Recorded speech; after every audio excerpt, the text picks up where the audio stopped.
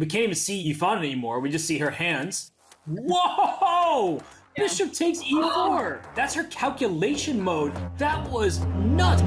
Who really wanted with me? I'm at the top, that's one, not two or three. If there is no... Oh, she blundered a piece! Oh my gosh. Such a fork, rook d4. This is speed chess. Yes, anything can happen. All I do is win and look good from the top. Let's go! I am unstoppable. What a streak. Knight takes g7. Oh my gosh. Kateryna's unstoppable right now.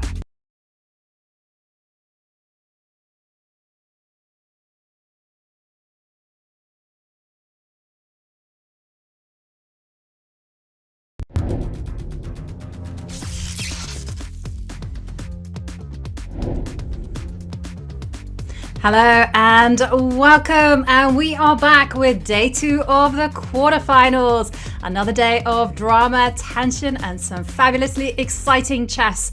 I'm your host, International Master Ivan Kahaska, and as always, joined by Dutch Grandmaster Benjamin Bock. Benjamin, are you ready for the excitement that is to follow today? Yeah, we have two very exciting matchups today, Jovanka. One can be even closer than the other. So yeah, we have some great matches on our hands today. Yeah, absolutely. And let's dive in and look at those pairings. Let's go to the bracket. Presented by Julius Baer, the official wealth management partner of the CTT and the WSCC. So we're going to be focusing on the right side of this graphic today. First up, we are going to see the match highlighted in red between Women's World Champion Ju Wenjun against 14-year-old Alice Lee. Now, what can we expect from this match today? Yeah, this is going to be a very exciting matchup. It's really a matchup between experience and youth. Ju Wenjun is a 4-time Women's World Champion. Alice Lee, only 14 or 15 years old, a very young up-and-coming player. She did an amazing job last year for my team, the St. Louis Archbishops, on our last board. She scored many points against different grandmasters, even scored a draw against Hikaru Nakamura. She is an absolute beast. That being said, I feel like Ju Wenjun should be a slight favorite, but Alice Lee very capable of setting an upset here. Yes, and there we can see our two players, and you're right. Alice Lee, just 14 years old, she is going to be pushed to the limit by Ju Wenjun, who is no stranger to high-pressure situations. You said it, she's a 4-time Women's World Champion. At the Norway Chess Women, she was the Armageddon Queen, and to me, she is a clear favorite. But our statistician at Smarter Chess says otherwise, because look at these stats. Benjamin, what do you make of them? Yeah, so it thinks Ju Wenjun is probably going to take the lead in the 5+1 portion. The 3+1 portion is probably going to be tight, but it thinks that Alice Lee is going to run away with the match victory in the bullet portion. Now, I definitely agree with the sentiment that I think the longer time controls are going to favor Ju Wenjun. I think Alice Lee is looking to strike in the bullet. That being said, I think these predictions might be based on their Chess.com ratings. Now, a lot of the Chess.com rating is based on games that have no increment, right? So usually when you play bullet, you play 1-0, no increment. There your mouse speed plays a big role, still with 1+1, but the 1-second increment makes a big difference. So I think Ju Wenjun is a slight favorite instead of the prediction here, but I do think that Alice Lee will get stronger as the time gets shorter. Well, definitely. I agree with you there. I think when it comes to 1 minute, definitely youth will have the advantage, but I suspect that Ju Wenjun will come in fighting ready with the punches, and there we can see on the left, it is the 4-time Women's World Champion herself. She had such a commanding performance against Anna Sargsyan in the round of 16. Alice Lee, well, she treated us to a roller coaster, and look at this, the games are off. 45 minutes of 5 minutes plus 1 second. And look here, it is a Caro-Kann on the table. Yeah, and White going for a very solid setup with Knight f3 and Pawn d3. There's a lot of things Black can do. Alice Lee goes for the variation with Bishop to g4. And I think Knight bd2 is a bit of a timid move. I thought that White usually goes for a quick h3 and g4. I think here, since you've played Knight bd2, this is no longer as dangerous. But let's see what Ju Wenjun is going to do. Yeah, interesting that she goes for g3 because I've seen this type of idea played in conjunction with bishop to e2. Now, the whole idea there is to basically go g4 and at the right time expand as much as possible on the king side. But this one feels strange, I've got to say, because Alice will be very happy that her bishop is not trapped behind those light square pawns. Yeah, and Queen e1, interesting move by Ju Wenjun. She wants to go for the move e4, e5, attacking that knight on f6. If black were to allow that with a move like bishop e7, then the knight would have to jump back to the g8 square. You don't quite want to do that. So maybe Alice should consider developing her bishop to the d6 square. Yes, and it's just occurred to me that actually isn't this identical to a Reti opening? We've literally transposed, right? I think it very well could have transposed to Reti, yeah. And then we do see bishop to d6 played. Now, one of the things that I like to do, which I got told off, is to trade on e4 at the right time and then just go e5. But one of my coaches, actually my very first coach, was not a big fan of this, but d4, that's different. Yeah, reinforcing the threat of pawn to e5. Because so let's see what Alice Lee is going to do. She has a decision to make here. She can take on e4, and that's what she does. So knight e4 is going to be on the board any second. I guess she'll take again. And I feel like after, let's say, kingside castle, I feel like black should be doing pretty fine here. Yeah, I'm completely surprised by this because it feels like black has gotten the best of everything that they can hope for with this particular pawn structure. Castles, what you want to be doing is just centralizing a rook to the semi-open d-line and just getting ready for that break, either with e5 or c5, and then queen to e2. Castle kingside is what I would go for. I wouldn't necessarily worry about this bishop on g6 getting hunted down. There we do see h6 giving a hiding place for the bishop. Now is the time, because d5 is threatened, so now is the time to castle kingside.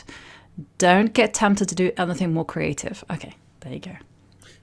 Yeah, and there we have kingside castle on the board. Yeah, I think h6 was played because otherwise knight h4 would win the bishop pair for white.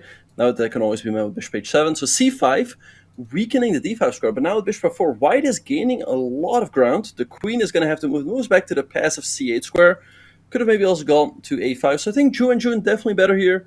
But Alice Lee is solid. One thing that's also in Ju Wenjun's favor is that she is up a minute on the clock. She is certainly up on time, and there we see rook to d8. And did you see the evaluation bar start to increase quite significantly in white's favor?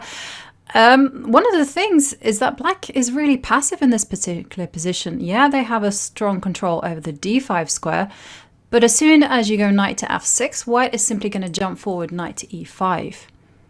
And you might even see knight to c4 as well, you know, just posting up a piece on d6. So Alice lashing out with a5. Yeah, taking the pawn on b4. So let's see how Ju Wenjun is going to respond. She can go a3, keeping the status quo on the queen side, or she can go pawn to b5, trying to break things up right away. We see the more solid a3 by Ju Wenjun, but now this could give Alice the opportunity maybe to trade at a good moment. And then I like the idea that you mentioned earlier. Maybe knight f6, knight e5, attacking the bishop, taking the pawn on b4. She goes bishop f6 instead. To me, that looks a little bit off, because I thought that the knight belonged there. Yeah, the knight definitely does belong on that square, but I guess Alice must be really concerned about the white knight jumping into e5. She wants to be ready for that. And yeah, there were consequences. She did lose contact with the d6 square. And yeah, the queen on c8 is such a bad piece. Yeah, and white can follow maybe with knight e5 on the right moment, really putting a full clamp on the black position.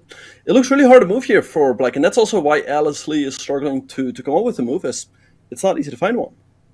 Yeah, and maybe she needs to start establishing some space.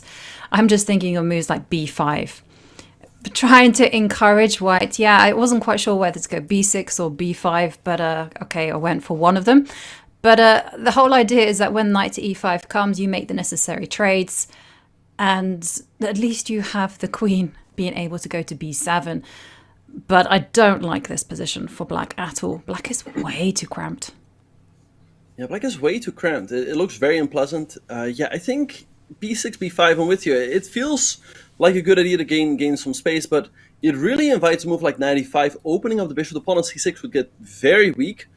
So she goes for bishop f5, but the computer doesn't seem to like that. Maybe just knight e5 by white or g4, and Ju Wenjun goes knight e5 right away. Yeah. And watch out here, because if you capture on e5 with the knight, well, the bishop on f6 gets trapped. So you don't want that happening. And so knight to b6. Nice tactical move there from Alice. Of course, Ju Wenjun is not going to be capturing that piece because the bishop falls. Yeah, knight b6, nice idea there by Alice. Indeed, if you take the knight, the bishop on d6 hanging, and now the knight can head to d5, threatening knight c3, threatening the pawn on b4. So she's finally finding some active squares for her pieces. So let's see what Ju Wenjun is going to do here. Maybe it's time to advance. Although I think g4, for the moment at least, it's still an empty punch. I don't know, maybe something like queen h5 could be annoying. Yes, defending the pawn on f7 is actually not that easy. Yeah, I like your g4. Anything that expands the position is going to be an upvote, in my opinion. Yeah, I think g4 makes a lot of sense. And other moves that I was considering is knight to c4, but I do feel that that trade does help the black pieces. Yeah, the black's position will definitely become less cramped. Black can just trade. Then the queen has a square available on d7. So now we see Ju Wenjun taking some time, and she takes the pawn on a5. Interesting decision. All right, so let's see if Alice is just going to recapture. I think she should be able to, or she can maybe also move her knight to d5 as well. But then I guess there's knight c4, no, or like queen d2. White defends everything. Yeah, you got to cover the knight getting to c3, and yeah, queen to e1. I liked your queen to d2. Oh, okay. Bishop takes knight, suggested by the engine. I love these mysterious moves. I'm not quite sure why it's so good. I don't know either. Yeah, maybe black just wants to take on e5, white recaptures, and then like rook a7 followed by queen a8, but bishop e7 is giving an X by the computer. All right, so let's see, knight c4 by Ju Wenjun. Yeah, now it feels like white's just holding everything together, and you're never getting the pawn on e5 back. Yep, and yep, exactly. Cementing a knight on... Oh, no. Instead, c takes d6. Classy move there. Big threat on the board. If bishop takes a knight on d5, followed by knight to b6. But yeah, this knight is beautifully placed on c4. All right, so rook a1. Ju Wenjun bring another piece into the game, queen b8. Yeah, this knight on c4 is just an absolute beast. It's defending the pawn on d6, the pawn on a5, and there's no way to push it away. Yeah, and look at this as well. Look at the time differential. 1 minute 53 seconds for the women's world champion, and Alice just has 17 seconds. That's huge. Yeah, she's under a lot of pressure, but, you know, she's very good at bullet, so I'm sure she will fight hard to hang on.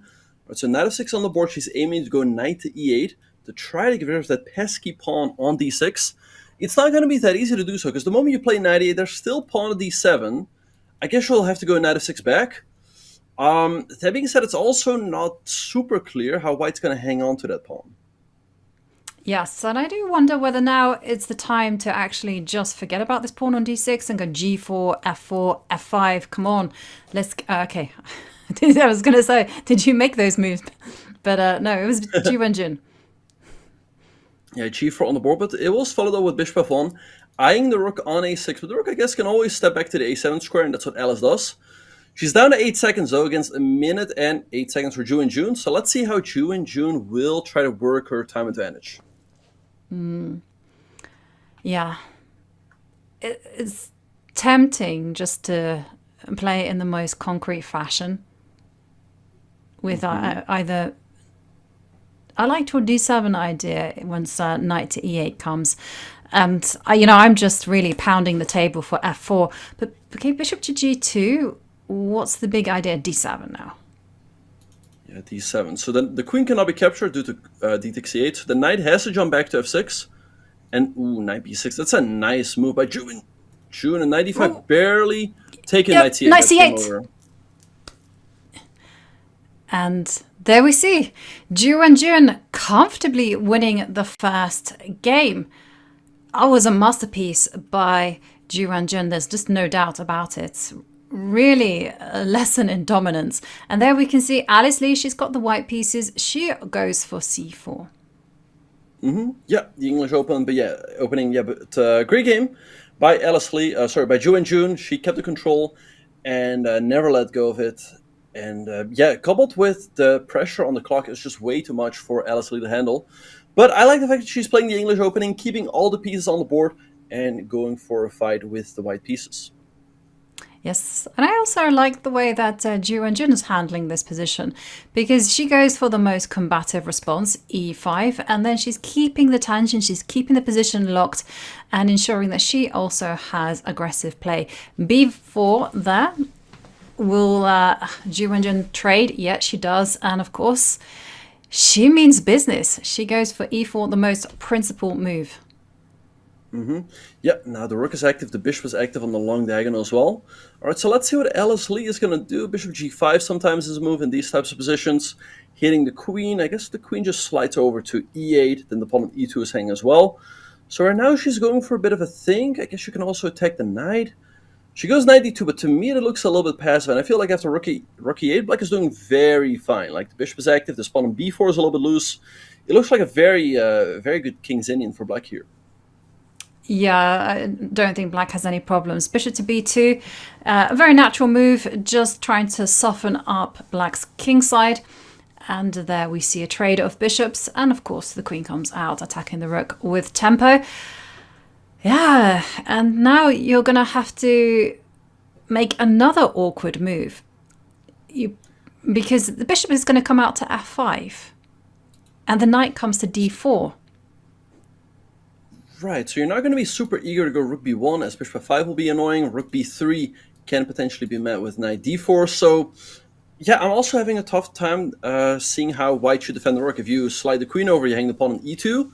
So, great play so far by Ju Wenjun, and she's also, again, up a minute on the clock. Again, I think the 5+1 portion is not going to be easy for Alice Lee. I think Ju Wenjun should definitely try to take a big lead in this segment, but Alice Lee will definitely get her chances as the time gets shorter and shorter. Yeah, and there we can see bishop to g4 first, attacking e2, before perhaps playing bishop to f5, attacking the rook. She's playing really aggressive chess. I love this bishop to g4 because not only is it attacking the pawn, but knight to d4 comes with extra power. Yeah, so white has the move knight e4 attacking the queen, but I guess the queen can just move to a square like, I don't know, maybe e5, keeping all of the tension, bring the threat of f5 into position. There's also rook a2 at the right moment. So, yeah, knight e4, nice counterpunch by Alice, but I feel like soon Ju Wenjun is going to be the one delivering the punches again. Yeah, and there we see queen to g7, just sliding her away. Rook a2 looked absolutely deadly for black. And also a big threat now of potentially going f5. And bishop f5, setting up a pin. A grandmaster's favorite thing. Yeah, bishop 5 also looks very annoying. So, yeah, tough position here for Alice. Let's see what she's going to do. Maybe, I don't know. I mean, maybe queen d2. But yeah, bishop f5, the move you mentioned, looks really annoying. I don't know. Maybe, yeah, well, rook c1 hangs this, the pawn on b4. So, I don't know. I don't know what she should do. It looks annoying. That's why also the evil bar is giving black a clear advantage. And the moves are also coming a lot easier for Ju Wenjun, and that's why she's up 2 minutes on the clock. Yeah, she goes for queen to d2. Oi, bishop to f5. Pins are mightier than the sword, as they say. Yeah, how do you get out of that one? You don't really want to be going f3, and you might have to. Yeah, f2, f3 looks really sad. Black can just take, give you double isolated pawns, and yeah, maybe just trade the queens. It looks very awful. Yeah, it just looks awful for white. I don't know. I mean, you can try to defend the knight for now with something like queen f4, but it feels like the pin sooner or later should break. Maybe just queen d4 here. Actually, after queen d4, how do you defend? Because now f3 is no longer an option. Ooh, knight d4, that's a nice move as well.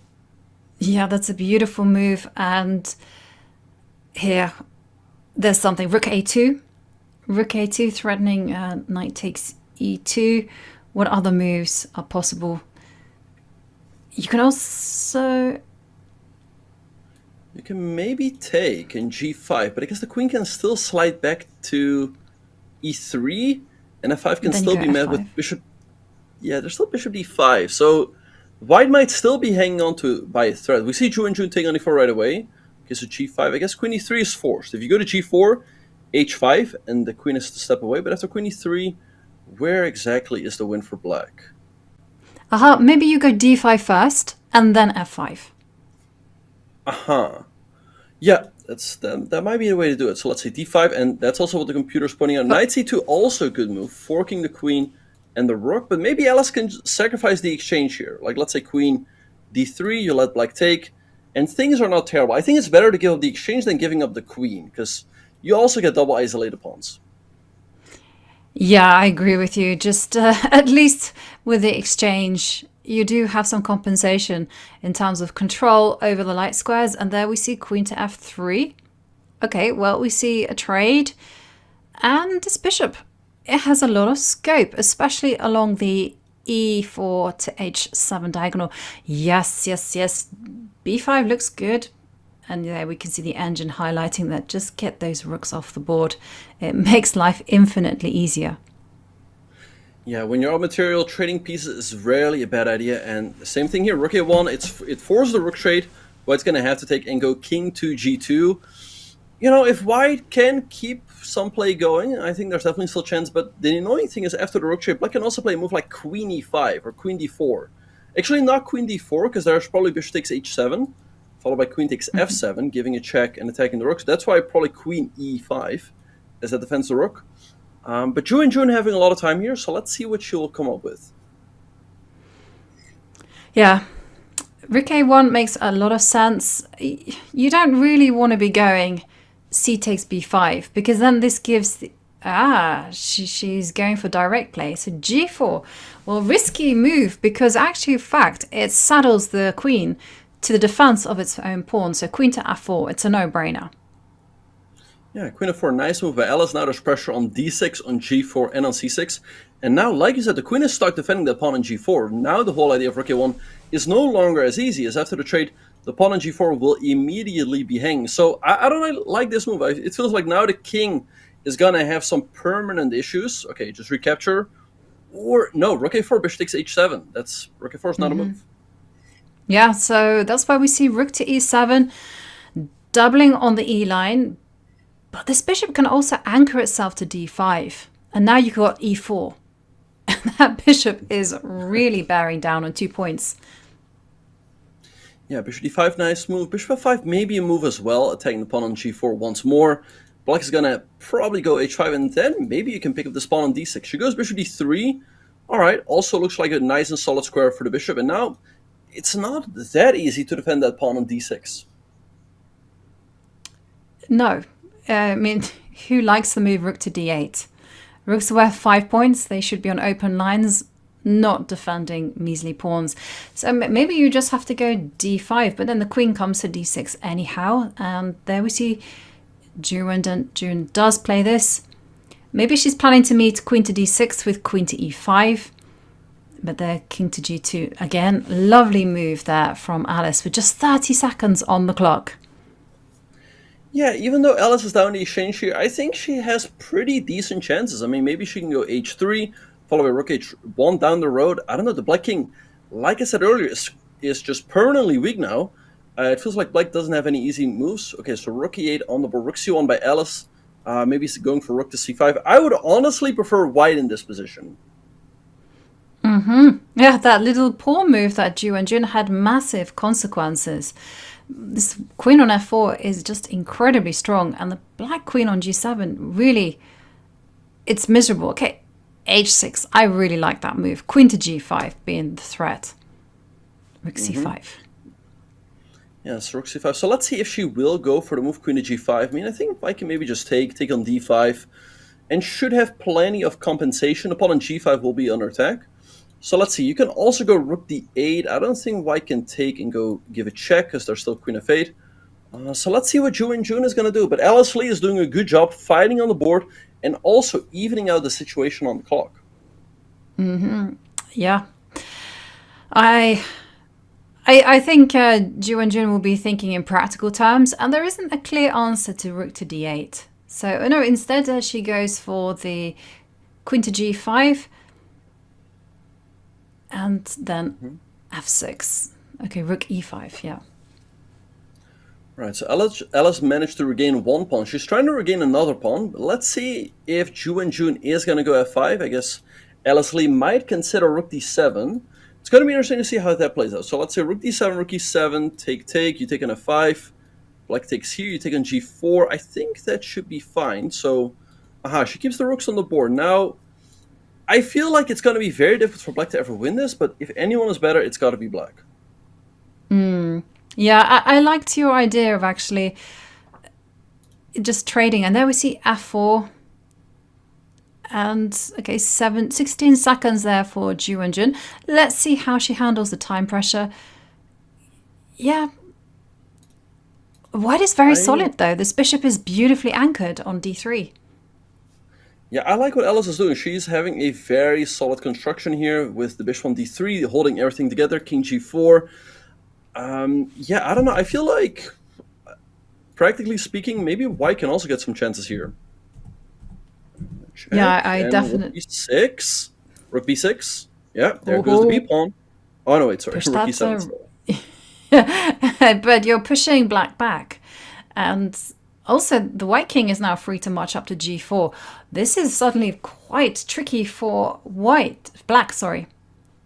Throwing a check. Maybe e4 if Alice is feeling ambitious. Okay. I don't like that move. I mean, take. I mean, it's a draw. f4, I guess. But it felt like there were also some chances for her. She should go f4, though. I mean, I guess either way it's a draw, because the bishop holds everything. Now for rook b4. Yeah. This could still be a bit unpleasant. Oh, 1 second there for Ju Wenjun. I liked your f4 idea. Here, I can see scenarios. There. f4? Bishop e8 instead. Okay, bishop back maybe. There's definitely still chances for Alice. Okay. I think she'll try to win this game, given the fact that she's the better bullet player. Because Ju Wenjun is barely... no, rook b4. Oh. 4 now. And... yeah. And there we go. A tremendously exciting game. And a draw between Alice Lee and Ju Wenjun on to game 3. And Ju Wenjun going for her e4 strategy. There we are seeing an Italian game from the Women's World Champion. Yeah, and Alice Lee switching it up. In the first game, she played the Caracon defense, but in this game, she is going for e4, e5. Very solid. All right, so let's see what Ju Wenjun will do in this Italian. Yeah, she goes for c3. It's such a flexible system, so many plans available to White. And there we see a5. And how's knight to d2? 8 castles. Yeah, sooner or later Black will castle, and then there's ideas of bishop b6, offering the trade of bishops. I'm a little surprised she went h6 after White played knight bd2, as then bishop g5 is no longer an issue, but she decides to castle now. So let's see what Ju Wenjun will do here. There's menus like there's h3, there's knight f1, so let's see which one she will choose. And she goes for knight to f1. So I know something in this position that after bishop to e6, you should decline the trade of bishops and instead go bishop to b5. And there we see bishop g4 instead. I would ask the question. And sure enough, Alice now must answer. Okay, now she drops back. I'm really confused by the move bishop g4, because the move h3 is a useful move by White. It's stopping knight g4, it's stopping a potential bishop g4. So I think she just handed Ju Wenjun a free tempo. Yeah, and there we see that Ju Wenjun just says nope to the trade. And this is a key idea that you do want to drop back with your bishop once it's chased, bishop a4, bishop c2. And you start to prepare d3, d4 when the time is right. Actually, d3, d4 might be a threat here, taking the bishop. If the bishop moves, then there's d5. So often what Black does here is something like bishop a7, then tries to transfer the knight over to the king side. She goes knight a7, but now just bishop a4, b5. Yes, black is gaining space, but I mean the bishop just steps back, and like I said, now white is in great shape to go d3, d4. Yeah, and actually one of the downsides of actually going bishop to g4 is often a reaction to white just expanding in the center is to put pressure on this knight on f3. And you can't do that now. So d4, what do you expect? Do we expect if pawn takes pawn and then followed by d5? Maybe, I but don't know, I looks... don't like it. Me neither. Yeah, look, that looks great for white. So she takes on d4. I guess white's just going to recapture with the pawn, and white's going to have a majestic center here with, I mean, knight g3 coming next. This is really a dream Italian for white, and that's why the evil bar is also so high, even though the material is even. Yeah, this knight on a7 is completely offside, and yeah, you always have to work out the consequences of white just going forward with d5, e5, so many possibilities. Okay, a4. I was expecting... What happens if white is just brutally direct with queen to d3? Okay, bishop e3, play with all your pieces. You can also be direct, go queen to d2, threaten some sacrifice on h6. I really like that idea. Yeah, queen e2 is coming next. This sacrifice looks devastating to me. After takes, white has so many pieces that can join the attack. I mean, with the knight on g3, the knight on f3, the bishop on c2, e5 will be a devastating threat. So bishop d7 by Alice, but the pawn on e4 is nicely defended. So I think now just queen e2, threaten the sacrifice, and I don't see how you defend against it. I mean, king h7 always runs into e4, e5, opening up the bishop. Yeah, and yeah, black's pieces are there completely cut off on b6 and a7, and there's just no way to kind of start going. I mean, ideally you'd like to transport this bishop from b6 to f8, but that's never ever going to happen. Yeah, you're just really liking defenders around the black king, because e5 was played. I think also a fantastic move, because look at this. If black goes knight d5, queen d3, and how do you stop queen h7? I mean, you have g6, but then you're going to hang the pawn on h6. So great game so far by Ju Wenjun. Yeah, she's just making Alice look inexperienced here, you know. Just playing all the right moves, playing very smooth chess. Maybe time to... You've got to carry on fighting, but g6, like you say, just abandons the pawn on h6. Maybe she can go... I don't have a move, Benjamin. I really don't. I don't have a move either. Yeah, f5, then you hang the pawn on f5. So g6 was played. I guess that's the lesser evil, but there goes the h6 pawn. Maybe, yeah, knight b4, get rid of that bishop on c2, but all of the dark squares are so weak. So just go queen e2, recapture, and white's having all the fun in the world here. Yeah, and I'm also wondering whether you could be fancy. I know you're not meant to. Okay, there we see queen takes knight, but I was thinking that maybe bishop to g5 could be something.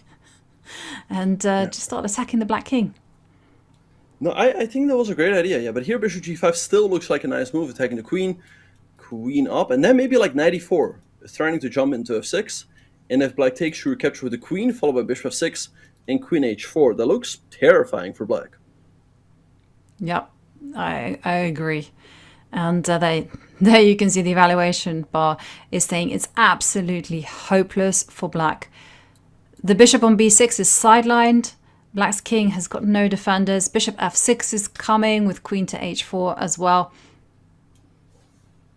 Yeah, this looks terrible. So great display by Ju Wenjun. She's really displaying her strength, her power. And yeah, Alice Lee is going to have to step it up with the white pieces in the next game.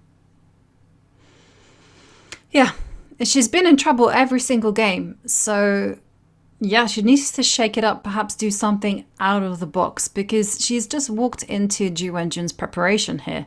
And there we see 1 minute and 28 seconds for Alice, and her position is simply indefensible. Yeah, I don't see good defense against bishop f6 followed by queen h4. So yeah, I think the 5+1 portion is definitely going to be the most difficult for Alice. That's what we're seeing right here. I'm curious to see if she can step it up in the 3+1 and 1+1 portions. But yeah, also right now, it seems like she's struggling in the opening with black, right? I mean, although, to be fair, I thought she got a decent position in game 1. in the Caracom, and in game 2, this Italian is not working out at all. No, it hasn't worked out in the Italian. That was an opening disaster. In the Caracon, it felt like inexperience showed, actually.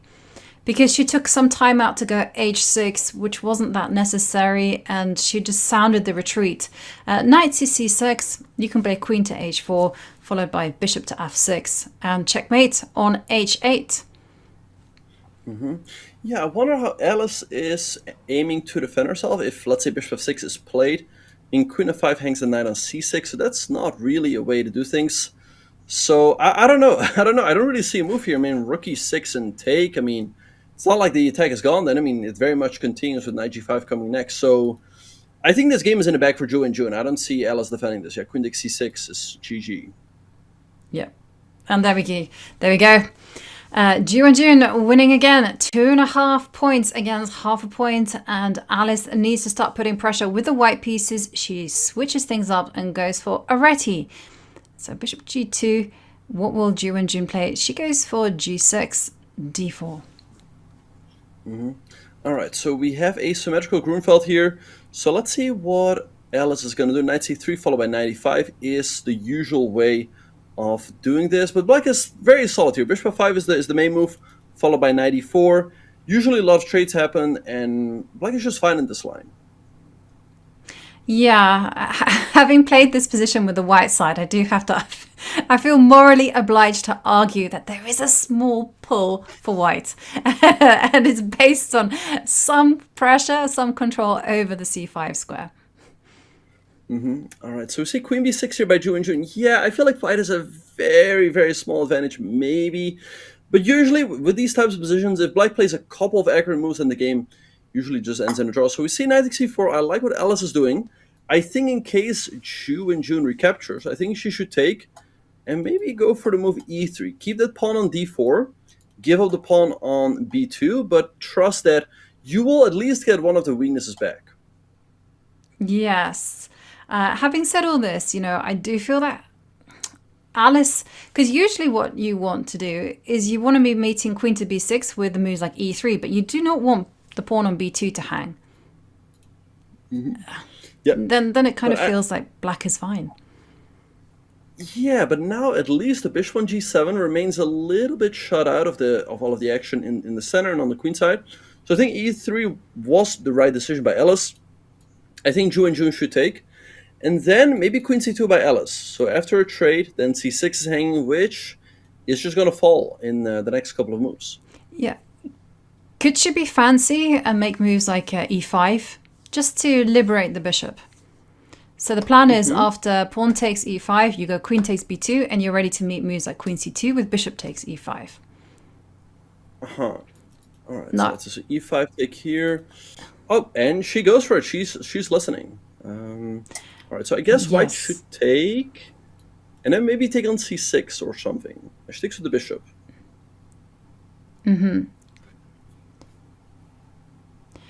Yeah, so what I don't like, I think she should have taken with the pawn.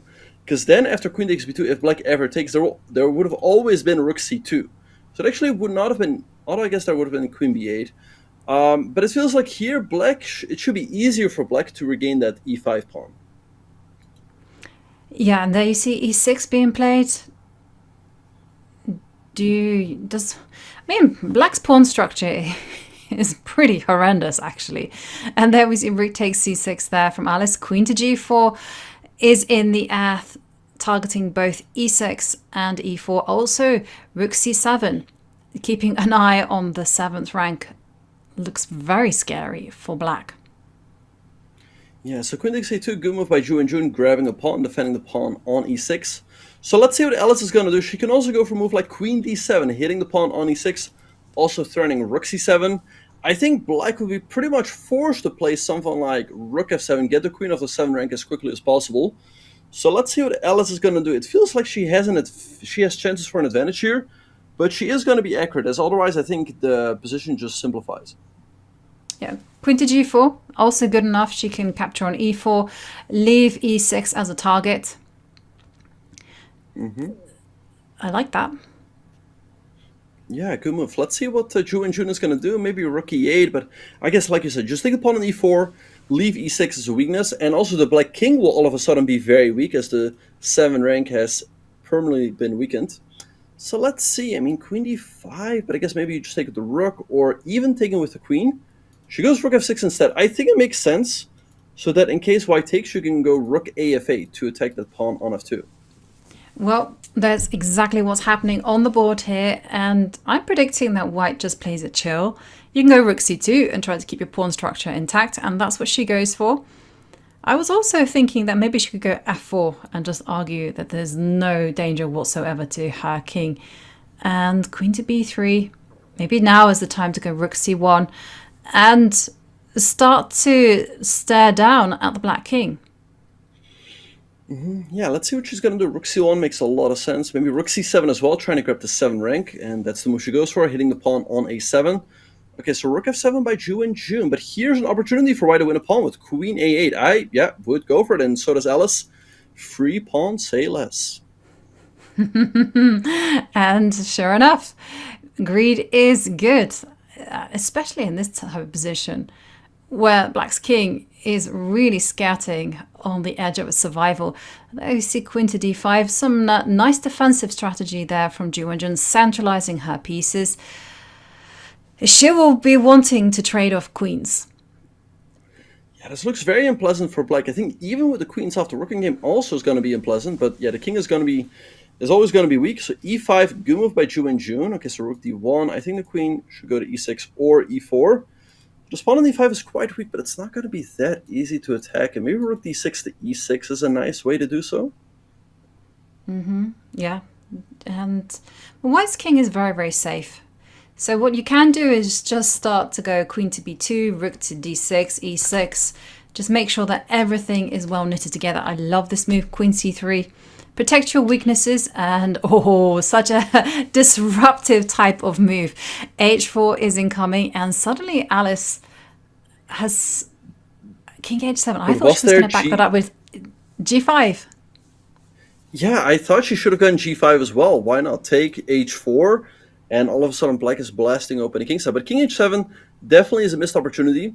All right, so let's see what Alice Lee is going to do here. Maybe like queen b3 or something. I don't know. Like white should definitely be much better, but it's not so easy. She goes queen d3, offering the queen trade. And Ju Wenjun says no and plays queen f3. Maybe just rook d2 to defend. Yeah, but I wonder whether you can go e4 and then go g5. Now, hang on a second. g5 was a one-shot wonder. It's not possible anymore. No, because now the pawn is pinned. All right, so let's see. The pawn on f2 is under attack. I like rook d2. But then maybe black can go like rook a8, rook a7 to go rook a1 with checkmate. Alice Lee for sure is doing well here, but she is down quite significantly on the clock. Yeah, and I don't know, something about her position makes me nervous because black does have the plan of going king to h6, g5, mix things up maybe. Maybe the king can find itself on h3. Now that would be a crazy king. Yeah, so rook b7, okay, rook c1, I don't know, to me it looks a little bit passive. I would have liked to move rook d6, as defending the pawn on g6 would not have been that easy. Now rook d7 by Ju Wenjun. All right, so do not play queen c6 here, as there's rook d1 and white loses the queen. But let's see what Alice is going to do instead. Yeah, and no time on the clock and a lot of danger in her position. Ju Wenjun is using dynamics to hold the balance here. Yeah, if she moves the queen to some random square, then you do have rook to d1. You also have rook to d2. Ideas are queen to c8. And this is the question. Is the queen ending gonna... Okay, now rook to d7. Tantamount to offering a draw. Alice, just 43 seconds. She must say no. Maybe she's going to go for e4 and then rook to e3. Just dislodge this annoying queen on f3. Yeah, it's so annoying over there. So queen e2 also an idea to offer a queen trade. So let's see what Ju Wenjun is going to do. Maybe just move the king up or to the side with king g7 or king h6. She has quite a bit of time. She's done a good job building up a time advantage. So let's see how she will try to use that to try to save this game. Rook f7. maybe now move the rook. Okay, e4. Okay. I don't like The ideas e4 of- because there wasn't rook e3 anyway because of rook d1. So queen e2, and now I wonder if black takes, if this is a draw or not. Yeah. But okay, this is not a classical game where you'd sit down and work out the defensive strategies. Here you just have 1 minute and 27 seconds on the clock. Having seen that black has been holding the balance so well using the queen and rook, it's very difficult to change up into a rook and pawn ending, but Ju Wenjun is confident in her abilities. And there you see maybe she's posting up her king to f6. I was going to say maybe she's just going to stick that rook on d6 and just not move off the 6th rank. Yeah, so an idea for white here is to go f2, f4 in case black takes recapture with the g-pawn. As then you shake up the pawn structure a little bit. So we see a rook d2 here by Alice. The annoying thing is black is always going to have some checks. But yeah, if white is able to get f4 in and force black to take, I think there's definitely chances. Yeah, and now we see on the f4. board. Was it a good idea to go g5 instead of just shuffling the rook? Try to force the situation that way. Okay. And there we do see a trade. King is going to step up to f4. And, well, black has to be careful of ideas such as rook to d6 at the right time. So I'm just thinking of a construction where the black king's on f6, the white king's on f4, and white has a tactical point that you can go rook to d6 check, so that you're going to meet rook takes rook with e5. That is a great point. So If white here- goes rook a6 here, white has rook d6, take e5, and white wins the king and pawn game. Ju Wenjun, of course, saw that, and that's why she played rook b3. Excellent move, because now the king can move back, and there's no king g5, as they will hang the pawn on g3. So Alice is trying here, but Ju Wenjun setting up some great defense here. Yes. And both players under the minute, rook a2. And I like the way that Alice is just building up time on her clock, making some random move, you know, setting up this idea of king to g5, but getting along, doing it in a long time. Yeah, so a nice maneuvering here by Alice, bringing the rook to f3 to make sure that her king doesn't have to remain defending the pawn on g3. So rook b3, she wants to play rook b6 at the right moment, but I guess king back. Rook d6, but I guess now black can just wait on the 5th rank. And one of the things I was thinking of is... Oh, sorry. Go ahead. 3 seconds. Yeah, a new technique from Alice. There she's centralizing her king. She's got to play quickly, no time on the clock, and she hasn't managed to build up the time, which is what I was thinking she would do. Just make some random rook moves, build up the time, and then make it critical. Yeah, Alice is definitely the better bullet player, and that's why now rook b4, rook a4 is an instant draw. And yeah, that's going to be it. All right, so she tried very hard, but great defense by Ju Wenjun. And this game, it looks like it's just going to end in a draw. So I wonder if I think they're just going to go for a repetition now. Yeah. Well, actually, there was 55 seconds remaining in this 5+1 portion. So we're going to see another game. Yep, so Ju Wenjun will have another opportunity with the white pieces to extend her lead. I suppose she's going to stick with 1e4, and I'm curious to see what Alice Lee is going to do. Yep, indeed, e4. And now this time she's tried c6, e5. Now she goes for the Sicilian. Let's see what Ju Wenjun has up her sleeve. I think this is a great strategy, actually, from Alice, because she can use this knowledge to prepare in those few minutes that she has for the 3+1 and bullet portion. Yeah, so she can see like what openings works best, and then stick with that one in the Blitz, the 3+1 and 1+1 portion. All right, so we have a Rossalima here. I feel like this should favor white, as the bishop on g7 is kind of blocked in by the pawn on e5, but black is having some pressure on the pawn on d4, queen b6 now, and this bishop can also always come out to the g4 square. So maybe although now b2 is hanging, so I guess you're going to defend with a move like, I don't know, maybe queen c1? Queen c1, nice move. Knight c3, knight to d2. You want to destabilize this knight on e4. And usually they play the bishop out to g4. And I remember once that I was playing Kateryna and he just like left his knight on e4. He didn't care what happened. I even attacked that knight with a pawn and he was just not moving it. Wow.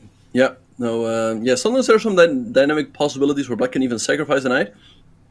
But let's see what how Ju Wenjun and Alice are going to approach this position. So rook b8, attacking the pawn, b3 by Ju Wenjun to defend it. Because, yeah, I guess in case white takes, often you recapture with the pawn. And at least also some squares are coming available for the black piece. And this knight from f3 will have to move. Yeah. And, okay, nice decision there, rook to b8. I'm really expecting the bishop just to move to a random square. I haven't quite decided where it wants to go. But for the time being, I'm going to suggest bishop to g4 because at least it comes with tempo.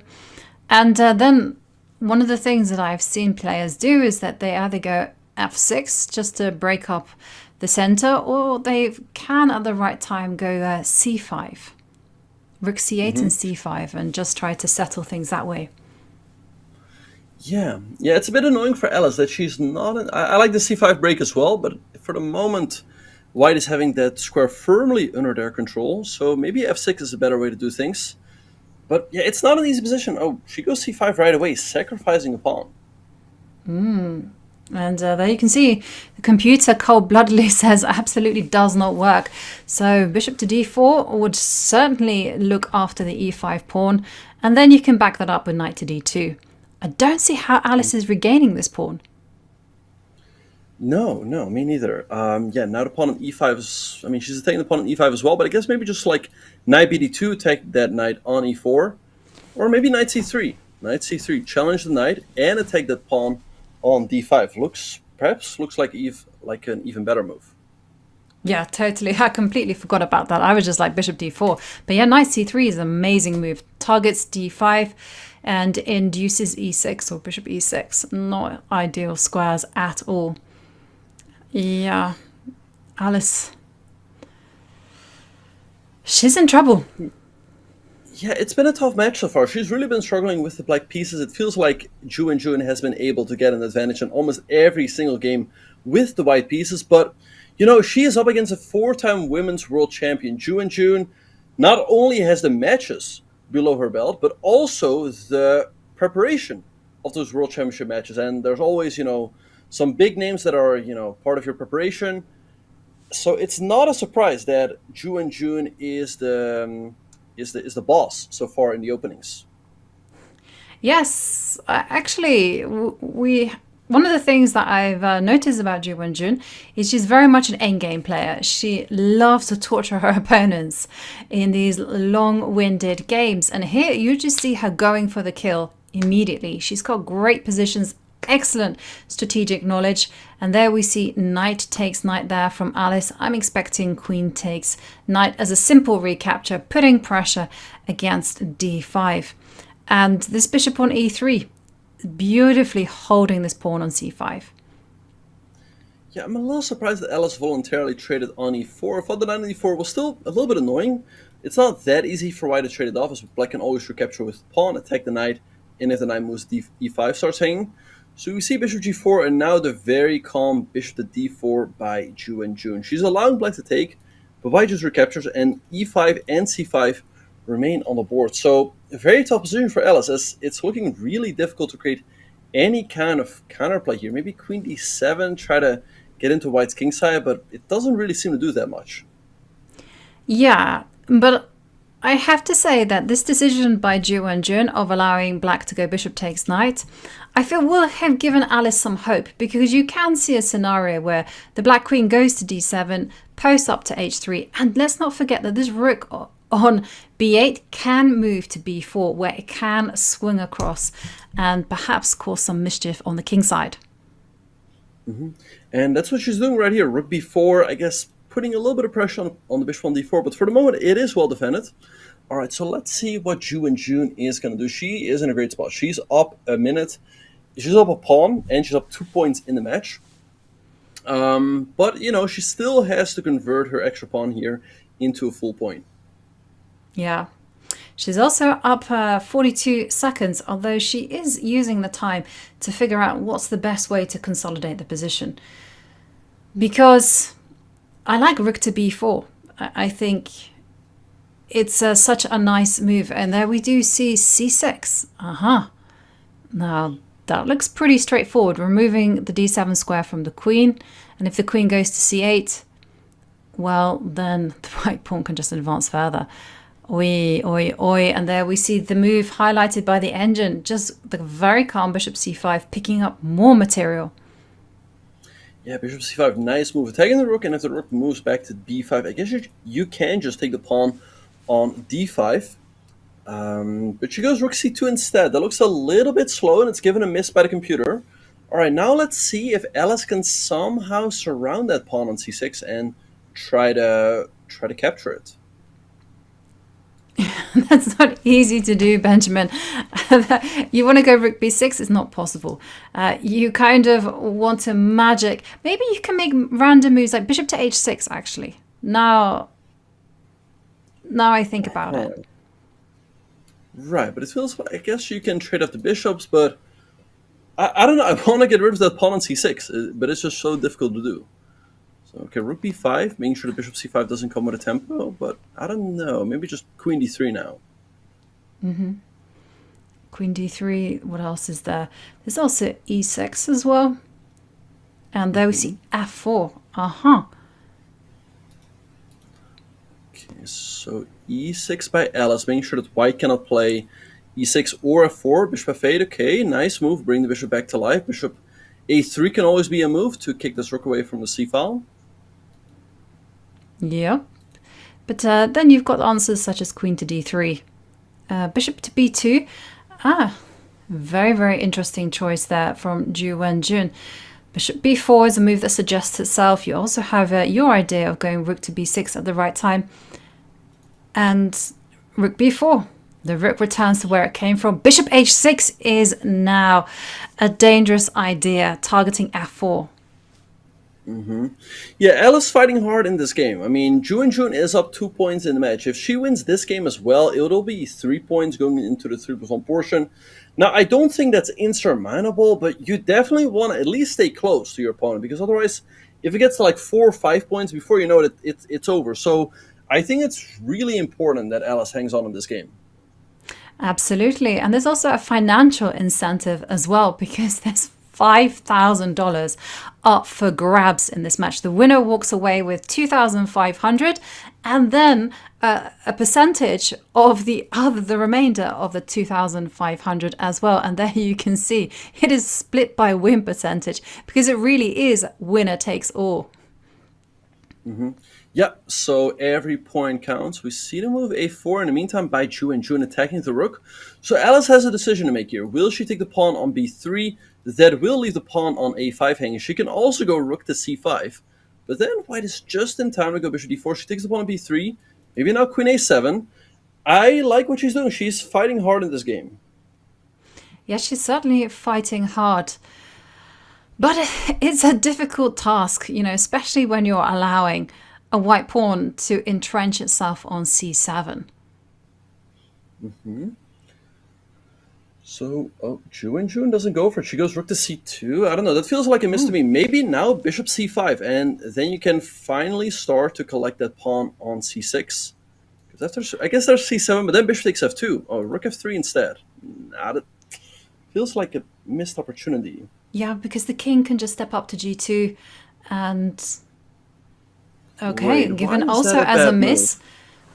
I don't know, but it looked as natural as can be. So now rook to b3, bishop c5 is definitely something to be afraid of, but Ju Wenjun's is confident. c7.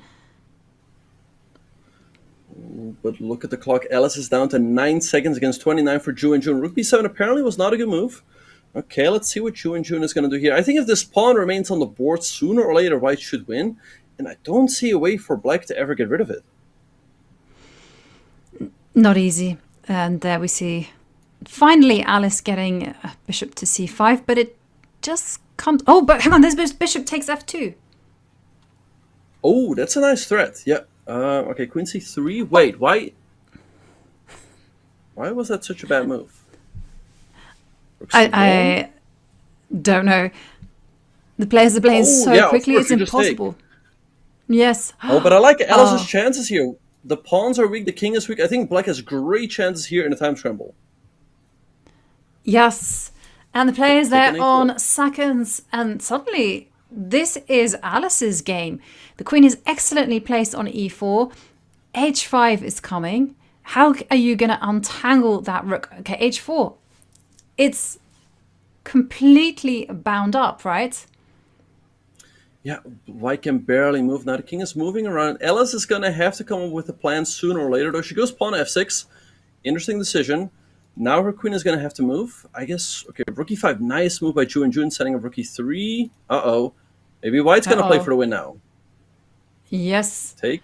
And 2 seconds there for Ju Wenjun.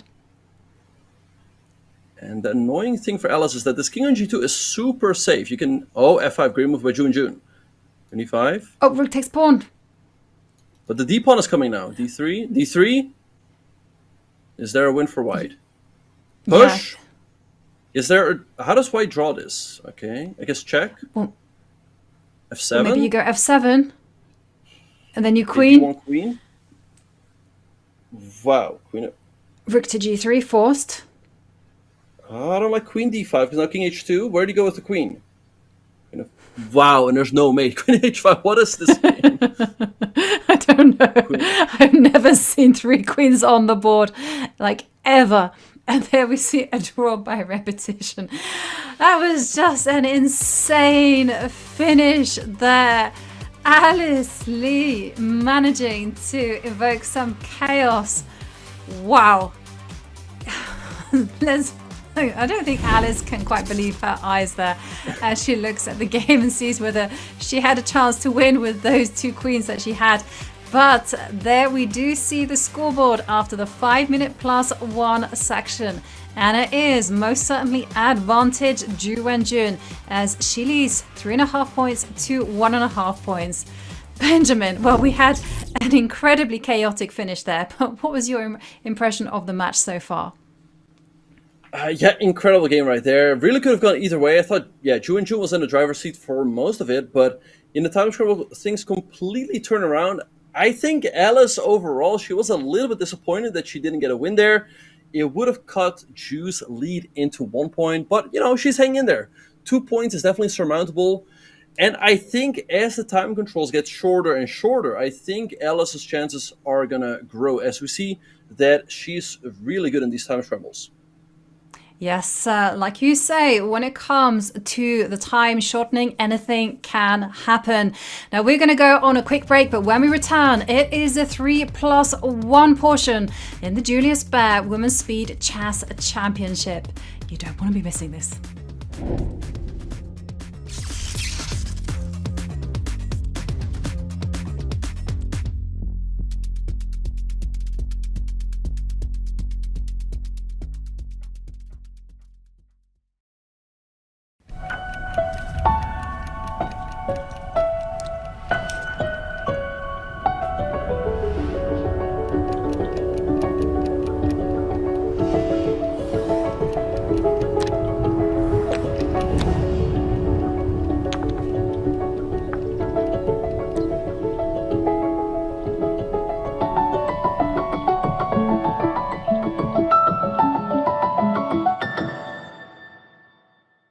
Alice, welcome back.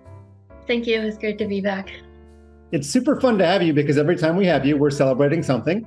Last time, I believe it was your IM title. A couple times ago, it was your IM norm, but you're moving on now. You just earned your first gold medal with the women's team. We sometimes call it the senior women's team. It's not a slight to the women. I'm just saying your first time representing USA in a non-junior capacity. So anyway, welcome back from Poland. And congratulations on your gold medal. Yeah, thank you. And for those of you that don't know what it means to win an individual gold in a team tournament, it basically means that Alice had the highest performance rating of anyone on board one. So my first thing I want to ask you about, when we last talked with you a few weeks ago, you said you might play board 2, but you ended up playing board 1. So did you lose a bet with Malik Kashian, the captain, or tell us how that went down? Yeah, so I was expecting to play board 2. I guess like when I went there, I was mentally prepared to be playing on board 2. But then, so we arrived the day of the opening ceremony, and so that like we had a team meeting, and then he's like, "You're playing board 1." So I like, okay. I mean, I wasn't really prepared to be on board 1, but also I didn't do too much after preparation for board 2. So I was like, I can be board 1 if you want me to. I know you were cleaning up. You had like 3.5 out of 4 and have all your scores memorized, but you beat a world champion. You drew another former world champion. You're playing mostly GMs. Did it surprise you how well you were doing against all these GMs? Yeah, I mean, so for me, I wasn't expecting too much. I wasn't thinking about the results, especially since it was more of a team event. We might get knocked out. But for me to have such great results, it was just really nice because there were a lot of games where I thought I would end up drawing, but I managed to like squeeze something out of nothing and win. So yeah, I was really happy with myself. Cool. And it was played in a rapid time control most of the games. Do you feel like you excel at rapid?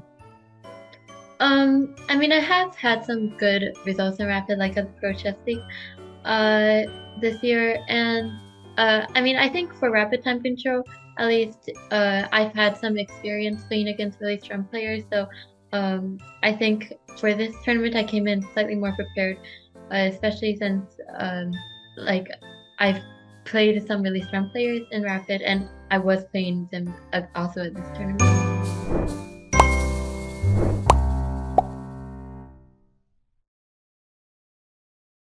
Do you wish playing a chess game with a friend was as easy as sending them a text?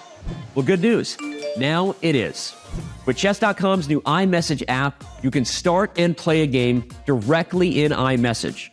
Your friend doesn't even need a Chess.com account. It's just tap and play. Head over to go.chess.com/iMessage or use the command iMessage in chat to learn more.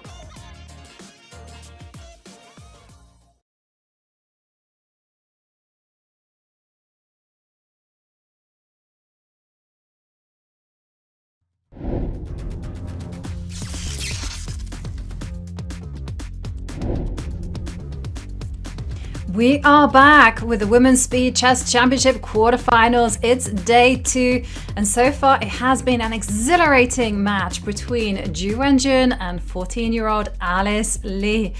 Benjamin, well, we managed to catch our breaths. We are ready and waiting for the 3+1 second portion, but we made our predictions at the beginning. We thought that Ju Wenjun was the clear favorite. Smarter Chess, these stats come courtesy of Matt Jensen. Well, their prediction was 2.5, 1.5. They've been wrong there. But here on this 3+1, the prediction is that it's going to be even Stevens. Yeah, no, as we see, it was only off by a point, right? Ju Wenjun by 3.5, 1.5. He predicted it was going to be 2.5. I think Alice's chances are definitely going to increase in the 3+1 portion, but if she's going to be on even terms with Ju Wenjun, I don't know. I think the most important thing for her is to get at least acceptable positions with the black pieces out of the opening, because it feels like in every game where Ju Wenjun had the white pieces, she emerged with a big advantage out of the opening. Yes, she certainly did. And one thing that we did see in these last few games is that even though Ju Wenjun was winning, in the closing seconds, she lost control and perhaps panicked a little bit. So Alice Lee begins with the white pieces, and we are off already. Knight to f3. This is a kind of Reti format adopted by the US teenager. Mm-hmm. Yeah, all right. So we've seen a very early trade on c4 by Ju Wenjun, followed by c5. A very clever approach to give white the hanging pawns here in the middle. Okay, we see knight takes d4 by Alice Lee. I'm quite surprised that then she played e3, right? Normally you'd want to capture the pawn. So queen c8, nice move by Ju Wenjun, hitting the pawn on c4. And she was also aiming to go queen b7. So I like this move by Alice. Queen f3, hitting that rook in the corner. Knight b7, maybe there's a knight c6 jump here? It looks tempting to jump in like that with a knight, and instead, knight to e5 has been allowed. This is really quite scary at times because, yeah, queen to b7, and now you have to deal with this check. Do you want to be going f3? Or do you want to be Not blocking things? really. Yeah, I was gonna say, yeah, not really. That, yeah, and Alice Lee doesn't want to do so either. So she blocks with the knight. Okay, now recaptures with the queen. But yeah, very comfortable outcome of the opening here for Ju Wenjun. Black is definitely better, and that is because the pawn on c4 is weak, and it's easily attackable with rook c8, rook c1. Maybe you can double up, although I guess maybe rook c7, although there's always a bishop e5 to worry about. So we see the solid rook to d8 by Ju Wenjun. Yeah, Ju Wenjun is going to be in her element here. And there we see knight to d4. Perhaps the knight is gearing its way towards b5. And I just like the way that Ju Wenjun handles this type of position. She doesn't focus on just one weakness. Instead, she goes for complete control. And bishop to f6, setting up a pin. Really excellent maximization of the pieces here. Yeah, knight c5, another nice move by Ju Wenjun. Threatening to go knight to d3, hitting the rook. Then after that, you can take the bishop on b2, and then you can perhaps pick up the take on d4 or c4 gets weak. So she's creating a lot of threats here in the position, and it's not easy at all for white to deal with. I mean, maybe you're going to have to go bishop a1, so that after knight d3, you can just move your rook. She goes rook b1 instead. I guess also a good defensive move by Alice, but yeah, Ju Wenjun creating a lot of pressure here on the white position. Yes, and I agree with you. Knight to d3 is going to be met by bishop to a1. But one thing I would say about the knight to d3 is that it's not on a stable post. Knights are even stronger when they're supported by pawns.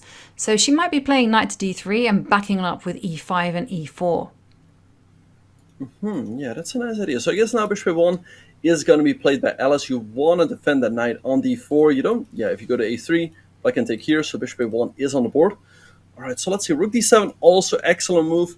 Aiming to double up at the right moment. I guess not right away, as there will be knight b5, attacking the rook and the a7 pawn. But again, she's just slowly but surely improving the position, which is so annoying to deal with. Yeah, very annoying. And this knight on d3 just completely dominates this rook on b1. And it is Alice that is struggling in terms of the clock, just down to 1 minute and 19 seconds. She drops back with the knight. Maybe this is the way forward for Alice, just to kind of abandon the c4 pawn and instead focus on going a4, a5, and just trying to create a weakness for black on the queen side. Yeah, so knight b4 by Ju Wenjun. Now the computer is pointing out the move rook to d2.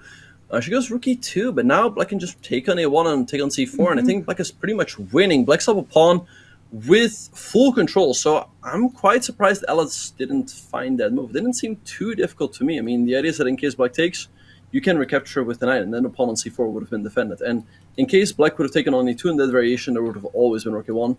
Anyway, that station is passed. Now she's down a pawn, and Ju Wenjun is displaying great technique. Yeah, and look at that last move, f6. Just making sure that the knight's circuit is completely controlled. And then rook to b1. Well, there's not that much Alice can do except for waiting for black to improve the pieces, introducing the king into the center. Black's rooks are just excellently placed. One move that I wouldn't necessarily play is a5, because I feel that the pawns on a7, b6, they protect themselves. Yeah, so that's why Ju Wenjun played the move knight to c6, just stepping the knight back. But yeah, she's doing great here. She has full control over the only two open files on the board. King f7, just slowly but surely improving the position. Maybe rook a4. Yeah, there we have it on the board. Knight b4. Then I can always jump back to attack that pawn on a2 once again. So it's looking like a miserable position here for Alice. And Ju Wenjun looks great here to open up a 3-point lead. Yeah, and in comes the knight.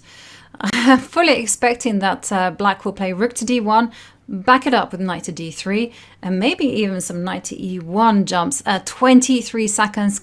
And now is the time. Maximize the rook. Okay, she goes king to e7. That's fine. All right, so let's see what Alice is going to do. She goes knight to c1, but yeah, that doesn't do much. Rook to d1. Yeah, why not?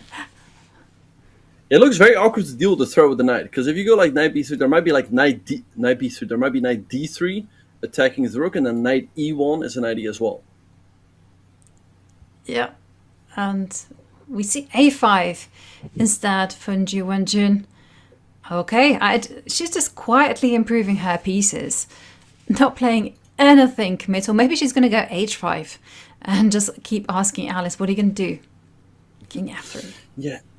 Yeah, Alice is just going to have to sit for the time being. Okay, so knight takes a2 is a move here, but I guess white might have to move knight takes a5. Is that what... Although I guess maybe takes with the pawn. Yeah, but now she's just down another pawn. Yeah. And Alice is going on the counterattack here, so this is an interesting decision. Knight takes e2, met by knight takes rook, and then suddenly white is attacking both the knight and the pawn on b6. Yeah, so let's see what Ju Wenjun is going to do. I mean, rook a4 runs into knight takes b6, and if you move the rook to a1, there might be rook ec2. So Alice, again, fighting here, and as Ju Wenjun's time advantage is dissipating. And no, she's still thinking, okay, I thought maybe e4, actually.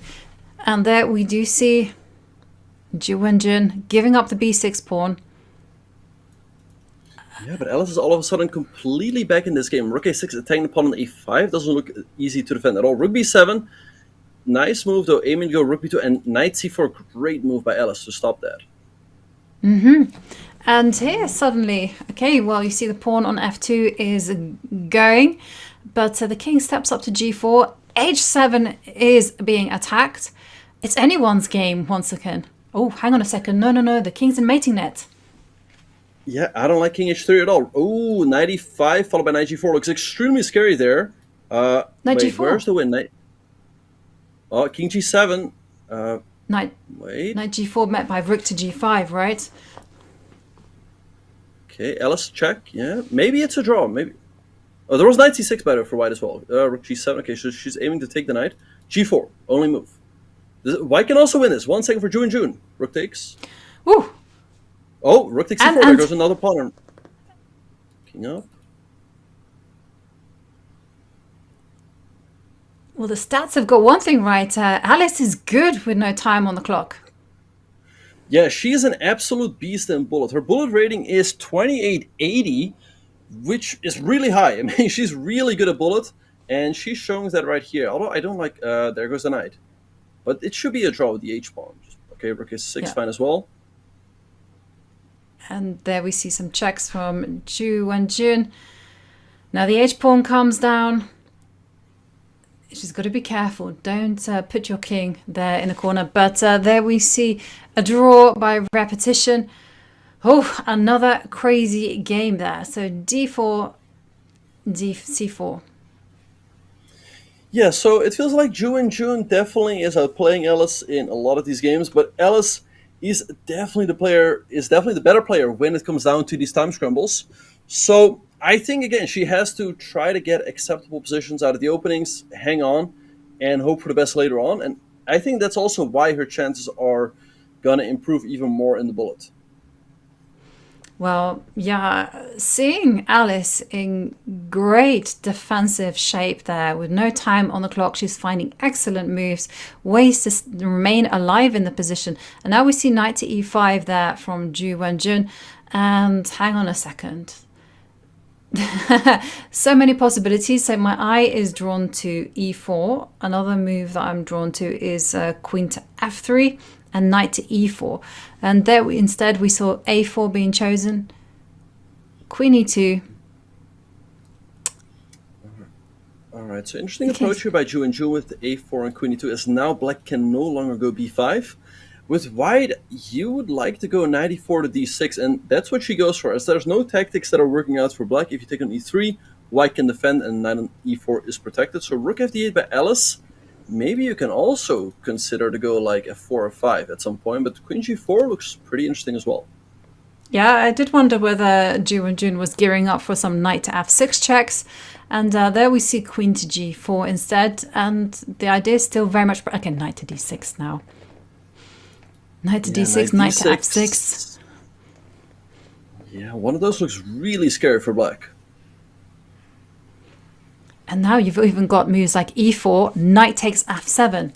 Explode open the position. That's a good point. Yeah, e4 followed by knight takes f7 is a massive threat here. So let's see what Alice is going to do. Maybe she has to take the knight, but white can recapture. And although, can you even take? If you take it to rook, there will be bishop e5. And if you take it to queen, there might be e4. Right, so this looks terrifying. Wait, e4, doesn't that win a piece? I guess queen f4. Queen f4 is there. Yeah, but also you can be very content to enjoy life on the dark square. So maybe not allow queen to f4. Maybe instead queen to h4 would have been a little bit better. But there we see queen to f4, offering a trade of queens. Of course, Ju Wenjun says no, not on her watch. With so many dark squares to control, you want your queen on the board. Right, so knight before f3, nice move, defending the pawn on e4. Yeah, it feels like Ju Wenjun definitely missed a chance for a bigger advantage. I don't like queen c7. As now Bishop white f6. can, or yeah, bishop f6, and then maybe move the queen back. I like the fact that the queen on f4 was covering a lot of those dark squares. But I guess Alice's idea is to maybe trade down all the rooks. Rook takes d1, followed by rook d8. Yes, I love your suggestion of controlling the D-line and just pouncing on those dark squares. And thanks to Akshansh, we now have another chat poll coming your way. So we expressed our opinion, you know. We thought that Ju Wenjun was the favorite. The stats say no, Alice Lee has the slight advantage. And everyone in chat says Ju Wenjun 64%, whereas Alice Lee just 36%. Chat has spoken once more. Chat's been pretty good actually at guessing the outcome, because yesterday, did they guess that Paulina would clinch it? Did they? I think everyone, ourselves included, thought that Hou was a heavy favorite. I mean, I still think Hou, going into the match was a big favorite, but Paulina created a great upset. She won that match, and now she's in the semifinals. Anyway, we have bishop a1 on the board by Ju Wenjun. I think so far Alice is doing great. She is up a pawn. Yes, white has compensation, but also Alice is up almost a minute on the clock. Ooh, bishop sorry. My mind was racing into the future. I wanted bishop to f6. I thought black had to be very, very careful with where they put the queen. I wanted the queen to go to g5, just to keep connection with this square, because now white is threatening to go e5, cement that bishop on that beautiful square, queen to e3, queen h6, go for checkmate. Yeah, so the computer is pointing out knight to d4, but I wonder what it wants in case of queen to e3, as queen h6 would then be, I guess you go queen d6. And you can still meet queen h6 with queen f8. You're just in time to defend. Okay, well, hang on a second. h5, queen to d2, suggestion by the engine, threatening both queen h6 and queen c7. No, That so looks queen d7. crushing. Yeah, queen d2, king h7 will be forced, and then queen to d7, offering the trade. Bishop takes e6 will be a threat then. Yeah, it's somewhat unfortunate for Alice. Bishop takes e6, and I think white's just winning. Yeah, somehow the king doesn't want to be on h7. It wants to be on a g8, holding everything together. Bishop takes e6, devastating blow. And yes, well, guess what? You know how I was saying that chat can be relied upon? We weren't sure when it came to the match between Hou Yifan, but yep, I have a confirmation from Akshansh that chat also guessed Vaishali against all the odds, because Alexandra Kosteniuk was winning by 2 points at some point. And there we see bishop takes f7. This bishop on b7. Locked out of the game. Yeah, these pawns on e4 and f3 are doing such a good job by shutting out that bishop on the b7 square. Yeah, Ju Wenjun right now, she's up a pawn. Okay, bishop c4. Oh, that might be even better, because after takes, and takes an f3, you take on d4, and the rook will immediately be placed after behind the passed pawn. Also, d6 is also a good move here. Yeah. I guess the black king should start making its way towards the center, and you stop the pawn as early as you can. So d6, rook to d7. Now the kings come in, but the problem is that king to f4. You can't step into the center too early. Rook to d5 also looks very... Hang on, rook to d5 is good enough, because rook takes pawn is going to be met by a rook trade, and the white king will come to f5. Yeah, so I wonder if Alice can take now, because she goes g4. All right, so take. This should be a win for white. And now yeah, now check. just trade, and the race is not even going to be close. So like it's going to be way too slow to pick the pawn up on b3, then a4, and white's just going to push, and there's going to be queen on the board in no time. Yep. Here it comes. Yes, and this is the key point, that you couldn't go a2 because the white queen would just go to h8 and then just jump into a1. So unfortunately for Alice, this would be a draw if the black pawn were on a2. But because it's not, this is the problem. The black king will have to let go of the protection of the a pawn. So Ju Wenjun moves to 5 points, Alice Lee 2 points. Do you think Alice will be able to make up that 3-point gap? 3 points is a lot in bullet. I think in the bullet portion we have seen 5 games at most. So 3 points, it's definitely not impossible. You can lose one game, but then you're going to have to win the others. But I mean, Ju Wenjun is such a strong player. I don't see her losing that many games. So I think if Alice can keep it, I don't know, if she can keep it down to like 2 points, I think there's a chance. I think like 3 or more is probably going to be too much. Yeah, we did see Vaishali manage to claw back a 2-point deficit yesterday, but I agree with you, 3 points, it's difficult, and Ju Wenjun has excellent instincts. She also has a solid repertoire to back her up as well. So rook c1, and the rooks just come into the middle. And, well, given a question mark, I was going to praise that move because I thought it looked great. Okay, so rook f1. Yeah, maybe it was a time for Alice, and maybe also still right now, to take on c5 or take on d5 first. And if black recaptures in the wrong way, like I was going to say, like let's say you take with the bishop, and then again take with the bishop, there would have been b4. I feel like here white has a nice position because these pawns can always be targeted. Bishop h3, nice move, putting some pressure along the diagonal. That's why rook a8 was played.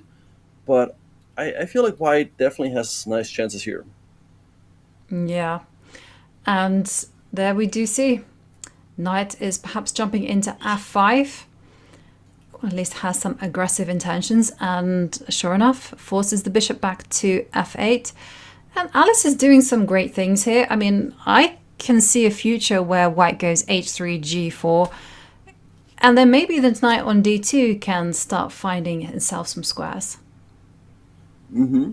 Yeah, so let's see what Alice is going to do. I think knight on d2 might be slightly misplaced. It cannot really go anywhere. That's why perhaps knight e1 was played. But a move like queen e6 is always going to be annoying. Although I guess you have bishop h3 to defend the knight.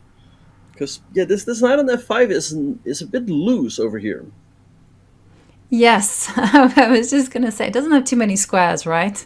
If you go g6, it's going to be forced to sound the retreat to h4. And yeah, sure enough, it was chased to h4, but then g5 happened. So knight to f5, queen to e6. Yeah, I told you, I wanted h3, g4. So Ju Wenjun is trying to trap the knight. Very interesting. Bishop h3 can now be met with pawn to g4. But maybe Alice is just in time to go, let's say, queen to c2. If black then plays knight e4, then you have the move g4 available, and that's what she plays. Yeah. Interesting decision. I was actually thinking that maybe g4 could be possible, because then you could meet that with knight to d4, but that was just being fancy for nothing. Queen c2, just look after the knight on f5, and then you can always back that up with h3, g4, and that's a serious square to be sitting on. Yeah, for sure. So I'm wondering here what happens actually after the move d5, d4. Threatening bishop b4, hitting the queen and the knight. I mean, white can take, but black will recapture. Bishop a8 instead was played. But now I really like your suggestion, and so does Alice, of h3 followed by g4, anchoring in that knight. And now she goes d4. I wonder why she just didn't go for it immediately with this bishop sitting on b7. I guess when the bishop was on b7, there might have been knight takes g5. and then the bishop was hanging. Now it's protected by the rook. Okay. Well, g4 anyhow from Alice, and the position is really sharpening up there. You see bishop to e4. Queen moves. Where should she go to? Queen e2. Queen c4. Is d3 an idea? After d3, I would be tempted to just sacrifice the exchange here. Let's see if Alice would do the same thing. If black takes here, then white can just recapture, and after takes, then the pawn on d4 is hanging as well. So a very complicated position, can really go either way. And because of that, I like the fact that Alice has a slight lead on the clock. Yeah, and there we see Ju Wenjun. She decides to snatch the piece on f5, but suddenly this position is just crazy. And then we see things, you cannot take on c5 because of rook takes rook. And where's the... Or at least the knight will come to d4. Right, yeah, knight d4 is in the air. It looks very... Yeah, maybe black can take, but it looks very risky. It's very loose. So let's see what Ju Wenjun is going to do. She is down to 37 seconds. Rook 8 on the board, hitting the queen. Let's see what Alice is going to do. But Alice can just play a consolidating move. Queen to b5 is one idea that I had. Maybe go queen to c2. Just trying to double up. You want to be preserving this pawn on the c5. You do that, you got a winning position. Yeah, but I don't think we can, right? So queen b5 on the board. I think now black can take, and so does Ju Wenjun. Recapture with the queen. Yeah, I think if black can get the queens off, yeah, she's definitely got the worst behind her right now.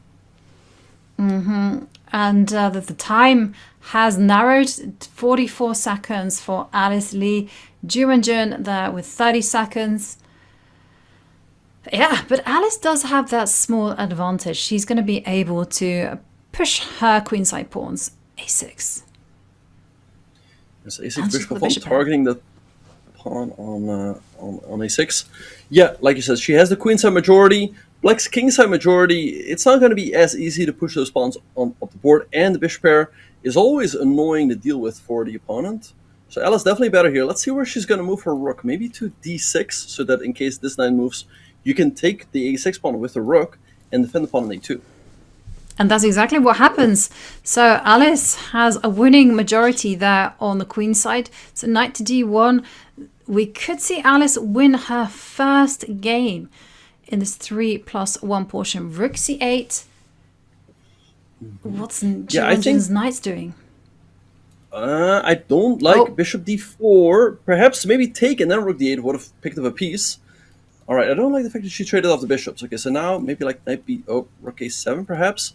But yeah, I think it's crucial that Alice wins this game. She's down 3 points in the match. If she wins this game, it'll only be 2. And it'll definitely give her more confidence in the remainder of the 3+1 portion. And also for the 1+1 portion. Oh, there goes another pawn. Yeah. And one of the things that will also give her confidence is that in this game, it was all Alice. The other games has been very much a topsy-turvy affair where she's been struggling. And here with Ju Wenjun, she's being tricky here, attacking the c-pawn. It's not going to be easy to defend. What about rook takes pawn? Oh, okay. Rook 8, rook 8, and knight d6. Yeah, yes. She finds it. Okay, so great win for Alice Lee, cutting Ju Wenjun's lead down to 2 points. Yes. Well, very important victory there from Alice Lee. And let's see how Ju Wenjun reacts to that first loss. Is she going to get tilted, or will she manage to strike back? And there we do see the capture of pawns in the middle of the board. Bishop comes out to g5. So very much a standard... I've forgotten the exchange variation. Yes, the Carlsbad. Queen's Gambit decline. Yeah, exactly. Yes, very standard Carlsbad, Queen's Gambit decline, whatever you want to call it. All right, so knight h5 on the board. Alice trying to trade off some pieces. Very solid opening for black. White can often hope for a small advantage here. Rook b1 is a very typical idea to try to go b4, which is why we see Alice going a5. I feel like these positions are always a tiny bit better for white, but black is always so super solid. Yes, I also agree with you. When I'm playing white, I feel like black is incredibly solid and I don't get anywhere, especially if you prevent this minority attack of b4, b5 from happening. And there we do see b4 is in the air. I saw a very interesting idea by AlphaZero where they set up the pawns on a6, b7, c6, and the whole point was when the minority attack did happen, you captured with the c pawn and used the a pawn as a decoy. But that's computer chess. Human chess is a lot more like this. Right, so I think now Ju Wenjun has a very nice advantage. I don't really like the move knight f6 as it's leaving the e5 square available for the white knight. So let's see if, Ju Wenjun takes, goes knight a4. The pawn on c6 is a weakness. That's why she carried out that entire pawn push on the queen side. And this looks quite unpleasant for Alice to defend. Yeah. With the white knight jumping into e5, you can't easily play moves like bishop to g4 as well and go on to the counterattack. But there is one thing that queen takes c6, as you mentioned, not possible because of bishop to d7. So it gives her one move that she can use, and she's gone bishop to a6. All right, bishop a6. At least she's trading off the light square bishops. But white's in full control here. The pawn on c6 is weak. The c5 square is very nice for the white knight. She has the open b file. I guess rook a7 is a nice move here to stop rook b7. But here knight e5. This looks great for white. This is a dream queen's gambit declined. Yeah. And 2 minutes and 25 seconds remaining in this 3+1 portion. Do you think this is going to be the last game? I think so, I think this game will probably be over after the time expires.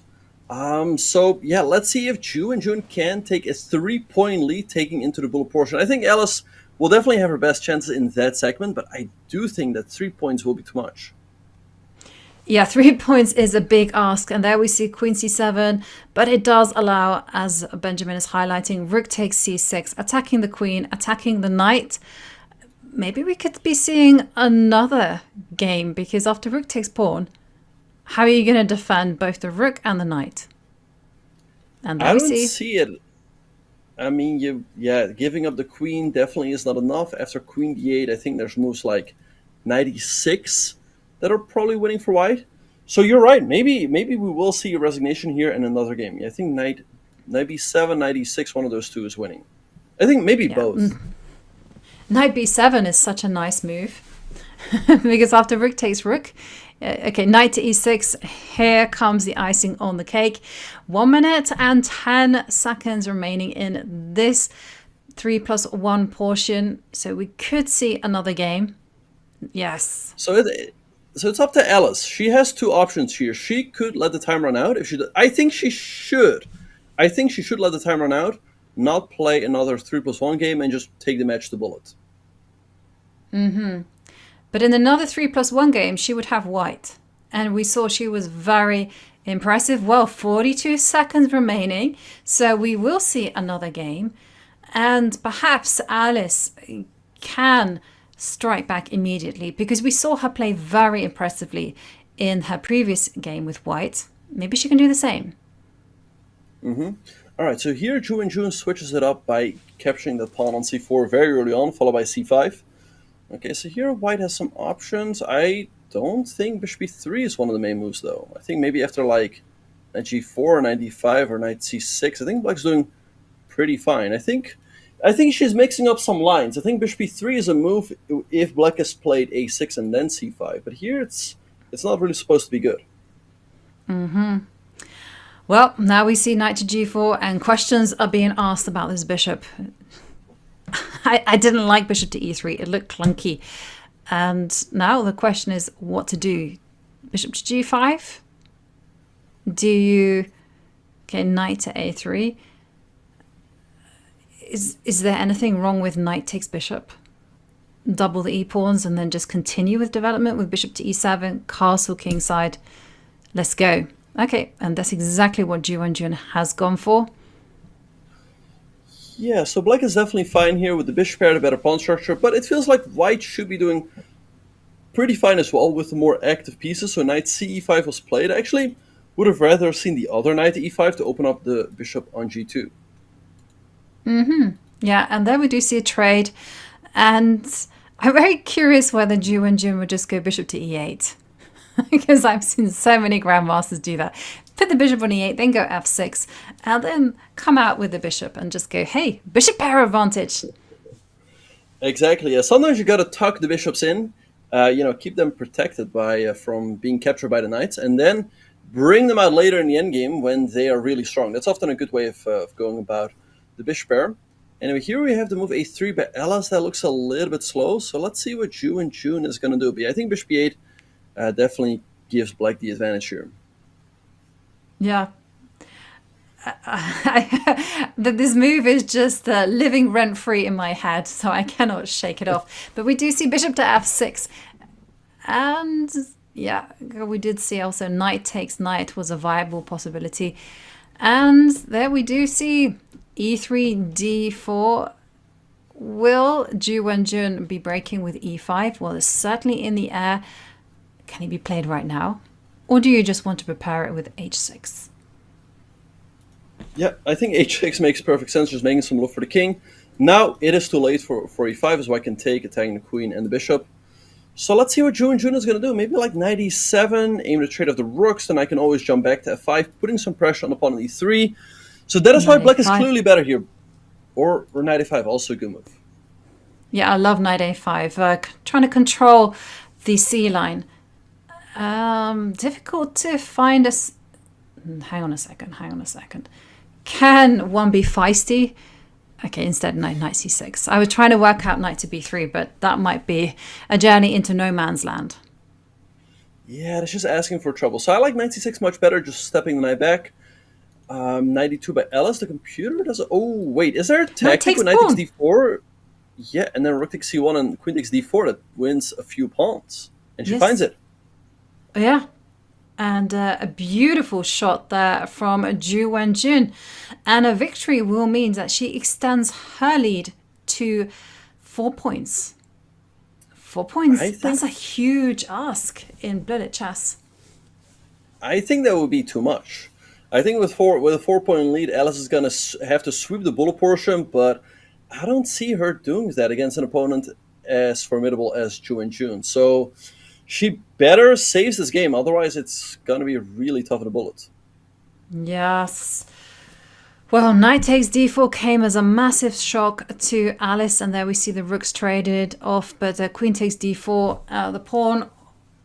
the piece rather on d2 will be falling. Bishop b2 will also pick up the a3 pawn. Also, rook a2 is good enough.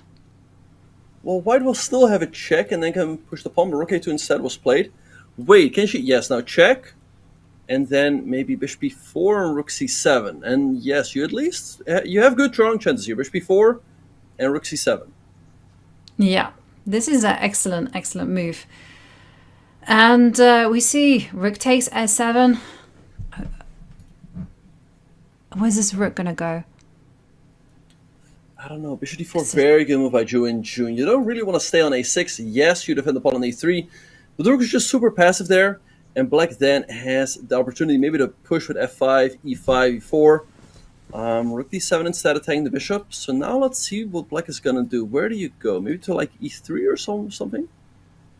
You can also go bishop b2. The materialist in me is not going to be satisfied until I win a pawn back. And there we see rook to b7. Maybe you can just put your bishop elsewhere. Bishop to e3. You've still got the idea of targeting this bishop with f5. And actually, how are you going to defend the pawn on a3? Well, what about bishop c6, followed by bishop to e8? And that's what Alice goes for. As then the pawn on f7 looks very difficult to defend. Yes. Yeah, and the bishop on e3 is just vulnerable because after rook takes a3, now one of the things as I was thinking is that after bishop, she does not go bishop to e8 because I was thinking rook a1 can be met by king to g2, and if you check, the king can step up to f3. And well, this is a turn up for the books because you can just go rook a1 and get behind the pawn as indicated by the engine. Okay, so g5. Ah, wait. I guess after bishop e8, there might have been rook to a7. Okay, so what? Wait, why not b6? I guess she was worried about check and g4, but now check and maybe. What about like check, check, and f5 or f5 right away? Maybe h3, h3 or g4 is forced here. 7 seconds, and there Alice goes g4, h5 again. Classy moves there from Ju Wenjun. The king has to step into the corner because otherwise rook to f2 or h4 checkmate was coming. Rook f2 anyhow. Now the king is perfectly safe on f6. And Ju Wenjun is showing us why she is women's world champion. What a formidable competitor. The king is just going to come up to e5. Yeah, king e5, g3, will threaten checkmate on the h2 square. All right, just g3 now. White will. Oh, bishop g2, rook b1. That's game over. No. Rook h2. And now they see rook h2 from Ju Wenjun. She's just waiting. Oh, she didn't see she it. Just made a 1. Now she'll Which see, am I right? getting? There she goes, sees it. And there you see. Well, once again, Ju Wenjun in powerful form as she moves to 7 points, whereas Alice Lee trailing by 4 points with 3. And there, Alice Lee is going to have to bring her A game to the table if she wants to take the match to Armageddon or to tie breaks. She's trailing by 4 points. Is it mission impossible, Benjamin? It's definitely not impossible, but it's mission extremely difficult. She is going to have to win pretty much every game. I think if she loses one game, I think the match is over. So she is going to have to sweep the bullet portion. And I don't know, against a player as formidable as Ju Wenjun, I don't see it happening, but you never know. And there you can see. Well, it's been an incredible round of action so far. Ju Wenjun, she has shown us some incredible chess, some excellent opening preparation, and she means business. We are going to go on a short break, but when we come back, it is going to be the 1+1 portion in the Julius Baer Women's Speed Chess Championship. It's going to be frantic. It's going to be insane. It's going to be unbelievable. See you in a few minutes.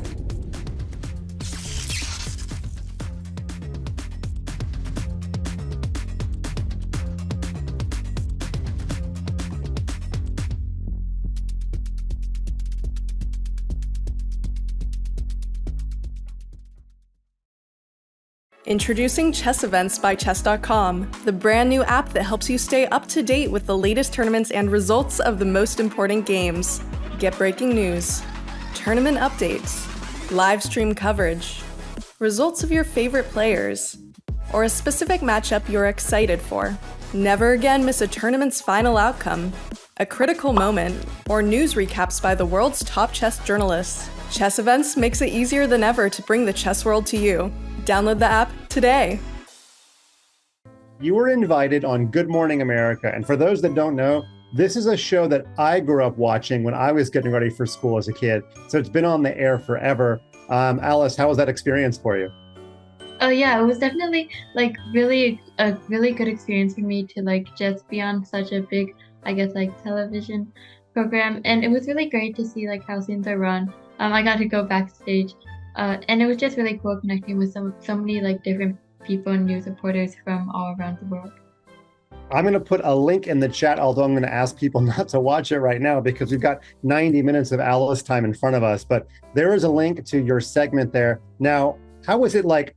Was there a green room? Did you have a professional makeup artist? Did they feed you lots of snacks? Tell me about what we didn't see on camera. Yeah, so actually like before this show, so they did do like hair and makeup stuff. And then there was like a bit of like free time before the show. I think like I came an hour or half an hour earlier. And I think like during that time, there was like a bit of going over interview questions that might come up, but it was mostly actually just, I was teaching one of the Good Morning America staff how to play chess, and she didn't exactly like know any of the rules. So it was kind of fun. Just like teaching how the pieces are worth, how the pieces move and that sort of stuff.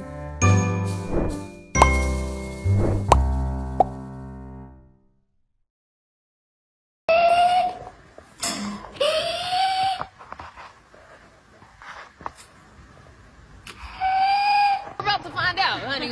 We just got started, so I'll let you know.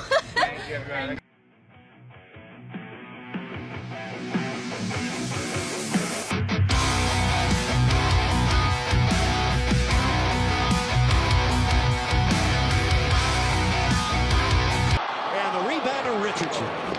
Still an opportunity with a minute to play.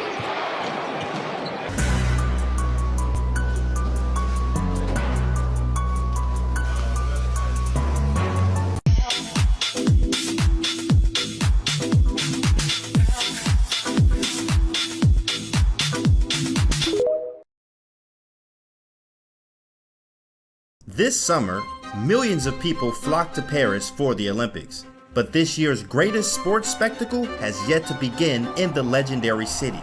You already know what I'm talking about, the 2024 Speed Chess Championship. After an epic summer battle of the world's greatest speed chess superstars, only 4 finalists have survived the gauntlet. Magnus, Hans, Hikaru, and Alireza have made it to Paris. Book your ticket now for arena-side viewing, live commentary, immersive pop-up booths, and more.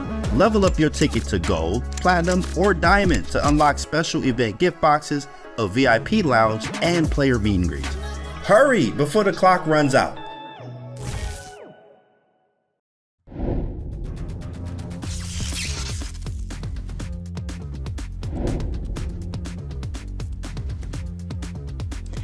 Welcome back. We are getting close to the bullet portion of the Julius Baer Women's Speed Chess Championship. But before we dive into the games, well, I have a special announcement to make because the greatest weekend of speed chess is nearly upon us. The 2024 Speed Chess Championship Finals begin this Friday, September the 6th.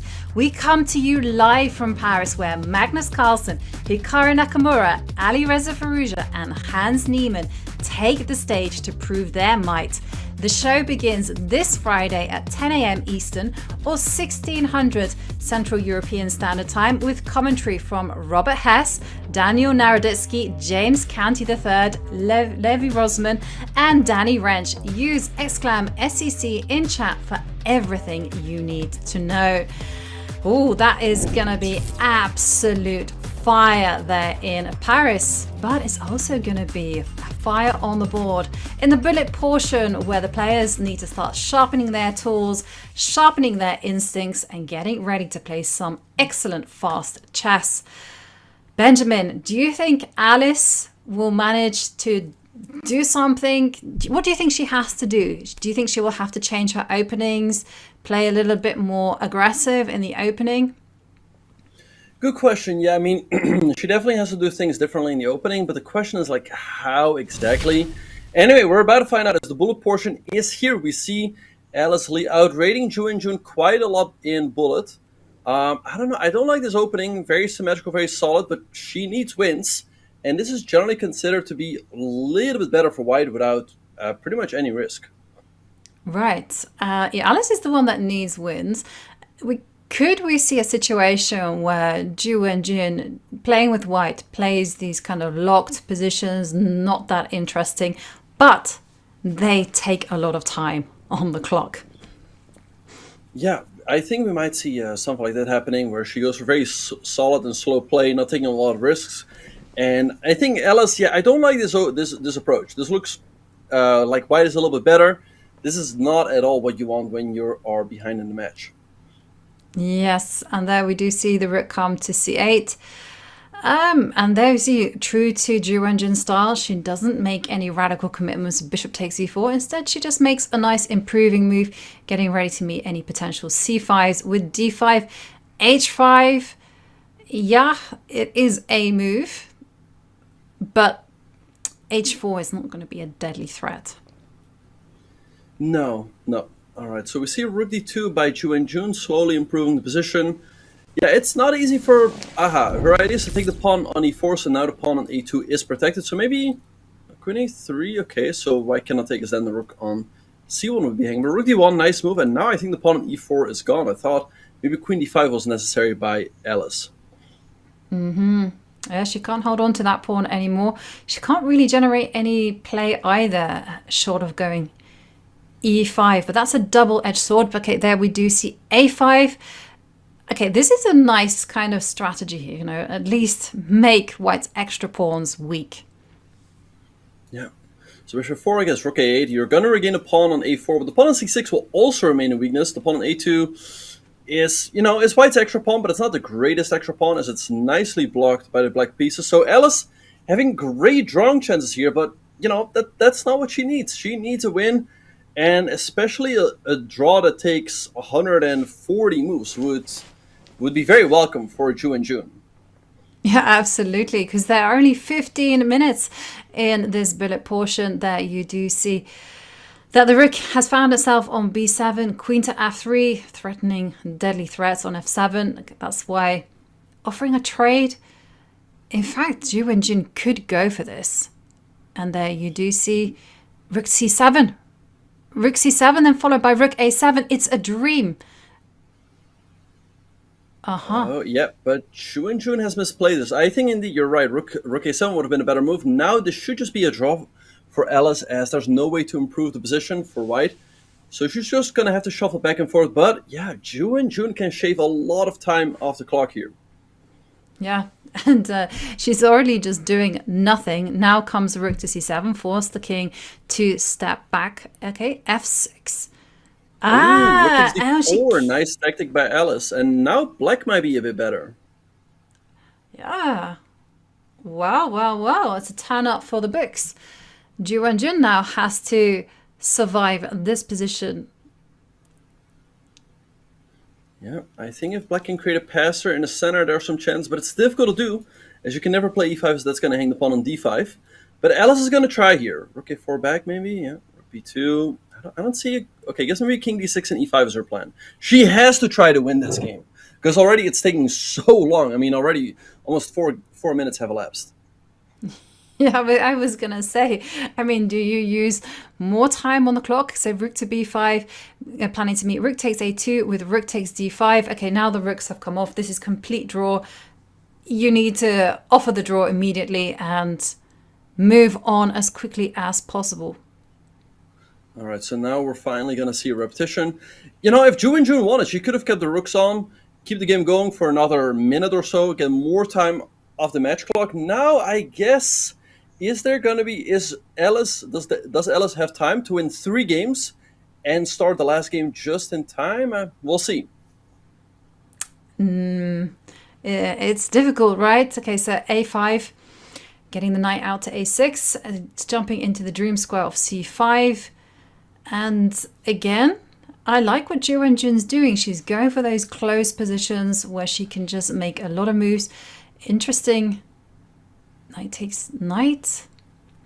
f5. She's not shying away from the complications whatsoever. Yeah, it feels like black should be doing pretty fine here. She got her king's inning counterplay going with f5 on the king side, but c5, nice move by Alice, trying to create some play on the queen side. Maybe pawn to c6 will be a move at some point. And, you know, Alice also up 15 seconds on the clock.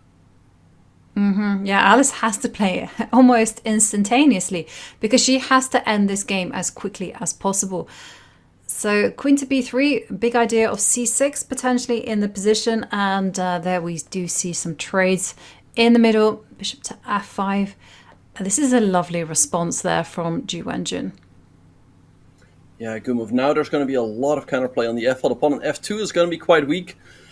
So let's see. Maybe Alice should consider, I was going to say, maybe plan the bishop on a square like e3, where it will always protect the f2 pawn. Because now after rook af8, it's going to be awkward to defend it. Queen f7, or that. Queen g5. Scary this times. looks terrifying. Uh-oh. Rook f4. Yep. Is there also some rook takes f2? There isn't any checks just yet. Okay, there's a threat now.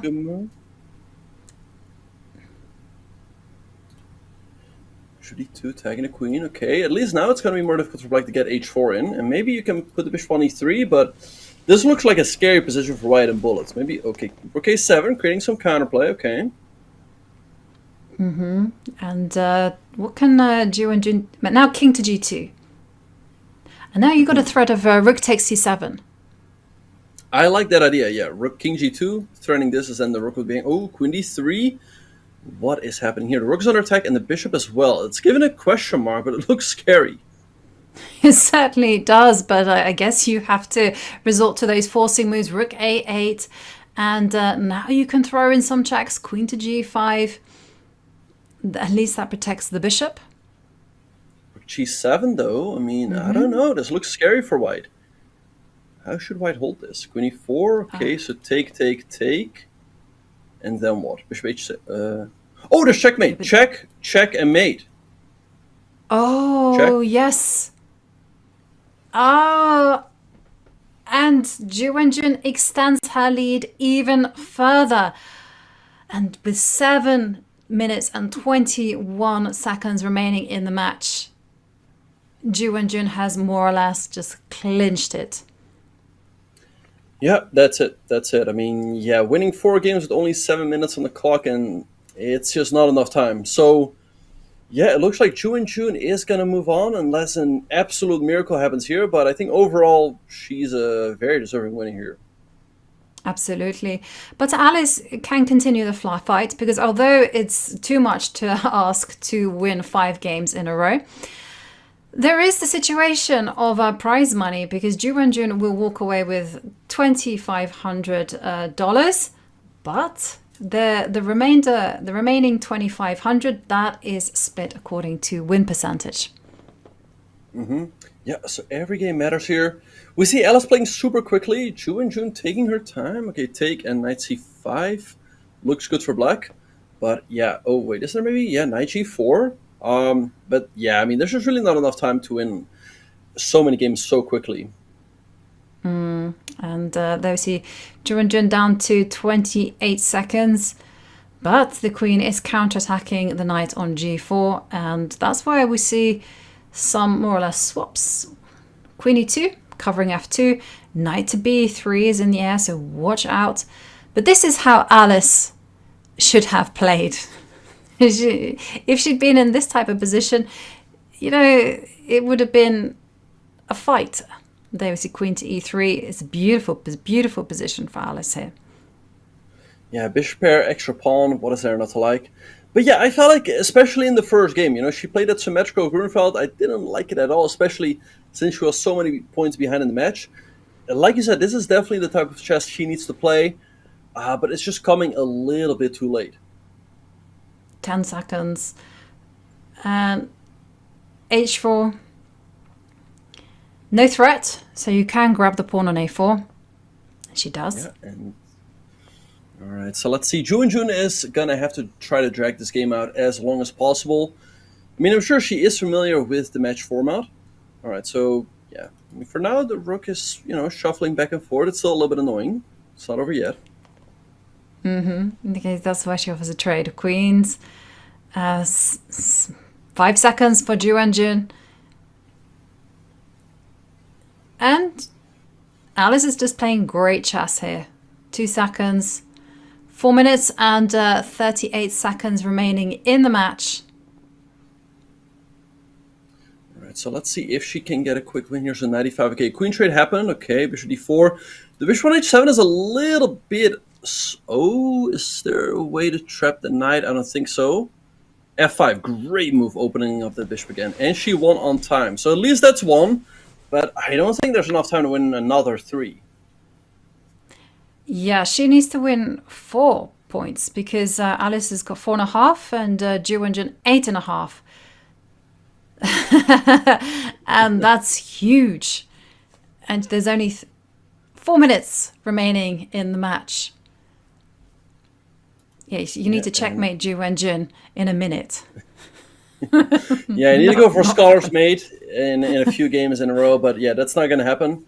In this game right here, Ju Wenjun is just up a pawn for not enough. Okay, knight a3, Yes, you get the pawn back, but black also damaged white's pawn structure, and black is having a very nice bishop pair here. Yeah, and I like the way that she, again, is just making sure that all her pieces are on their optimum squares. The rook was on an open line. Castles, okay, well, hang on a second. Isn't there some attack against the e5 pawn? And yes, indeed, there is. Bishop takes pawn. And Ju Wenjun just blundering a pawn, but it doesn't really matter, to be honest. Her goal is just to burn time on the clock. Yeah, it's all a little too late. Yeah, Alice up a pawn here. Oh, knight c3. Uh-oh, hitting the rook, hitting e2, hitting a2. This looks annoying. Mm-hmm. Okay, now the a pawn falls. Okay, bishop takes c4. Okay, so she's going to take on e2, but it feels like there Alice should definitely still be better as she has the more active pieces. Yep. And king to g2. We see trade of rooks. 2 minutes and 20 seconds. 7. Yeah. Yeah, it's just... Yeah, okay, rook e1. Now the knight just jumped to c3. I thought the rook should have gone here to the b1 square and then b7. But yeah, now, I mean, white's better, but you can't enter with rook. No, you can't, and that's going to take some time as well. So, okay, knight to b5, a4, rook b3, maybe rook b3, yes.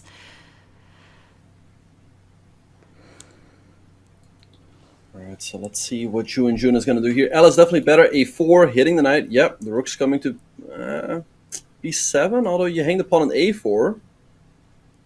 But now yeah, that I can jump back. Maybe she's just going to target the f2 pawn. Yep, that also looks like a great idea. Bishop d4, and then, you know, there could also be some checkmating ideas against the white king. Yeah, there certainly could. I thought she was going to put the rook on a2, and instead, now, oh, this is a nice move. Knight to e4, threatening rook takes f2 with check, and... Oh, hang on a second. D2. Oh! And another win for Ju Wenjun as she opens up a 5-point lead. Yep, this is going to be the last game of the match. But if there was still any doubt, it's now just completely over. I mean, very deserved win for Ju. She's been in such impressive form in these last few games. You know, you see her winning here, 9.5 points, 5 points lead. Her match in the round of 16, it was equally impressive. I just feel she comes to these events and she means business. She's got a point to prove. She wants to be the best in everything. Yeah, she's playing great chess, and I think she's definitely one of the favorites to go all the way and just win the event. Yep, I completely agree. I mean, we saw in Norway Chess Women when she beat everyone in the Armageddon. You know, great instincts, calm under pressure, and she's so flexible with her style of play. She can play e4, d4, she can play sharp positions. She's more than happy to spend 6 hours trying to grind out a win. And there we do see knight to h4 played. And here we see trade of knights. Yeah, Alice Knight's again gonna move playing somewhere. a good game. Yeah, maybe now take an e3. So you can take an e1 after, but yeah, it's all not going to matter. I mean, overall, Ju Wenjun was just a much better player. I felt like she outplayed Alice in many games. Alice, she held on in a few games, often when it came down to the time scrambles. But I think overall, Ju Wenjun just really proved her strength today. Yeah, I completely agree with that assessment. You know, from game one till now, she really has been asserting her dominance. And okay, well now Alice can finish on a high note. Knight takes d4, big threat of knight to f3. But there we see a giggle on the camera from Ju Wenjun. She did not see that at all. But it doesn't matter. She can just resign and it's all good. Knight to f3 check. Yeah, king c1. Fortunately, this fork is not a disaster as the rook on d8 is hanging as well. But yeah, Alice probably is going to win this game, but it's just not going to matter. Yeah, overall, overall, Ju Wenjun was just really impressive today. Yeah. I've been very impressed with her opening choices, the way that she's launched the surprises. Okay, knight takes c2. Great move there from Alice. The whole idea is that the rook is just simply going to overpower the minor pieces. Rook, yep. Rook to g1. Knight a1. Oh, that's a nice move to finish things off. And there you see, it was a spectacular match. And indeed, Alice Lee manages a spectacular checkmate, but nonetheless, she loses the match to Women's World Champion Ju Wenjun, who walks into the semi-finals with a smile on her face after that commanding performance. What a player, Ju Wenjun, showing her class, showing her fighting spirit. And there we see the scoreboard. We see it was even in the end in the bullet, but in the 5+1 and the 3+1, it was all about the Women's World Champion. Alice didn't really get a look in. Yeah, kudos to Alice Lee. She fought really hard, but overall, Ju Wenjun just a much better player. She outplayed her in many games. Yeah, Alice again, she fought hard, saved many losing in worse positions, but overall, I think Ju Wenjun was just the better player today, and there was just not much Alice could do about it. Yes, indeed. And we're going to go on a short break, but when we come back, we will have an interview with a Women's World Champion and semi-finalist, Ju Wenjun.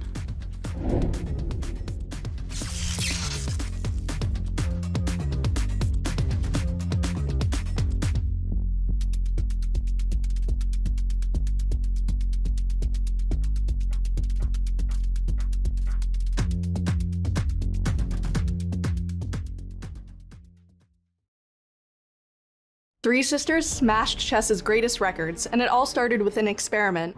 Their father, Laszlo Polgar, believed that anyone could be a genius, and he set out to prove it with his three daughters. At an early age, the eldest, Susan, showed an affinity for both chess and math, but her passion was at the chessboard. Susan became the best female chess player in the world by age 15. Their father nurtured his daughter's gift, and when it came time, he taught chess to both of Susan's sisters as well. Before they were even teenagers, Susan Sophia and Judith Polgar became world-renowned for their exceptional chess skill. At age 15, Judith Polgar became the youngest person to achieve a Grandmaster title, an incredible chess record which had been held by Bobby Fischer for 34 years. Judith quickly climbed the ranks in chess, mercilessly destroying Grandmaster opponents and gaining victories and accolades. She became the number 7 player in the world, reaching a peak rating of 2735 and defeated 11 world champions, including Garry Kasparov. At Rome in 1989, Sophia made history with an incredible 2900 rating performance, one of the best ever recorded to that date. She later decided to pursue other avenues than chess, but according to Laszlo, she had the most talent. These three sisters defied the norms at the time and became champions. To this day, they fight for equality in chess and continue to inspire the next generation. I try to be the person to help kids learn chess and through chess to be more successful in life. The Polgars left a legacy both on the board and in the world.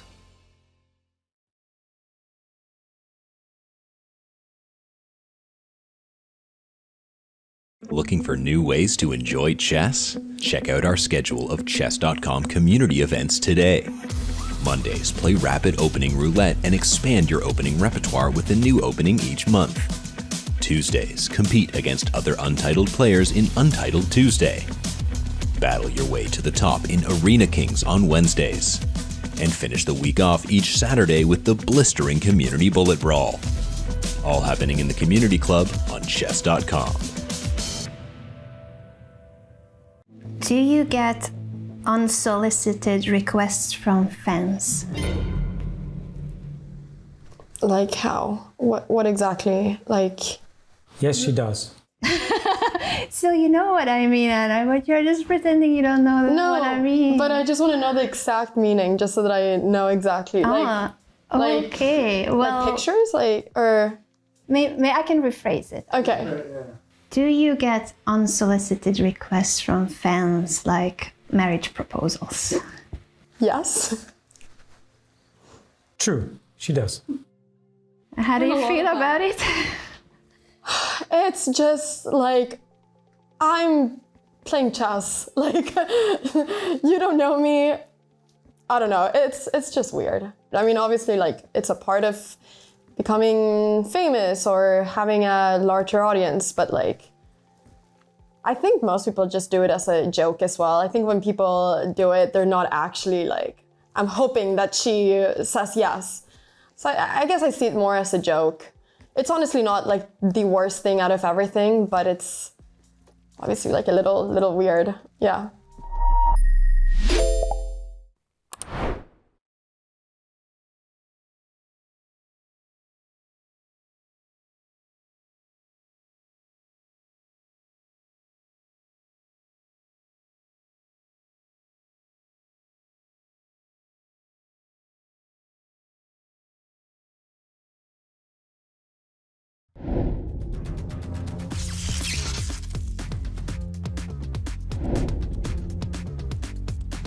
We are back, and this time we are joined by Women's World Champion Ju Wenjun.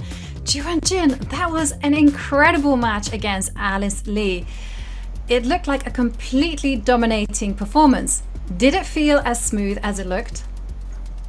Well, actually, I think Alice played very fighting, and it's not as simple as the score shows. Yeah, but it's very scary playing these young teenagers. Did you have a match strategy? Well, to be honest, I didn't expect so many. I mean, complicated things from her, because in general, I feel she is not. She's quite positional player, but okay. I mean, it's speed chess. Anything can happen. For my strategy, I guess just try to play normal and not be too, aggressive. But you switched things up. You played e4 in the beginning, then you moved to d4, c4. Was this a deliberate thing to get her into your own opening preparation? Well, actually, I didn't prepare too many against her, and I just feel okay. Sometimes switch would be a good option, and also, I mean, both interesting lines for me. I mean, both e4 and d4. Yeah, so you just want to vary things as much as possible. And what do you feel, what's it like playing these young teenagers in general, knowing that juniors these days are very, very strong? Well, I think she played well, and especially when it comes to the last stage, like 1+1, I think she showed some some ideas and some tricky moves. And I feel in general teenagers, they are very okay. They're very young, and also they just want to fight every game, and it will be nice to play against them. You enjoy playing against youngsters. And I'm going to throw some questions from chat. This is a question from Johnson Smith, who asks, how do you deal with tilt? Tilt? Yeah, that's when you lose a game. And yeah, I understand. Okay, I mean, for this tournament, I think, well, it's I don't have time to think how do I feel. I just started running into the next game, and but I think for a professional chess player, it's just normal that sometimes lose is everybody happened to this. I guess just take tomorrow as a new day and just don't think too much. Yeah. And of course, you are a 4-time Women's World Champion. So we also have a question from Uzul, who says, how do you prepare for the World Championship Games? Well, I think it's just some training. I don't think. I mean, maybe some more hard work, but in general, it's not like anything differently. I mean, just like the normal training. I just try to find something I'm interested to. Yeah. And how long does it take? Because you have a World Championship match coming up. How long does the preparation take? Is it months? Well, actually, it depends when the World Championship match will be played. But I think well, it doesn't matter how. It's never easy to say is prepared well. I guess just try it. Yeah. Well, you showed some excellent preparation in this match. And well, it's with a smile that we welcome you into the semi-finals. Thank you very much and congratulations once again on your success. And there we go. There we see Ju Wenjun. She is into the semi-finals, but who will she face? Will she be facing Kateryna Lagno, or will we see her play Women's World Blitz champion Valentina Gunina? That is coming up in just under 15 minutes. So we are going to go on a short break. And when we come back, we are going to delve into an epic battle between two new contenders.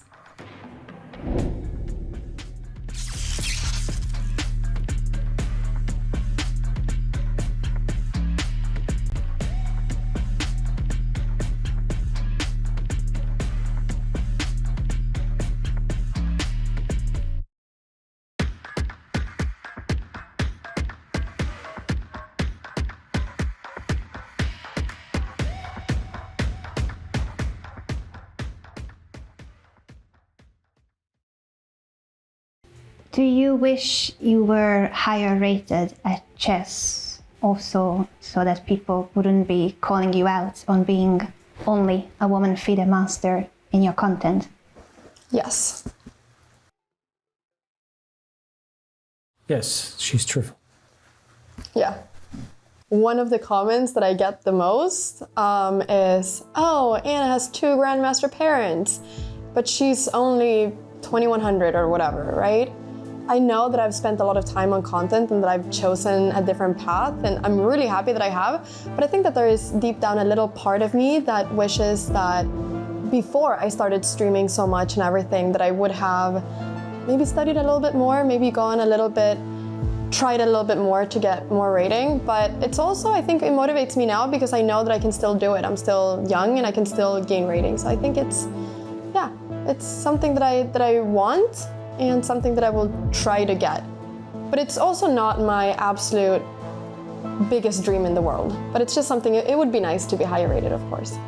I know the feeling. I know the feeling. One would think that an IM is enough, but I keep being called out as a commentator that I'm not a grandmaster. So it's never good enough, and no matter how much rating you get, and never enough. The funny part is that, especially you as an IM, you're literally better than every single person watching.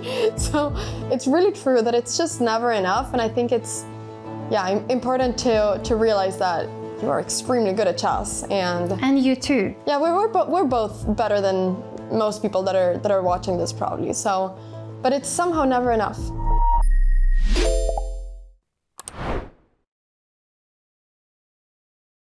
I strongly suggest you stop banning me when my account didn't even have an entire game played yet. This seems very unfair. I'm better than 100% of your GM level players and you stupid banned me. WTF is your SU? I hope Bobby knows it and is auto-resigning in his grave. You. Wow. Dan, you want to run with that one? I thought maybe you would take it. I mean, he apparently, if we're banning him before he's even completed a game, I don't know. I mean, kudos to you and the crew, Casa. I don't even know what else to say to that. A lot of times people that, have played games, they might finish them and they react and they're so hot, and step away from your laptop or your phone, decompress a little bit, give yourself the opportunity to turn that temperature down before you respond. Like that's the first bit of advice, because if you're dealing with support like that, you're gonna have a hard time dealing with people in your own life. So take a moment, think before you make that move, and then maybe then the response will be a little bit different. Rest in peace, Bobby Fischer, one of the goats of the game. At the end of the day, I don't think he's auto-resigning in his grave. I don't believe that. I think he might have a lot of perspectives on the way the game has gone. I don't think he's thinking like that. Why should I open a new account if you guys keep on closing them? Well, look, I mean, at the end of the day, we're closing your account for a reason, and so the behavior has to change for you to, keep an account open for an extended period of time. So clearly the behavior isn't changing, and that's, why you're in the situation you're in. There's such a great opportunity to enjoy your time on the site. We have so many things you could do. You could play, you can talk to people, you can learn, you can watch top games. Your experience is going to be soured if you're, making these decisions. So do better. Do better. I like that. Maybe we'll get lucky and that user will watch this video and just maybe that'll be all they needed to hear. Oh, do better. Okay.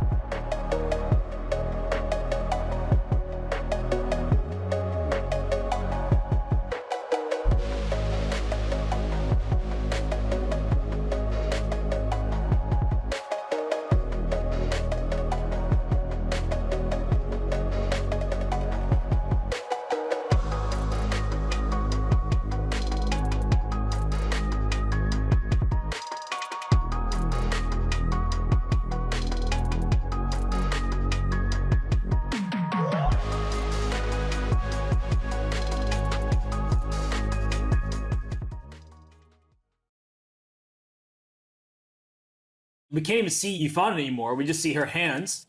Whoa!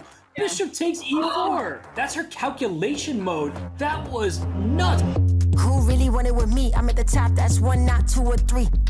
If there is no... Oh, she blundered a piece! Oh my gosh. Such a 4, rook d4. This is speed chess. Yes, anything can happen. All I do is win and look good from the top. Let's go.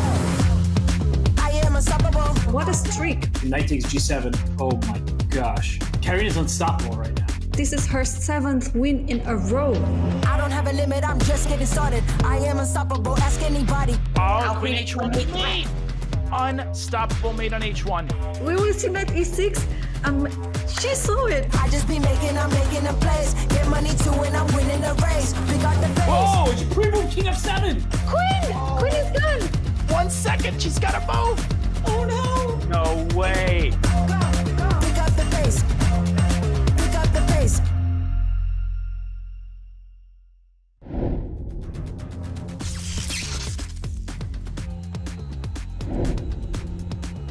Welcome back to the Julius Baer Women's Speed Chess Championship. We have 3 semi-finalists determined already. 1 more spot to be filled. Well, we'll find out by the end of the day who exactly is going to take that spot. I'm going to be your host, International Master Ivan Kahauska, and it's been so much fun commentating the action alongside Grandmaster Benjamin Bock. Well, we have one more massive encounter for you. Valentina Gunina against Kateryna Lagno. Let's dive in and look at the brackets brought to you by Julius Baer, the official wealth management partner of the CCT and WSCC. So there you can see on the right side, it's the match highlighted in red between 2 countrymates from Russia. Benjamin, what do you expect from this one?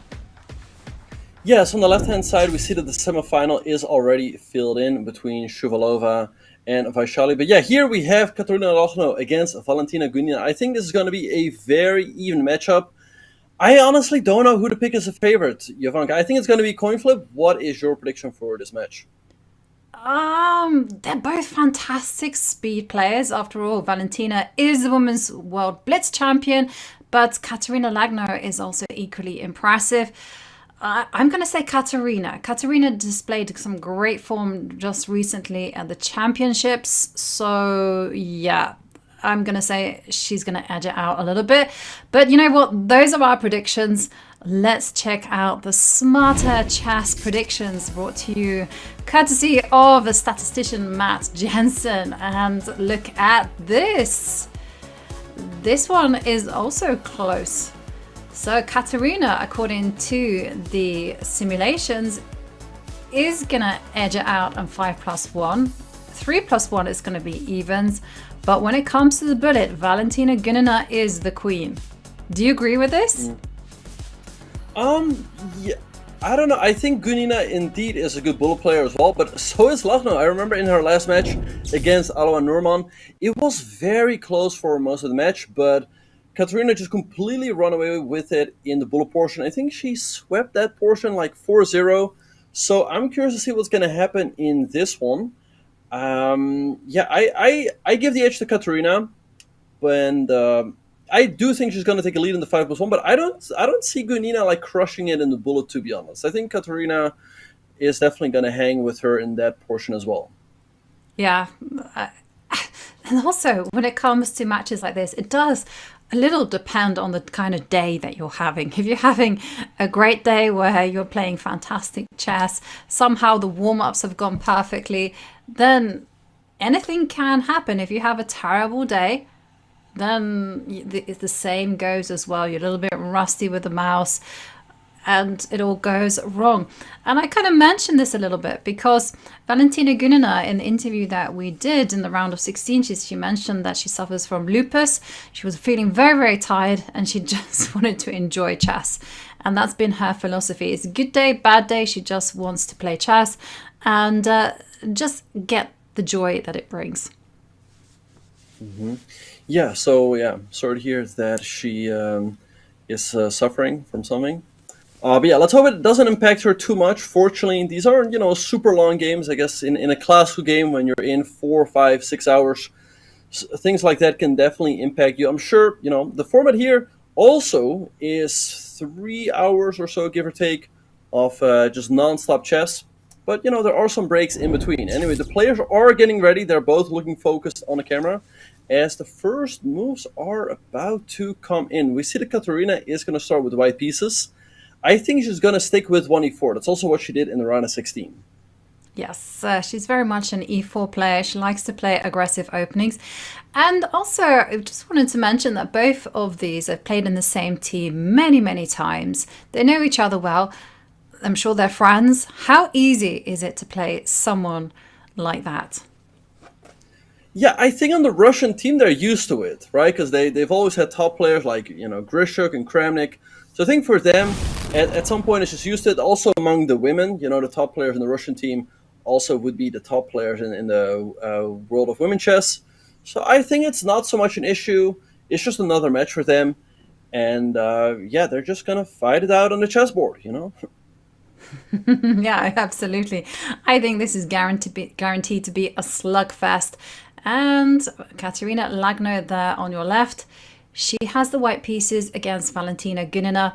I'm hoping for an e4 because Valentina, she is a die-hard Caro-Kann player. And that was my one complaint about Valentina's match against Divya. It was all d4. Oh, yeah. No, but I definitely expect 1e4 by Kateryna. That's what she played pretty much exclusively against Aloha in the round of 16.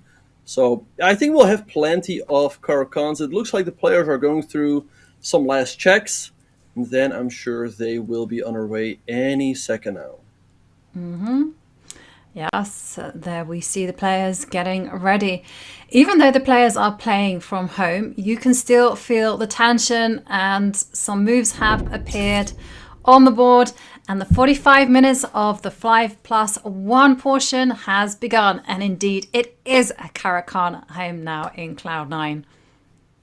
Mm-hmm. And Kateryna bringing out some preparation with knight c3 and a very quick queen g4, hitting the pawn on g7, which is always awkward to defend, which is why Gunina goes pawn to g6. But I feel like here white has a pretty nice advantage. White has more space due to the pawn on e5, and she can build on her attack on the king side with most likely, I guess, queen f4, king side castles, and maybe a knight g5 at the right moment. Yes, and yeah, it's an interesting kind of line that she just went g6, because I did wonder, there's some lines where you just ignore the attack and you go knight to e7, but I might be getting my lines mixed up. But here, it's a closed position. I'm expecting perhaps the knight to come to h6 and f5 at some point, but there we see knight to b4. Again, a nice idea, just eliminating this bishop and getting ready to occupy the f5 square with a piece. Mm-hmm. Yeah, that makes sense. Maybe she wants to stay on d3 and then go knight h6 to f5. All right, so we see kingside castles by Kateryna, now a trade. And I guess now this move, knight h6, makes a ton of sense. I think white's idea is to go bishop g5 very quickly. Maybe knight b5 to d6, rook c1. If Kateryna is able to do all of that, it looks very scary for black. Mm-hmm. And sure enough, in comes the bishop to g5. Yeah, the thing is though, if you drop this bishop back to e7, then knight to b5, it's horrible. So you cannot allow that. Yeah, you definitely don't allow that. So maybe knight f5 is a nice in-between with queen a5 instead. All right, so now I guess she's just in time to go knight f5 in the foreseeable future. Bishop f6 attacking the rook. I guess you do throw a knight f5, right? See where the white queen goes, and only after that you move the rook. Mm-hmm. Yeah. You definitely don't want to be castling as black into the king side, because that's where white is attacking. Mm-hmm. Yeah, so queen g5. Yeah, no castling here. Looks like a disaster. So rook g8, a much better move. All right, so let's see how Kateryna is going to continue here. Rook c1, bring a good move, bring the rook into the game. And I guess now just bishop d7 and just hope that nothing bad happens. Mm-hmm. Yeah, I mean, the pawn structure is pretty solid. So this is something can... See, Valentina being tricky as always. Bishop h6 would trap the queen. Yes. Well, what's the answer to that one? Drop the queen back to d2. Again, the queen drops back to f4. Yeah, keep it active, of course. Queen f4, nice move by Kateryna. Yeah, I think at some point, and there we have it, bishop d7 has to be played. Maybe what Kateryna can also do is go h3 and g4 as, you know, if she can dislodge this knight from f5, I think black is really going to struggle. I like the move a3 as well. It might seem useless, but if black had another move, maybe she would have wanted to play queen b4 and offer a queen trade. Yeah, that certainly would have solved a lot of problems. As it stands, yeah, there is a problem with the dark squares that Gunina needs to solve. And it's not easy. Okay, queen to b6 with the idea of queen to d4, swapping off queens. But this bishop on f6 is a real thorn in black's side. Right, so let's see what Kateryna is going to do. I think Gunina, yeah, might be just in time to go queen d4 and trade it to queen. Rook c2, okay. So what does she have in mind if the queen lands on a d4 square? Okay, and sure enough, in it comes. Well, I guess white is not obliged to trade off queens. In fact, the queen can step back to d2, as indeed it does. And knight to e2 could be a follow-up, followed by doubling on the c-line. Yep, I like those ideas. What you can also do is maybe rook c1, and then you have the tricky idea of knight to b5, because if the black bishop takes, you have rook to c8, and after takes king d7, you can win the rook on g8, just as an idea. But also knight e2, I like that move as well, kicking away the queen, and then you can position your queen on the f4 square again. Mm-hmm.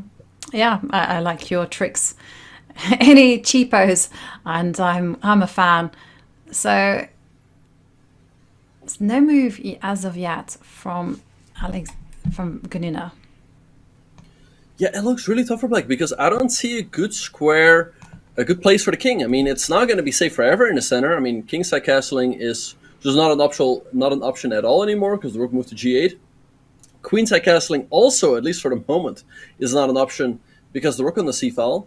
So maybe she should go bishop c6, and oh wow, she goes king d7. Yeah, it's gutsy. It's a kind of typical Caro idea. When you're in huge trouble, you're just depending on the solidity of the pawn structure. But yeah, there we see b3 is the suggestion from the engine. Again, just depriving black of their plan of going rook ac8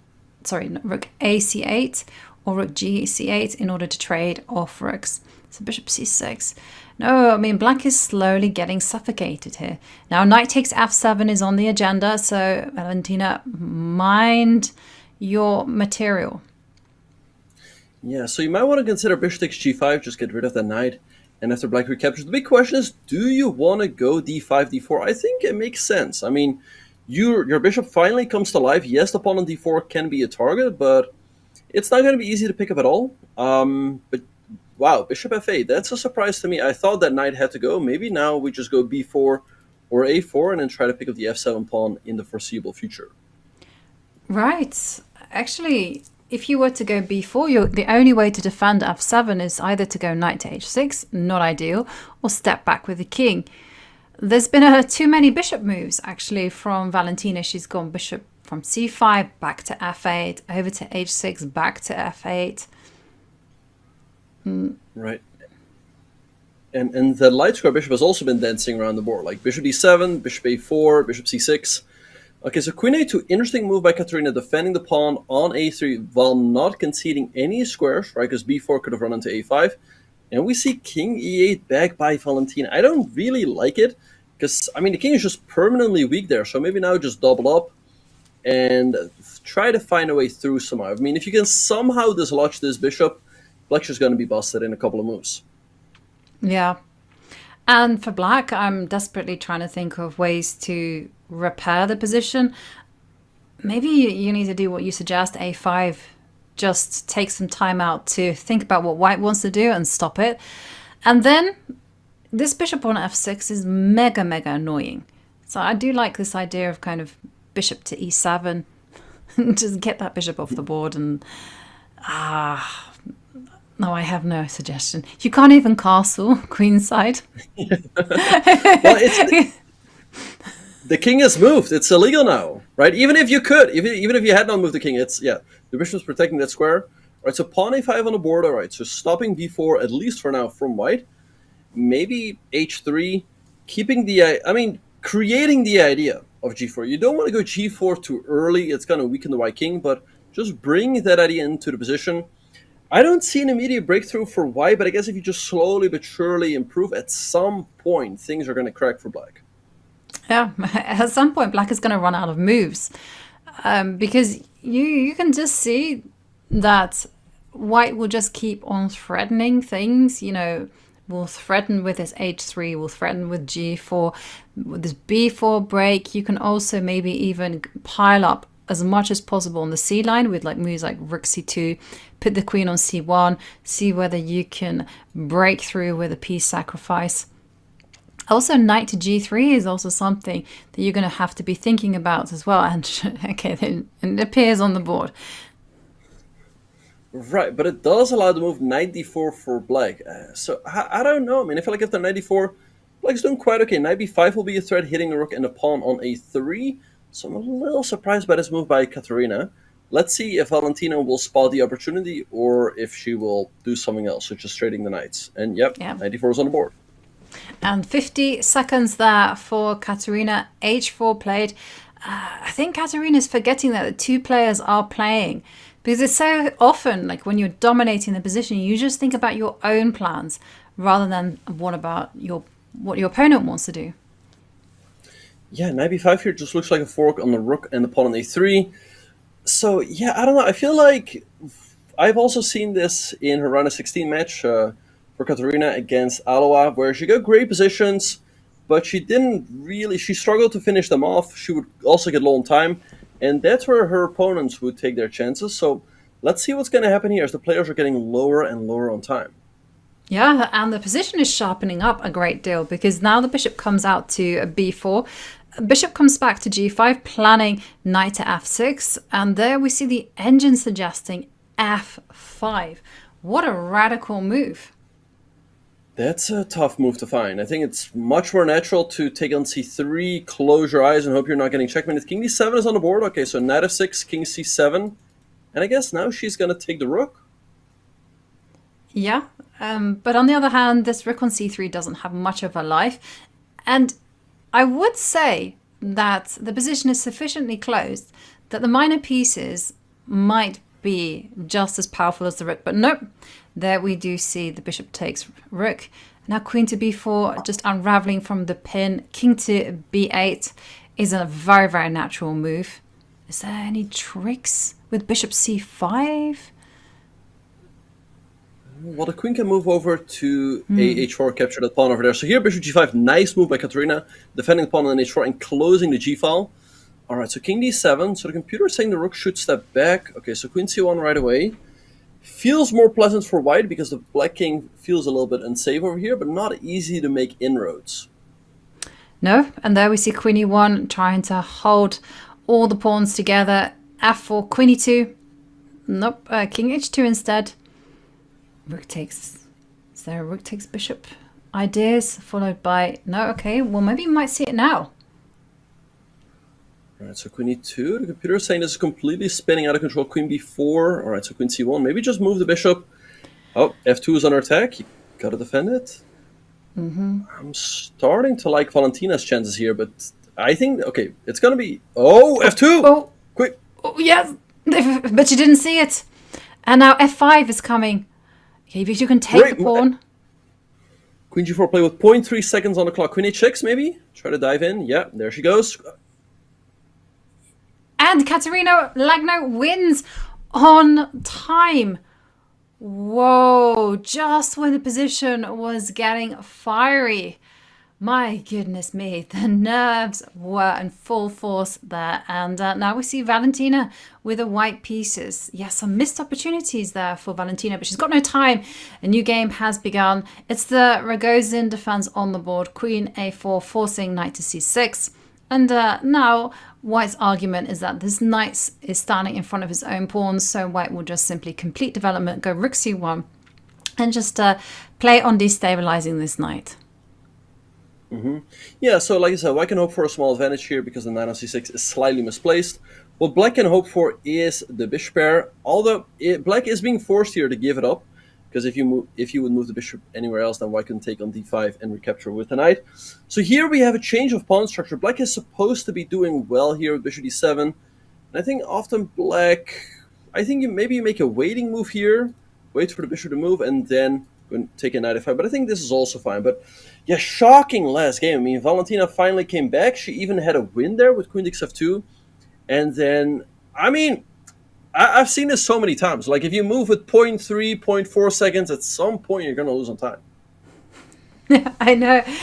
But the thing is, though, you know, when you normally play chess online, with the exception of Title Tuesdays, you're always playing like three minutes with no increment whatsoever. And so you kind of expect with that 1 second in your bag that you can actually collect up the time. But yeah, you don't. You absolutely don't. Queen to b2. Yeah, no, that's a rookie mistake. Yeah, the time just runs out. You really, like, you have that 1 second to move, you know? When you have a 2 second increment, you have 1 second to move, and you accumulate 1 second. But 1 second, you just got to move. There's no time to think whatsoever, and yeah, people will lose on time all the time. So it's so tricky. Yes, definitely. Not as tricky as one tournament I did commentary on, where they had this delay system where people had 2 seconds delay, and that just freaked everyone out. They could not handle it because they kind of expected they would be getting extra time, but no, they still stayed with 3 seconds. Yeah, delay is an American thing. I never understood it. Or like why people even do it in the first place. I think pretty much anyone prefers increment. Because if you have delay, you just don't know when your time is going to start ticking. So it's very scary. Anyway, we have this Rogozin position. I like what Kateryna is doing. It feels like she is a tiny bit better, and she's also extremely solid. Yes, completely solid. There's nothing wrong with Black's position whatsoever. And there's quite a bit of tension there against the d4 pawn. There's going to be a question, you know, will White be the one trading on c5? Will Black go c takes d4? Will Black go c4 and try to shut this bishop on a6 out of the game? And there we do see bishop c8 offering a trade. If bishop takes bishop, well, this just plays into Black's hands as they get control over the c-line. And, well, Valentina, she starts adopting the Stonewall setup. But, The computer F5. doesn't like rook to c8, and yeah, f5 looks quite enticing. In case Black takes, you can recapture with the rook, followed by a rook to c1. Looks pretty, looks very promising for White. I mean, you can just pile up all of your heavy pieces on the f-file. Looks dangerous. right, and if you do capture on f5, you've also got bishop takes f5, hitting the rook, threatening bishop h7. And okay, maybe Black is holding on, but I don't know. f5, it's the natural follow through to f4. And Kateryna just forgot to ask herself, what is her opponent planning? Yeah, I think she waited just a little bit too long with taking on d4, because now after f5, I think White recaptures with the e-pawn. I don't think White's going to recapture with the c-pawn, as then Kateryna can trade off all of the rooks to eliminate all of the danger. But Valentina will recapture with the e-pawn, and then, like I said, after pawn takes, maybe, I like your suggestion of bishop takes f5. I think that just wins material, taking the rook, and if the rook moves, there is bishop... Hang on a second. Having said Peter, Valentina has not said Paul, because f5 was a natural continuation, but instead she's taken on c5. So perhaps her plan was just to reinforce the knight on e5, and she forgot about just making that breakthrough. Oh, 97! 97? Oh, blunder from Kateryna. Yeah, but she looks unfazed, so I wonder if it was a sacrifice, but it doesn't seem like Black should have enough compensation here. Maybe she should have recaptured with the pawn. Anyway, rook e1 here by Valentina, defending the pawn on e3, knight c4. Yeah, queen b4, great move, trying to get some more trades in. Yeah. If queen takes queen, then White is simply going to go c takes b4, and there is a pin against both rooks, and it's a beautiful, beautiful move. So that's, I think she has to go for moves like queen to d5. I think queen d5 or queen c6 is forced. Bishop f1, defending the pawn and saving the bishop. But yeah, it's just not enough. It's just a full exchange. I mean, rook cd1 is coming next. I think black's just lost. So let's see if Kateryna can still fight on here, but I'm a little bit surprised she just went for that exchange sacrifice. I have a suspicion that although she plays it cool, that she simply forgot about knight to d7. Like somehow seeing your opponent's threats in 2D is not so easy. Okay, queen to b3. It's a nice move. So knight takes c4. Oh, but c4, right? And yeah, that's the end of the game. The knight's hanging. If you take, white can just recapture. So Valentina is going to even out the score, as you know, a rook is just way too much. Yep. Plenty of time remaining in the match. We are 26 minutes and 22 seconds in. We're expecting resignation there from Kateryna. Yeah, very important for Gunina to strike back as quickly as possible, as you don't want to fall too far behind in the match, and just quickly regain some confidence, know that, hey, I can be my opponent as well. And yeah, right now there's just not much for Kateryna to do. She's going to be down a rook, so I expect her to hit the resign button any second now. Mm-hmm. Yep. Yep. That's also what I'm expecting as well. I mean, there's just no captures, no checks, no way to escape the loss of the material. But Kateryna thinking, okay, knight takes c4, okay, but simply rook takes knight. Yeah, okay, so rook d8, but yeah, it's a full rook. Okay, queen takes b6. Unless Kateryna wants less 5+1 games. If she wants as little 5+1 games as possible, then she should absolutely play on, drag it out. But if she thinks she's the favorite in 5+1, she should just resign. I mean, she's down a rook and just start another game. Yep. Rook c2, very classy move there from Valentina, just saying, hey, you can take one of my rooks, but I will take yours. And the math still works in my favor. And there we do see resignation. So game 3 in progress. It is 1 point apiece. e4, c5 from Valentina. Yeah, understandably so. Valentina switches it up. The Kurkan defense didn't work out whatsoever. Kateryna got a big advantage out of the opening. So here we see Rosalima with a very early c3 push by Kateryna. Okay, so let's see what Valentina is going to do here. Usually black goes knight ge7 to protect this knight. But here, maybe you can make a case for knight f6 attacking that pawn on e4. Mm-hmm. Yep. Okay, we see d5 instead. Take with the queen. Isn't this now in c3 Sicilian territory? Except the bishop is on b5. Yeah, I was going to say kind of, but yeah, usually the bishop doesn't develop to the b5 square. Bishop d7 by Valentina, so let's see how Kateryna is going to follow up here. She played the first couple of moves very quickly, and d3 also came after only a few seconds, so I wonder if she's still in book. Mm-hmm. Yeah, I also wonder whether Valentina has just kind of been surprised and is freestyling this type of position. Mm-hmm. I think so, but she's playing good moves. I guess here just kingside castles, get the king to safety, and I don't know. It feels like black's doing pretty fine. I mean, she's got all of her pieces developed, and I wonder why the computer is now... Oh, wait. e5? Isn't... It's that age-old thing that this bishop on b5 is hanging.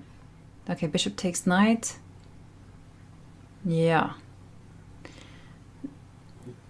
But maybe can you go knight to... You can go knight to e5, right? But that's probably not good. Knight d4. Oh, so apparently that was the move. Because look at this. If white takes on d7, black will take on f3 with a check. And it's given a double X clam. Because if you then recapture, black can trade off the queens, give white double pawns, then take on d7. And black is a little bit better in the endgame. If you take on d4 right away, that's definitely a move to consider, as it will protect the bishop. But black just recaptures, and then after bishop takes d7, you can recapture the queen or with the knight.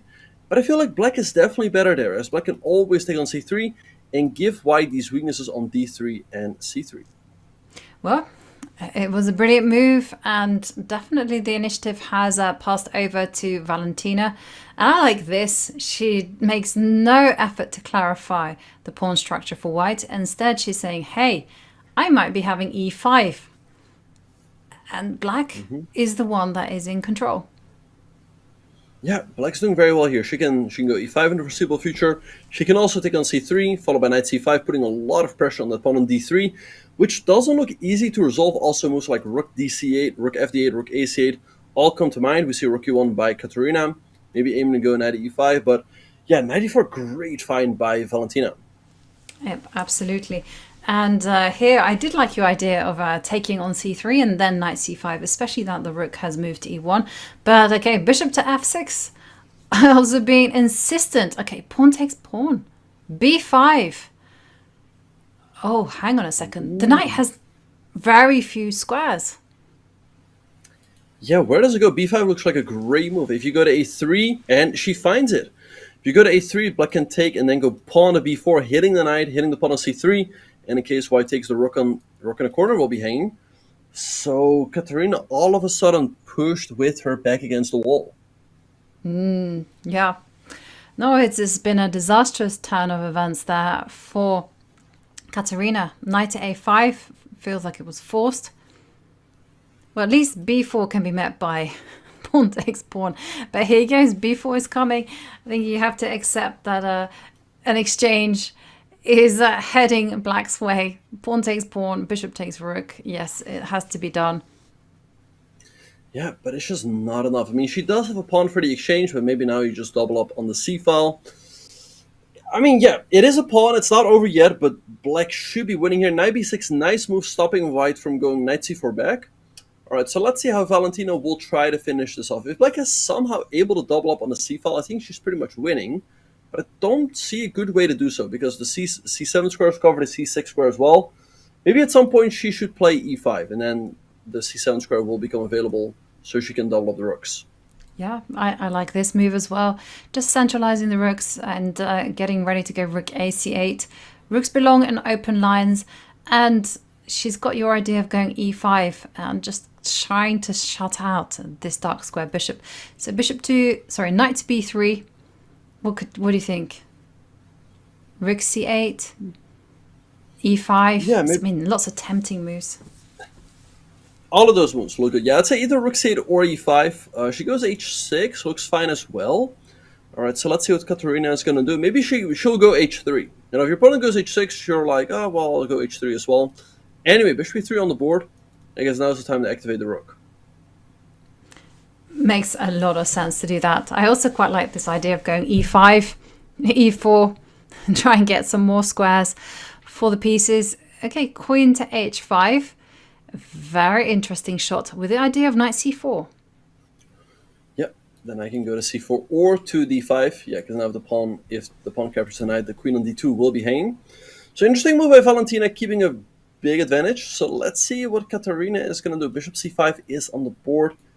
Knight c4 still looks interesting, hitting the queen, and there might be ideas of knight to b2, hitting the rook and the pawn on d3. Yeah, I was looking in that direction myself, but a rook to d5 are also good enough. Valentina just playing simple chess. Rook a to d8, target d3. All right, so let's see how Kateryna is going to try to fight on. Maybe it's, again, time for h3, make some luft, make sure you never get back rank checkmated.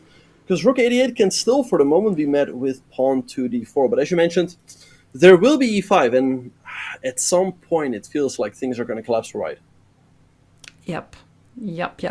And also, this bishop on c5 isn't entirely stable. It can be harassed by moves like knight to a4.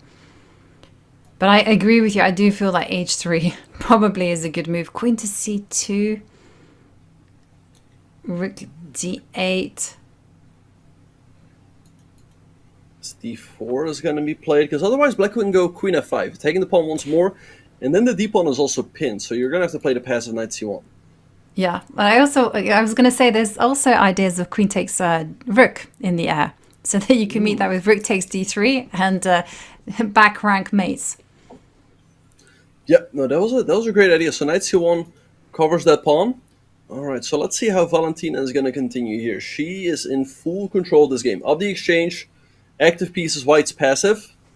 But it's not over yet. You know, Kateryna is still fighting. So let's see how Valentina will put on the final touches. Yeah, I mean, there's still a lot of play left in the position. I mean, white is holding tight. I suspect that knight c4. Wow. I'm given a question mark, but okay, I don't think that that's a bad move. Pawn takes knight is impossible because the rook is hanging on d1. Queen takes knight is also impossible because of queen takes rook. And maybe it was given a question mark because white could have just gone greedy with bishop takes a7. Yeah, that's also what I was wondering about. But now knight e5, nice move by Valentina hitting the pawn. And now knight to c6, I suppose. Hitting d4, but I guess white's just in time to go knight b3 and hold on. So it's not over yet. Also, I don't think knight f3 is working. White can take, and after rook g5, you go king f1. Wait, but what about this? Like check, queen h3. I guess there's rook e5. Yeah, so I don't think any of that works. Yes, it doesn't quite work, but goodness me, is it scary. And that's something that Kateryna will be calculating. But knight c6 played. Yeah, knight to b3 is a must. You need to hold on to d4. And then wondering, e5?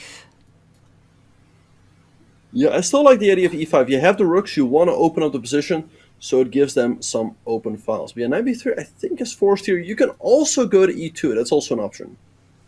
Yeah, but still e5. Yes, and there it comes. Yeah, e5, great move by Valentina. And now if the pawn is captured, I think rook d1 looks very problematic. I don't see a way really for white to not lose there, but we have it on the board. Rook d1. Rook d1, and I think the only move is king f1. And that's not a good move.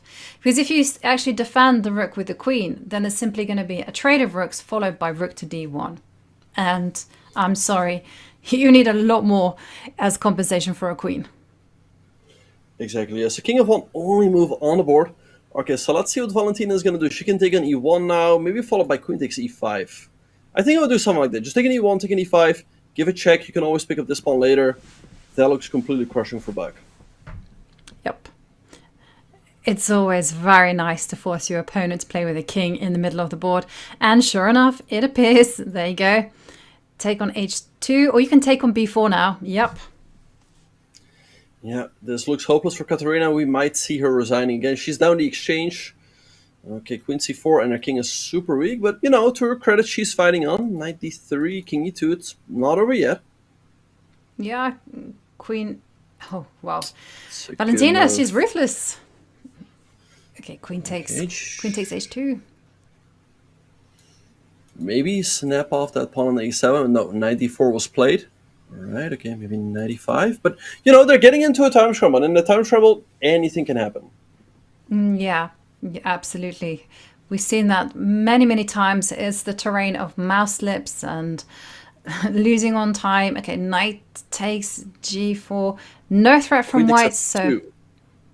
There was queen takes f2 that would have won on the spot, but queen e5 also is still winning, of course. Queen e7, queen b2. She still needs to finish this off, though. No.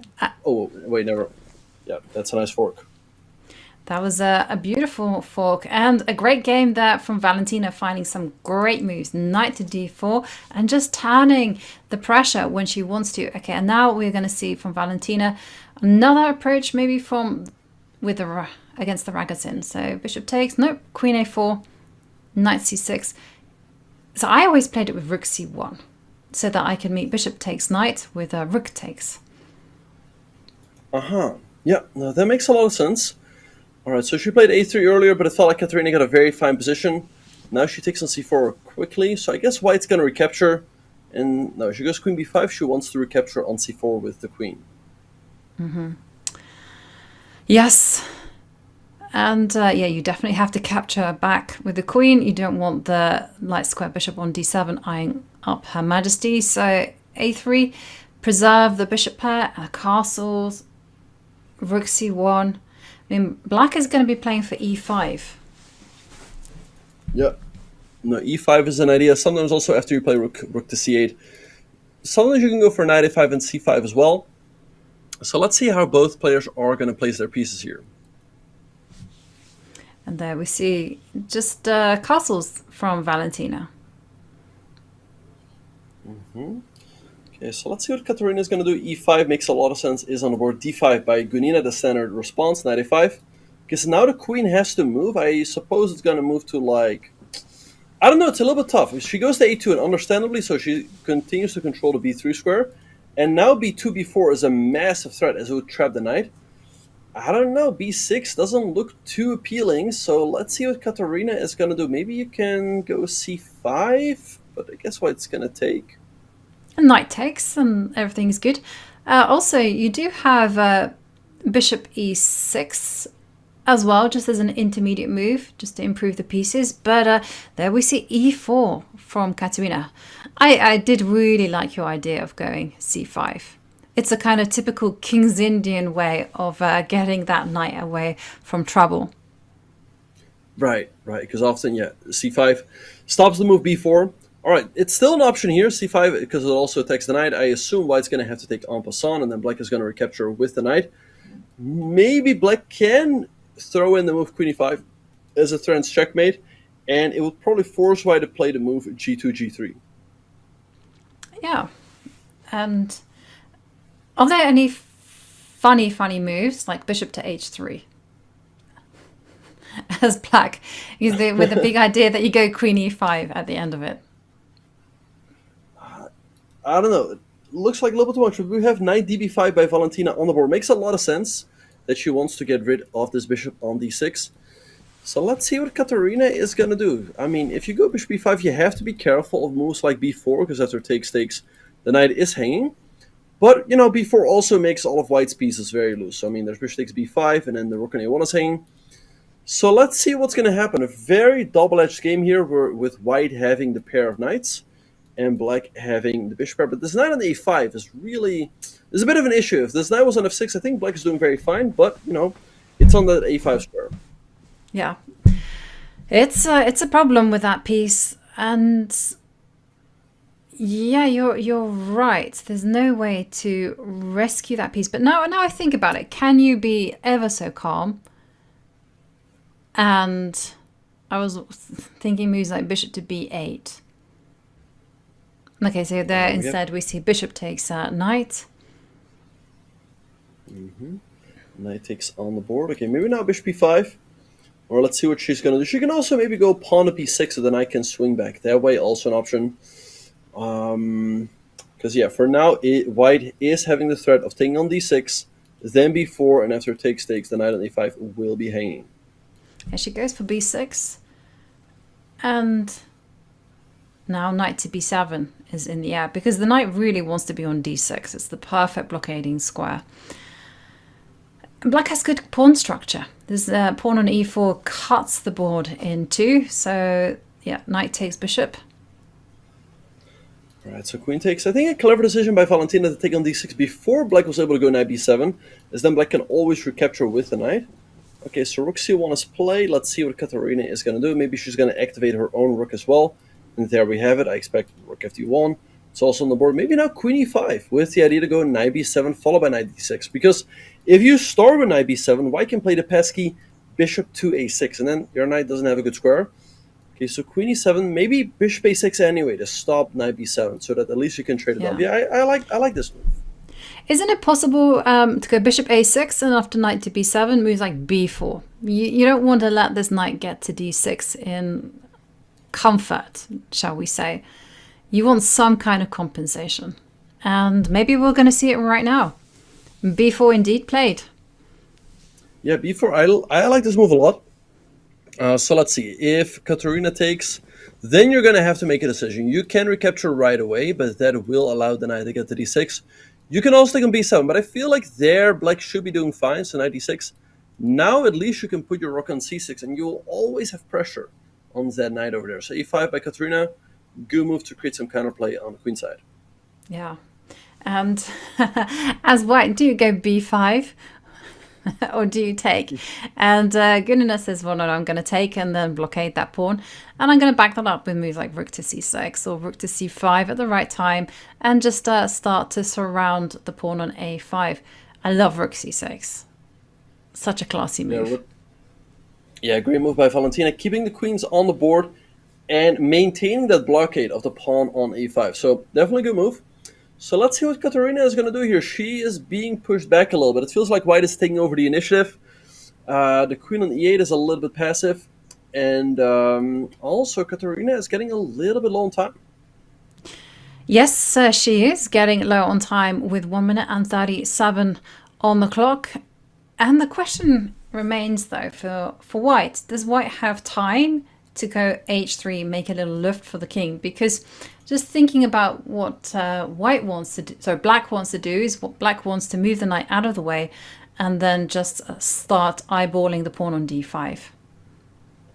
Right, so okay, we have rook a6 by Valentina offering the trade of rooks. I guess you take it and then maybe queen c3 to defend the pawn. Makes a lot of sense. All right, so let's see. Will we see then move queen c3 on the board? Yeah, I feel like this is only move territory here. If the pawn on a5 drops, then the queen is perfectly placed to support the pawn on d5 and, of course, attack the rook on d8. You do not want that. So queen c3, the only move in this position. But Kateryna taking some time, hesitating a little bit, perhaps working out what happens after queen c6. Yeah, queen c6, very interesting move here for white, because in case you take, you recapture, and white gets a very dangerous c-pawn. I guess the game is just pretty much over right away there. White can also go rook a1, increase the pressure on the pawn on a5. I wonder what Kateryna has in mind there. But we're about to find out. Valentina is up a little bit more than a minute on the clock, so let's see how she will try to use her time advantage. Yeah, tricky position here for Kateryna. Maybe she will be forced to rely on all the tricks possible. So say, for instance, after rook a1, she might be playing for rook to b8 with the idea that queen takes pawn is impossible because of rook to b1. Alright, so queen c6, queen b4, good move by Kateryna. Now after queen c7, she's able to move her rook. So rook a1 by Valentina, rook b8, but I think now is the right time, and there we have it for the move h2, h3. Making some move for the king. Alright, so rook b6. Okay, the queen goes to a8. Yep, this is a very, very tricky move. Queen c6 or queen a7. Maybe threatening queen e7 and setting up a pin. Now for Kateryna, is it time to go a4 and just go forth and see how far you go? Or should you perhaps be maximizing the queen? In order to do that, you need to protect the rook on b8. Not an easy position. Yeah. Oh, and she's down to 24 seconds. Well, the problem is a4 runs the rook takes a4, and if you take, then white takes the rook on b8, and actually also picks up the knight on d6. 16 seconds. The position is even, but Valentina putting a lot of pressure here on the clock. Absolutely, 10 seconds there for Kateryna. And she just moves the rook away, but bishop to f1. And then the question, how are you going to defend a5? And the answer is no. You lose it. Alright, so we see queen trade. Black still is having chances in the endgame here, because she has a very nice blockade with her knight on d6, which is going to be very difficult to overcome. But, you know, white is up a pawn. So let's see how Valentina will try to win here. Maybe bring the king to the middle. And, yeah, king, rook e7, nice move, clearing the e5 square for her king. Yeah, but she can answer this with f4. And sure enough, it appears on the board. And black's rook is on the verge of getting active. Rook to b7 is in the air. First playing g5 just to make sure that f4 isn't a problem. But you definitely want to be checking from the side as black. Yeah, g5, nice move by Kateryna. Yeah, it looks tougher for Valentina. She's up a pawn, but f5, another great move. I feel like Kateryna should hold the draw here. Yeah, even with 6 seconds. Right, so king e5 hitting the pawn. Maybe rook h8. Yeah, let's see, knight f7. Okay, rook h7 maybe. Yeah. Well, you also... Yeah, rook h7 is a nice move. Okay, you just take the pawn, and there's no check on this diagonal. So now just king e5, king f6, and it should just be a draw. Yep.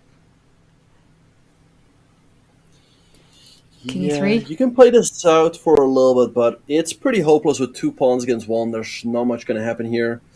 So I expect this game to end in a draw. And I just had a quick look at the match clock. There's 2 minutes left. So I guess there will be one more game after this, unless Valentina wants this. No, I guess h4 is an indication that she wants one more game. Otherwise, she would avoid pawn trades as long as possible. And there we see the rooks come off the board. And yeah, this is an elementary draw because black will have their opposition in this king and pawn ending. So we're going to see one more game of 5 minutes plus 1 second. And so far, Valentina Gunina has a 1-point lead over Kateryna Lagno. So it's a Sicilian once more, knight to e7 played. And a different approach now. No c3s. Alright, so c3, queen b6, hitting the knight on d4. Okay, so let's see what Kateryna is going to do. She trades on c6. Yeah, this is all theory. Black can recapture with the pawn, with the knight. But white has chances for an advantage in all the lines. Okay, so now white, I think, often goes bishop d3. And then, let's say c4, knight c3. And at some point, bishop e3. Yep, c4, the bind is happening. And yes, you know, white is just arguing, I've got more space than you. And c5, interesting. Yeah, opening up this diagonal for the bishop. f4, Kateryna gaining more space on the king side. And now queen h5 is a pretty typical move, as you cannot easily push that queen away, but she goes for the g4 square instead. Can black castle here, or... yeah, Valentina says yes. Hang on a second. This is a Wait, big mistake. Is that queen e6 hitting the bishop and threatening queen e4? Oh, yes. Wow, big moment for Valentina to extend her lead. Queen to d6, threatening queen to d4 check, forking the king and the knight. Wow. But she doesn't see it. Well, she's paused to think. So maybe she's looking at it, right? She played all of the earlier moves quickly. Now she might be thinking like, hey, wait, is there an opportunity with queen d... Oh, no, she misses it. f5 is on the board. Let's see, after takes... Wait, okay, so... what happens if white takes everything? Maybe queen... I guess queen f6 after, hitting the bishop and the knight on c3. Yeah. Yes. You know, that's something very rare about the chess. It's like you somehow or other, the unconscious mind senses those critical points. And you'll see someone always slow down. And okay, Valentina has the chance once more to go queen to d6, targeting the bishop and threatening queen to d4. Unless this is like a mutual blind spot for both players. I don't know. I feel like queen e6 shouldn't be too difficult. It attacks the bishop.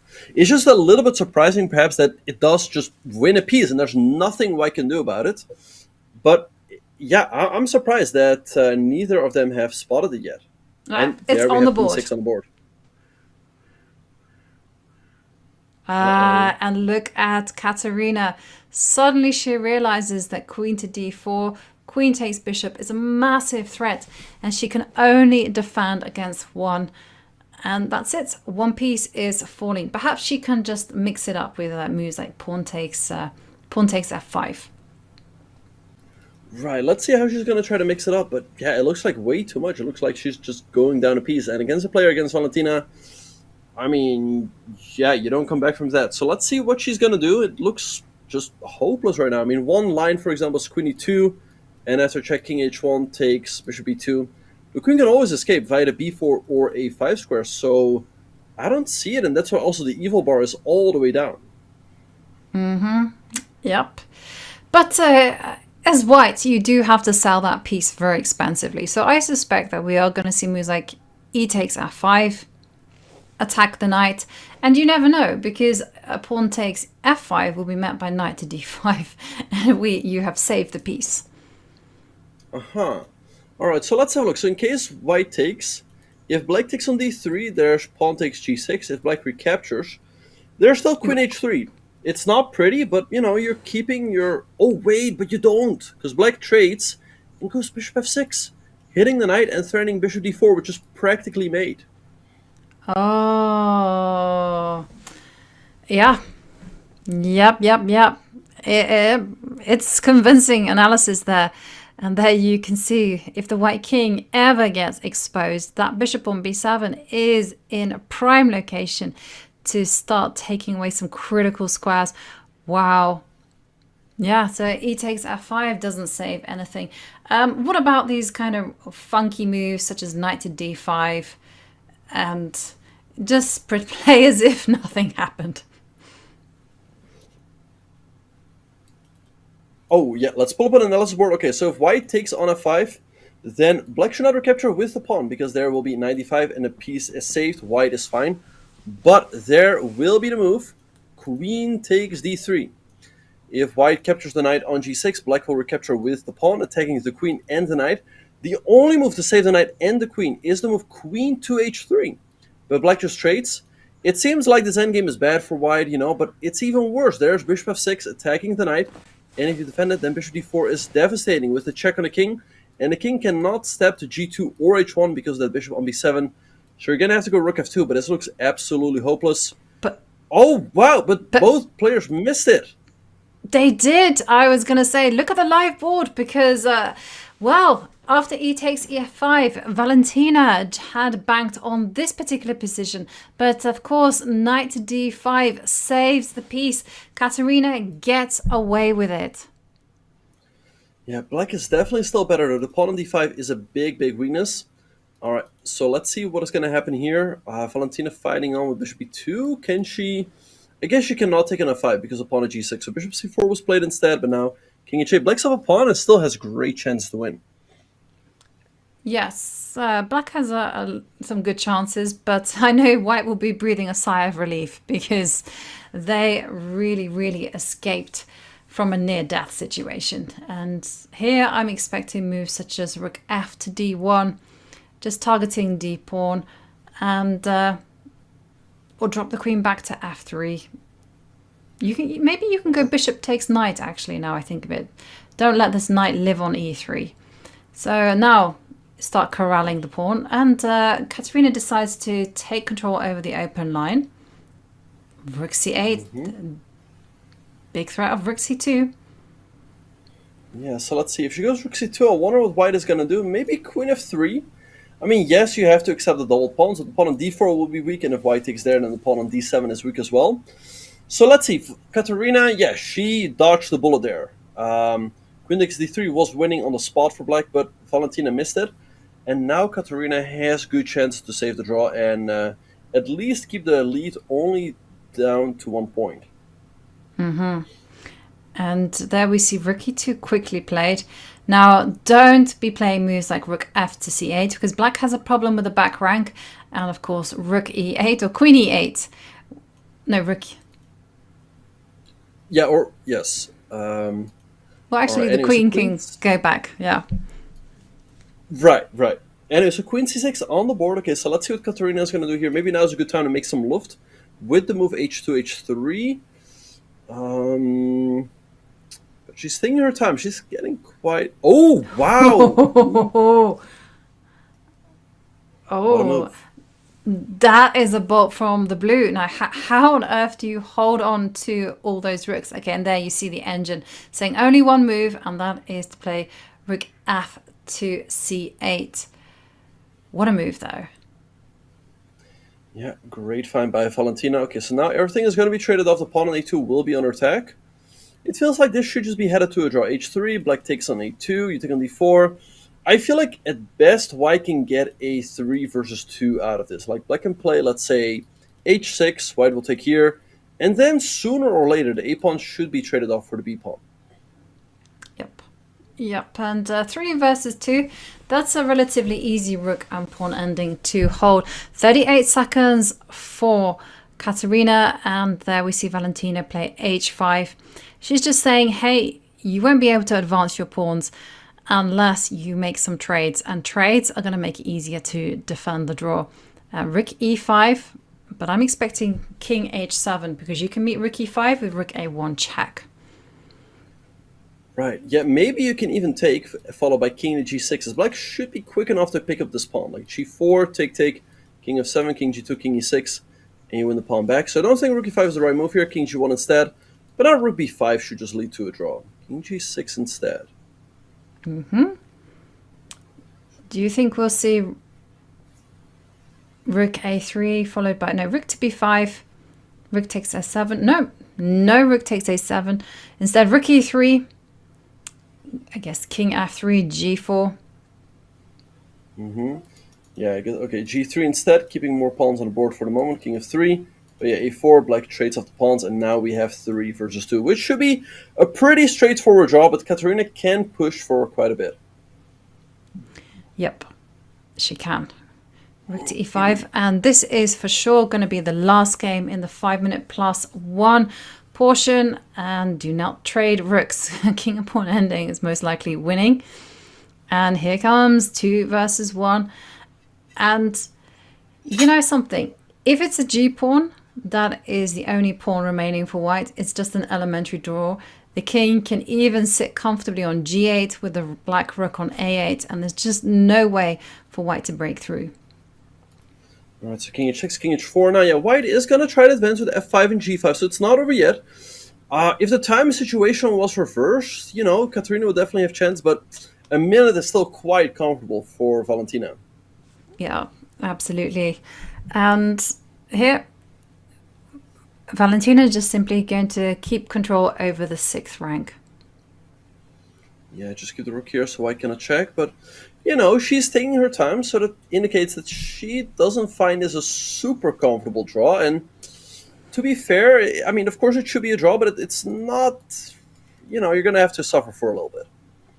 Yeah, okay, and there we see Kateryna, 5 seconds. She just has to remember, she doesn't have too much time. So just G6. Yeah, now at least you trade off a pawn. Yep. And here it's much more valuable to have an f-pawn, because then black cannot set up the back rank defense, because the white king and the rook will work its magic along the king side. Oh, and now we're going to see rook to b5, and maybe rook to b4 check. Yeah. And a draw has been agreed. Yeah, so, yeah, very up and down game. Valentina missed an opportunity early on to win a piece. She missed it. And later on, it was Kateryna pushing. But it is Valentina taking the lead, going out of the 5+1 portion. Yes, and we have the 3+1 portion coming up next. Who do you think is the favorite there? Valentina's been quick. Yeah, she's been quick, but she's also been managing her time a little bit better in the 5+1 portion, so I don't know. It's going to be a close one. It's certainly going to be a close one. Just 1 point separates the pair, and we are going to take a quick break, but when we come back, it's going to be 3+1 at the Julius Baer Women's Speed Chess Championship quarterfinals. When we come back, it's going to be faster chess and, of course, tougher on the nerves. So we'll see you in a few minutes.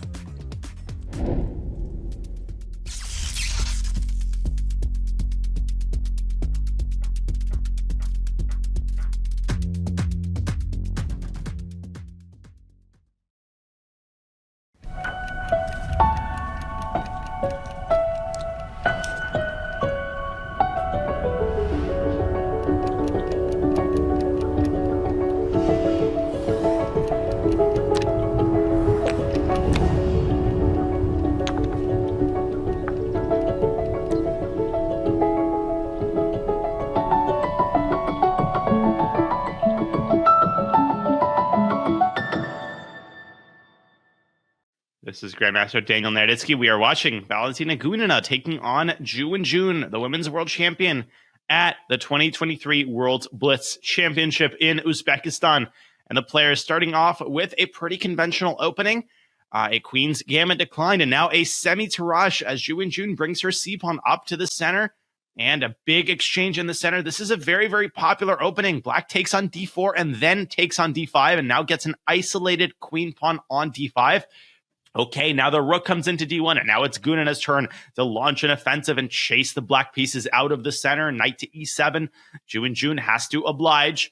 And are there tactics? No. Back to home base goes the white queen. Bishop to d5, pinning the knight, forcing the weakening move. F3, Ju Wenjun is playing an amazing game with only a couple of seconds on her clock. She's doing a terrific job of sort of keeping the status quo and continuing to induce weaknesses in white's position. But she is still down a queen, and white is still pressuring the king side. Bishop to a7. Gunina has plenty of time on her clock. Queen to d3 was another devilish move. It threatened 2 checkmates on h7, and actually there was a mate on d8 that was threatened, and so Ju Wenjun has to make some luft. But g6 is a very weakening move in 4 seconds as that knight, it couldn't decide where to go. Knight to c6, knight to e4. Gunina brings her knight into the game. 2 seconds for Ju Wenjun. Rook to d8, chasing the white queen away. Oh, but that's a pin. That rook on d1 is undefended. Oh, Gunina blundered that move. Gunina blundered rook to d8, and now the white queen has nowhere to go. She might have to sacrifice the queen back. Oh, but that endgame is going to be really bad news for white because while the e3 pawn is weak, the a2 pawn is weak, and that black rook on c4 can infiltrate down to c1 or to the side, down to a4. Gunina blundered rook to e8, and with only 3 seconds, the women's world champion was able to spot that the rook on d1 is undefended, and I don't see a different move for white. She might have to play queen takes rook, or maybe queen takes knight is a better version of that sacrifice. No, she's going to move back to f4. Gunina is going to keep her queen at all costs. Oh, with 2 seconds left, Ju Wenjun just didn't have the time to capture white's rook on d1, and instead she went g5. She allowed a check. She allowed a trade. Oh, white's going to win. Queen d6 check. What a move. King g7. Another check on h5. That's forced mate. That's forced mate. Knight h5 is mate in 2. Knight h5 is mate in 2 moves, and she finds it. And Ju Wenjun stops the clock and graciously extends her hand. She almost came all the way back, down a queen, but just didn't quite have enough time to deliver the final blow. All credit to Valentina Gunina for keeping pressure on the board and on the clock. What a game.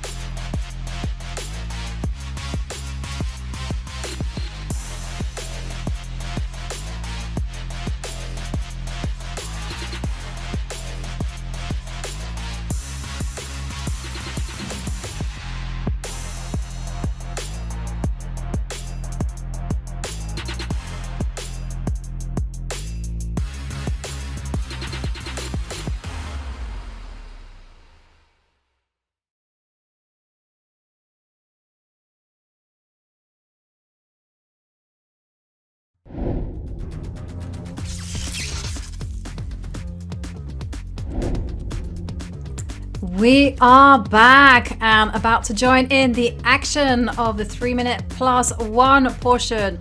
But once again, before we dive into those soon to be very exciting games, I have something very special in store for you, because now is your chance to play 5-time world champ Vishy Anand in honor of 25 years since Garry Kasparov's iconic game against the world. Legendary GM Vishwanathan Anand has volunteered as tribute for the next game, Vishy versus the world. To join the Vote Chess team of Chess.com players and creators, use !play Vishy in chat or visit go.chess.com/play Vishy and bring your A game. And the A game is certainly what both these players, Valentina Gunina and Kateryna Lagno, need to do if they want to make it into the semi-finals. Remember, 1 spot at the Julius Baer Women's Speed Chess Championship is available, and it all comes down to these two. Kateryna Lagno, she is trailing, but she is playing against her countrymate, rival, and friend, Valentina Gunina. And Valentina, she's been able to switch things up. She's managed to have complete control over the clock, and there we do see that Valentina has 3 points, whereas Kateryna Lagno has 2. We're waiting for the signal for the games to begin, and you can see the players getting ready. Valentina looks focused. She mentioned that because of her autoimmune illness, lupus, that she was making it a point that she was going to simply enjoy chess. Just play chess as if she has no tomorrow. And that's exactly what she's been doing. She's already the world Blitz women's champion. Kateryna Lagno, of course, Russian champion, and an excellent player. And there you see on our screens, 3+1, the games have begun. It is a funny move order, but in the end, this definitely looks like an e4, e5 opening. Yeah, I'm a little bit surprised that Valentina opened the game up with the move 1d3. I don't know why she felt the need to switch it up. But I guess maybe she wasn't happy with the position she was getting in the Ragozin. Or do you think it might have been a mouse slip? Ah, yes, you never know these days. Yeah, it could have been t4. And now she's playing like the white side of a Philidor. Judging from this last move, I'm thinking perhaps it was a mouse slip and she's not entirely familiar with the plans that white should be doing with this type of structure. Yeah, it feels like now the pawn on d3 is just a weakness. Black is having a very solid position with the pawn on e5, creating a nice clamp. Bishop g5, maybe just pawn to h6. She goes f6, and now the bishop has to move again. I don't think you want to go to h4 because of knight f5, and black wins the bishop pair. But even now, knight f5, and yeah, do you move the bishop back? Or, okay, I guess now maybe just b6, and the bishop is getting chased all around the board. Yeah, it is getting chased, and I'm concerned about that d4 square that black has easy access to. Bishop b7, great move, and it's going to be backed up by knight to d4. Yeah, knight to d5, king f7. Kateryna says, you know what, I'm not afraid of casting by hand. It's going to be backed up by rook to e8, and then the king can just slide back to g8. Yeah, the king is sitting perfectly safe on the f7 square. Alright, so yeah, she can follow with rook to e8. Knight d4, still a nice move, planting the knight in the middle of the board. And then, you know, the knight on d5 is under attack. You can take it, win a pawn. You can also push it away with c6. And you also have the option of going c7, c5 to block out this bishop on a3. So, great opening so far by Kateryna, and she's also up a minute on the clock. Yeah. And yes, and difficult for Valentina to untangle. Maybe she will try some funny moves such as b4, trying to cement that knight on d5 via moves like b5. But Valentina is also, she's aggressive, but she's also quite a positional player. She's going to be feeling uncomfortable with black getting such good positional odds. Yeah, and Valentina is taking a lot of time here. She's down to a minute and change.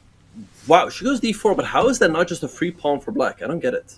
Yeah? Yeah, and sure enough, it disappears. Aha! This is the intention. But is that such a big deal? It can never be enough. But let's see what Kateryna is gonna do. I mean, the pawn on e4 is the pawn on e5 is under attack. So let's see what she will come up with. Yep, and that's exactly what she has to do. Now, at the beginning of the show, you know, we were asked our opinions. Who is going to be the victor in this match?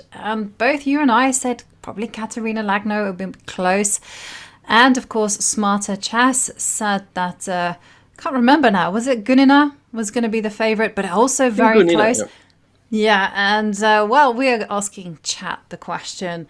So chat, tell us, who do you think is going to be victorious in this match? Kateryna Lagno or Valentina Gunina? And they're influenced by us, and they're saying Kateryna Lagno with 56% to Gunina's 44%. And looking at this position and the evaluation bar, I can see that Kateryna, she is headed towards that comeback victory. Yeah, that's looking great for black. I mean, the pieces are coming to life. The bishop on e3 is just out of the game. White tried to create some sort of counterplay by sacrificing a pawn, but it seems to have backfired. Okay, queen h4, threatening checkmate on the h2 square, so you have to play either h3 or g3. All right, but for the moment, Valentina is still in this game. I can sure capture the rook, but yeah, queen e4, it just looks like it's headed to a hopeless endgame for white. Yeah, and there we do see rook takes e2, queen d4, exactly as you prescribed. And the problem is that the rook on e2 or e3 is so vulnerable. You can go c4 here, c5, sorry. c5, nice move, cutting out the bishop from the game. You can also, just bring another piece in the game, rook 88. Sooner or later, I mean, at the very least, white's going to lose another pawn. Yep, and rook 88 is a beautiful move, threatening c6.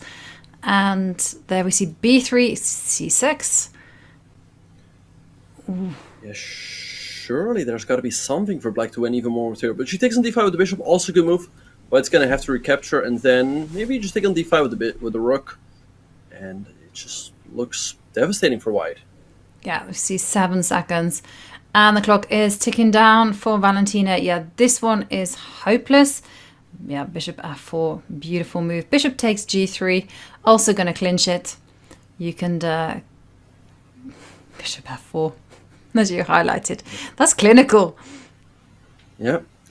No, that's what I would... Bishop d6 instead. Okay, it must be winning, but maybe the game doesn't continue because Valentina lost on time. But dominant victory there by Kateryna Lagno, and that must definitely give her confidence in the other 3+1 games.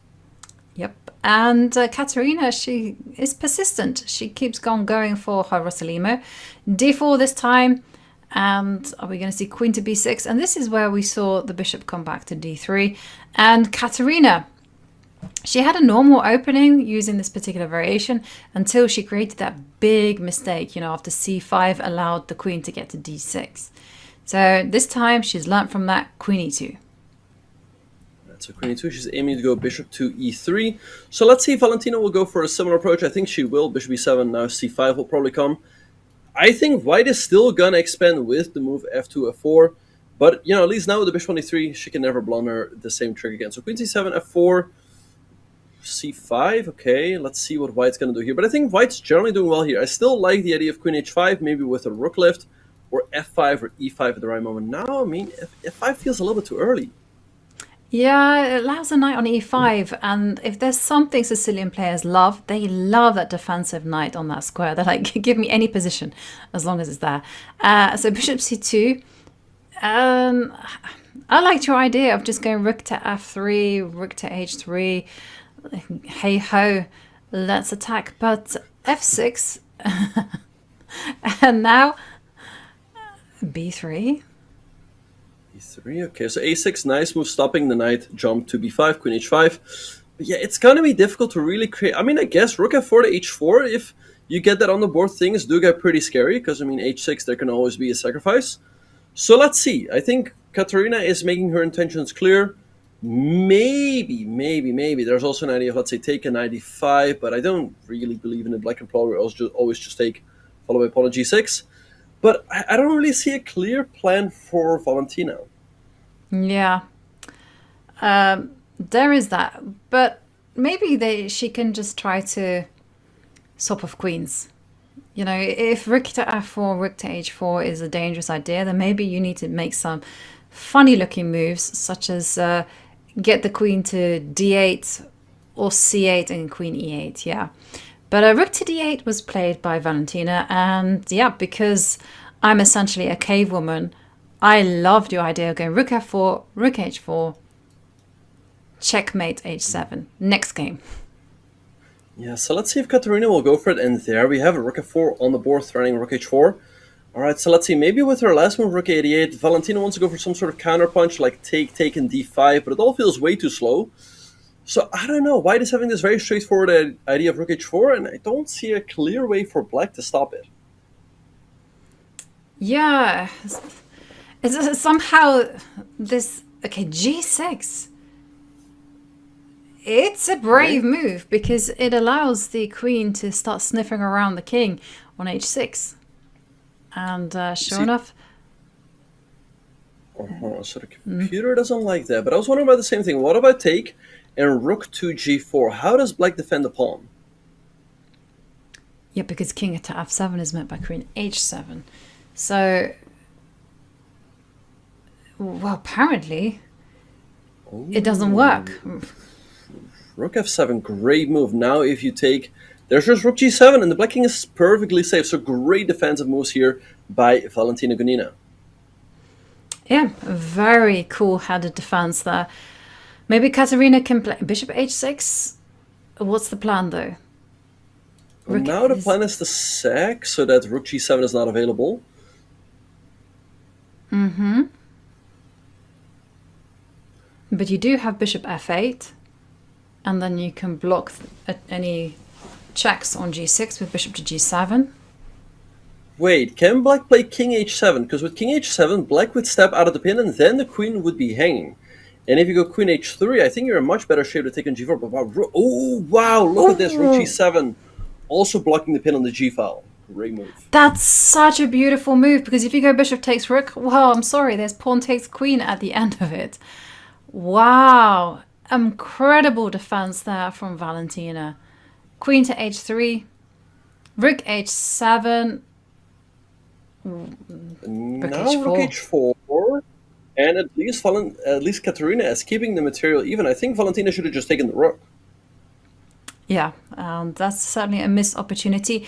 But with just 38 seconds on the clock, it is forgivable to miss that kind of shot. But rook to h4, game continues. I was going to say maybe a rook at knight f7. Maybe she missed that both f5 and g5 could have been met with bishop to g5. Okay, knight f7 on the board, hitting the bishop. The computer is pointing out bishop f4. That looks like a nice counterpunch to attack that queen on c7. I think it's the only move. Because if you're allowed, then black will just go e5 at the end of it. And this bishop on c2 is just going to be stopped. Okay, now rook takes rook. What to do? Bishop takes queen. Yes, but black takes on h3. So I think you just have to recapture the rook. Yeah, because you can't go g5 because bishop takes... Okay, bishop takes queen. And then this knight is hanging, so pawn takes rook. I'm surprised she went into this endgame. This looks great for black. I mean, black is the better pawn structure, and white is having all of the weaknesses. So why not queen takes h4? Now Valentina is better. So let's see if she can put her advantage to work in the endgame. Yeah, this... oh, there's knight f4. Yeah, but look, there's g5, depriving the knight of the f4 square. And, okay, king to g2. But you're going to go f5. b4, beautiful move, but is it any good? Pawn Okay, takes bishop pawn. c6. So now after takes, there's no rook d7. So rook b1, Kateryna wants to infiltrate along the b file. It's good enough. And now So rook she takes takes, b4. okay. Oh. Knight d4 also possible. Bishop d7 to defend. Kateryna is building up a nice edge on the clock. So let's see what Valentina is going to do. She's down to a few seconds. Gotta move. 1 second. Rook to b7. And so many moves that you can play. Rook a7, rook takes a6, and Kateryna Lagno wins, and she takes the lead, 4 points to 3. What a tense game. Valentina did look like she was defending a very difficult position, and she almost did it. Some critical misses at some points. And there we go. Back into the Ragozin, which kind of leads me to believe that I think this d3 that Valentina essayed was a mouse slip. Yeah, I think it was a mouse slip for sure. But yeah, I've said it before and I'll say it again. If you keep making moves for like 0.4, 0.7 seconds, at some point things are going to go wrong. And that's what happened right there. So Kateryna, she just managed her time a little bit better, and that's why she won that game. Anyway, here we see a repetition of game number 2, I believe, where Valentina won with the white pieces, but Kateryna was doing absolutely fine out of the opening. And there we do see castles, and we have that really balanced middle game where it's all about the tension on d4 and trading on that square at the right time. So queen to e2. Maybe now is a good time to take on d4, followed by rook to c3, trying to take advantage of the open c file. You can also still continue with moves like rook fd8, bishop e8, queen e7. I mean, black's super solid here. And yeah, black always has some play on the queen side, but knight c6, I don't like that move as much, as you block your rook from using the c-file. Yeah, but it did have the point that it prevented Valentina from doing her plan from before. Knight to e4, f4, and then we saw that f5 would have been a lovely counter shot. But here, again, tension on the d4 point. All right, so queen e7, eyeing the pawn on a3, so let's see how Valentina is going to deal with that. If she's just going to leave it hanging and feel and bank on the fact that she might get enough compensation, she might also defend it with a move like queen a2. Aha, she goes rook f1, so I wonder what happens in case black takes and takes that pawn on a3, and Kateryna goes for it. Yes, and there we see trade on d4. Yes, grab that pawn. We're going to see the line that you mentioned. I think after rook a1 there might be queen to e7, because then if white takes on c6, you recapture your bishop, and then the queen is defending that pawn. So very risky approach here by Valentina, as now Kateryna has two passed pawns on the queen side. Yeah, and we're going to see queen e7. Yeah, you cannot go bishop takes knight. So what else can you do to generate play? Maybe set up some... I'm struggling to find a way to generate some compensation here. Yeah, we have bishop e1 on the board, planning to go queen d3 or queen c2. But I like a5 by Kateryna, just pushing the pawns off the board. And next up, maybe knight b4 will be a nice move. Queen d3, black did have to make a small concession, but I think next the knight is going to jump to b4, and white really doesn't have enough compensation. I feel like Kateryna has really stepped up her play, as she's also starting to play faster. Yeah, and there you can see h4, with the idea of getting h5 in, but that's promptly stopped by Kateryna. Queen to e4, it's really difficult to suggest an accurate plan here for Valentina, so anything that is a quick move or practical is going to get my approval. Queen f6, it's so difficult to find a point to attack. Moves like d4, d5 just simply open up the position in black's favor. A knight jumps to g5, it's not really doing much. Yeah, so I like this move, queen f6 by Kateryna. She's stopping white from moving the queen to f4. And yeah, that's why we see Valentina spending a lot of time, and she's also struggling, like, hey, I'm down a pawn, I want to create some counterplay, but it doesn't seem to be there. So yeah, and that's why the evil bar again is all the way down. Black is having those two passers, and I think white has almost nothing to show for it.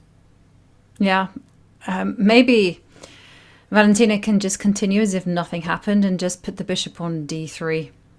And then if the knight moves, queen to b7, but okay. Queen to e2.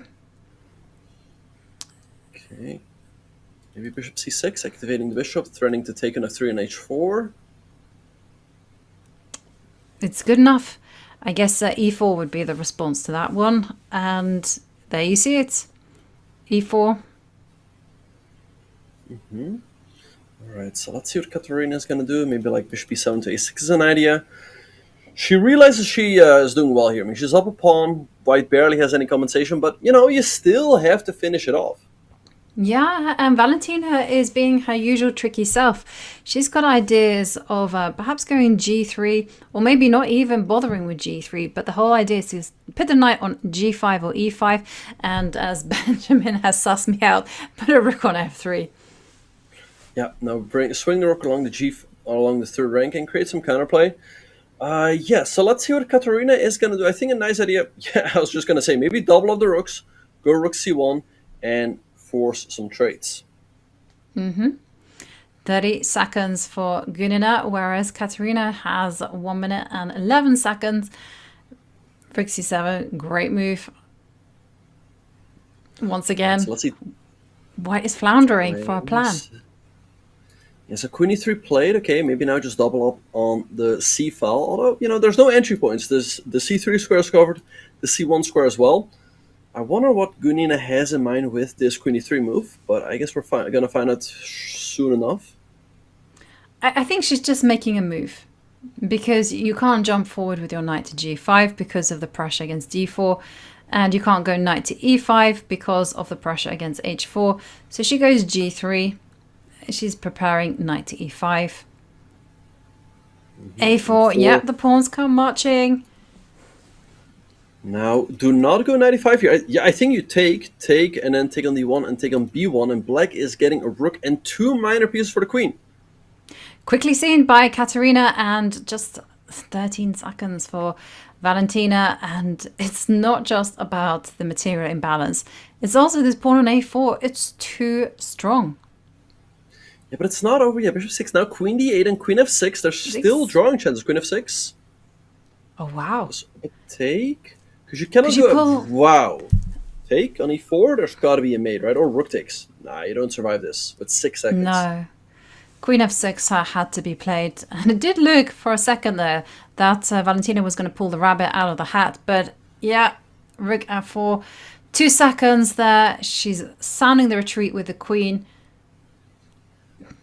But every rook takes single f3, one. that's game over. Yeah, rook takes. Nope, she doesn't do it. Because bishop to d5. She can enjoy this position for as long as she likes. Now the knight comes in. You notice every single one of her pieces are defended. And there you go. Kateryna extends her lead. She's there with 5 points against Valentina's 3. It's been an excellent 3-1 segment for Kateryna. Yeah, great stuff by Kateryna. She was down a point, and now she's ahead by 2. So I guess she's swept the 3+1 portion so far. So let's see how Valentina is going to try to strike back. She switches back to the Carcan defense and switches it up a little bit with an early knight d7. Earlier on, she took with the bishop, but then queen g4 caused her a lot of trouble. Yeah, and now she's gone for the unconventional knight takes c5. Usually you want to be capturing on c5 with the bishop so that you can then pressurize the e5 point. And there we do see knight to d4. I'm kind of curious what's she going to do. Knight to e7. Plans to play knight to g6. So let's see what Kateryna is going to do. She can move a knight to b5 or bishop b5, but it doesn't seem to do that much, like you said. Black will just go knight g6 and then cover the d6 square with her bishop. So let's see. I mean, you want to go bishop d3, but for now, black can just trade it off with that c5 knight. So it's not that easy to continue the development here. Yeah, but oftentimes that's not like necessarily a great trade for black, because this knight on c5 is an excellent defensive piece, and this bishop on c8 is so bad. It's the French bishop, and no Caracon player likes to play with their bishop behind their pawns. Yeah, that's why you play the Caracon. You want to play a French with a good light square bishop, But now the bishop is stuck here. All right, so let's see what Kateryna is going to do. The black is going bishop b7, hitting this pawn on h4. But for the moment, you don't have to worry about black taking it, as you can take, follow with g3, and regain the h5 pawn very quickly. So let's see what she's going to do here. Yeah. Maybe she will just ignore it.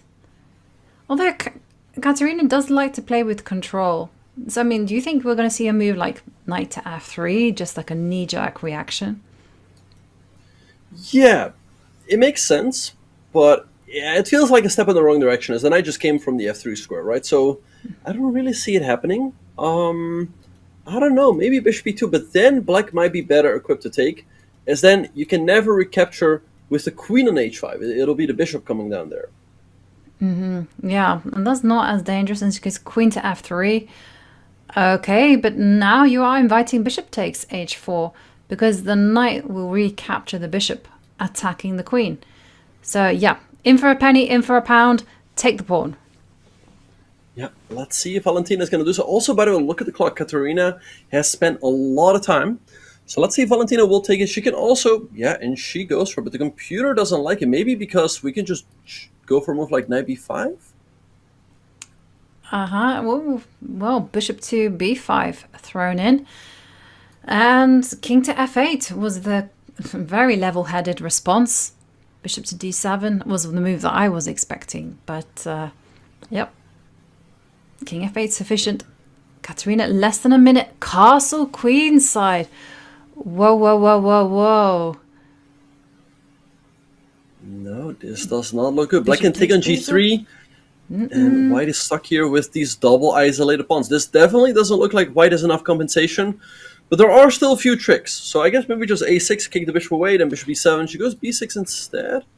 Yeah, you just wanted to solidify the knight on c5 because maybe there were some moves like knight to f3 which would disturb black. But knight to f3 played, and there we do see a trade. Now the key is to keep that black king behind a wall of pawns. And bishop to b7, nice development. How will Kateryna blast open the center? So we see f4. Okay, white wants to be playing f4, f5, but that's not going to be easy to achieve. Yeah, the queen gets the back to f6, but maybe now g4, trying to open up some files. I think you have... Oh, wait, but there's d4. Hitting the rook and the knight on c3. So that's why rook h2 was played, but that looks kind of slow. And maybe now g6, so that g4 can just be taken and the rook on h8 is defended. Yeah, g6 is a great move. Also, you can hide the king there on g7. It's going to be perfectly safe. And then you just do what every Caro-Kann player does, which is like then put the knight on e4, put your rooks on the center, and bishop to d3, rook c8, of course. Knight takes bishop is a natural move, and indeed it appears how to even break through as white. I don't see it. Yeah, just king g7, the black king is sitting perfectly safe, but Kateryna is fighting on. This knight on d4 is creating a bit of a blockade. Rook e8, I think a nice move, trying to go e5, so that's why knight f3 was played.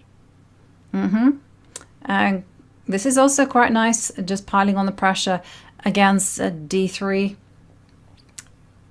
Again, black has the plan of just simply doubling on the c line, just going rook to d4. d4, fantastic move. Now a lot of light squares become available. Queen e5 check. All right, I guess you just have to step the king back, but now maybe queen b3 starts looking really dangerous. Very, very dangerous. Oi, oi, oi. You can see moves like bishop to b7, bishop to d5. How are you going to defend those squares? I don't know. Yeah, great suggestion. Bishop b7 to d5 looks terrifying, but rook h8 instead. I guess she was worried about a rook sack. Okay.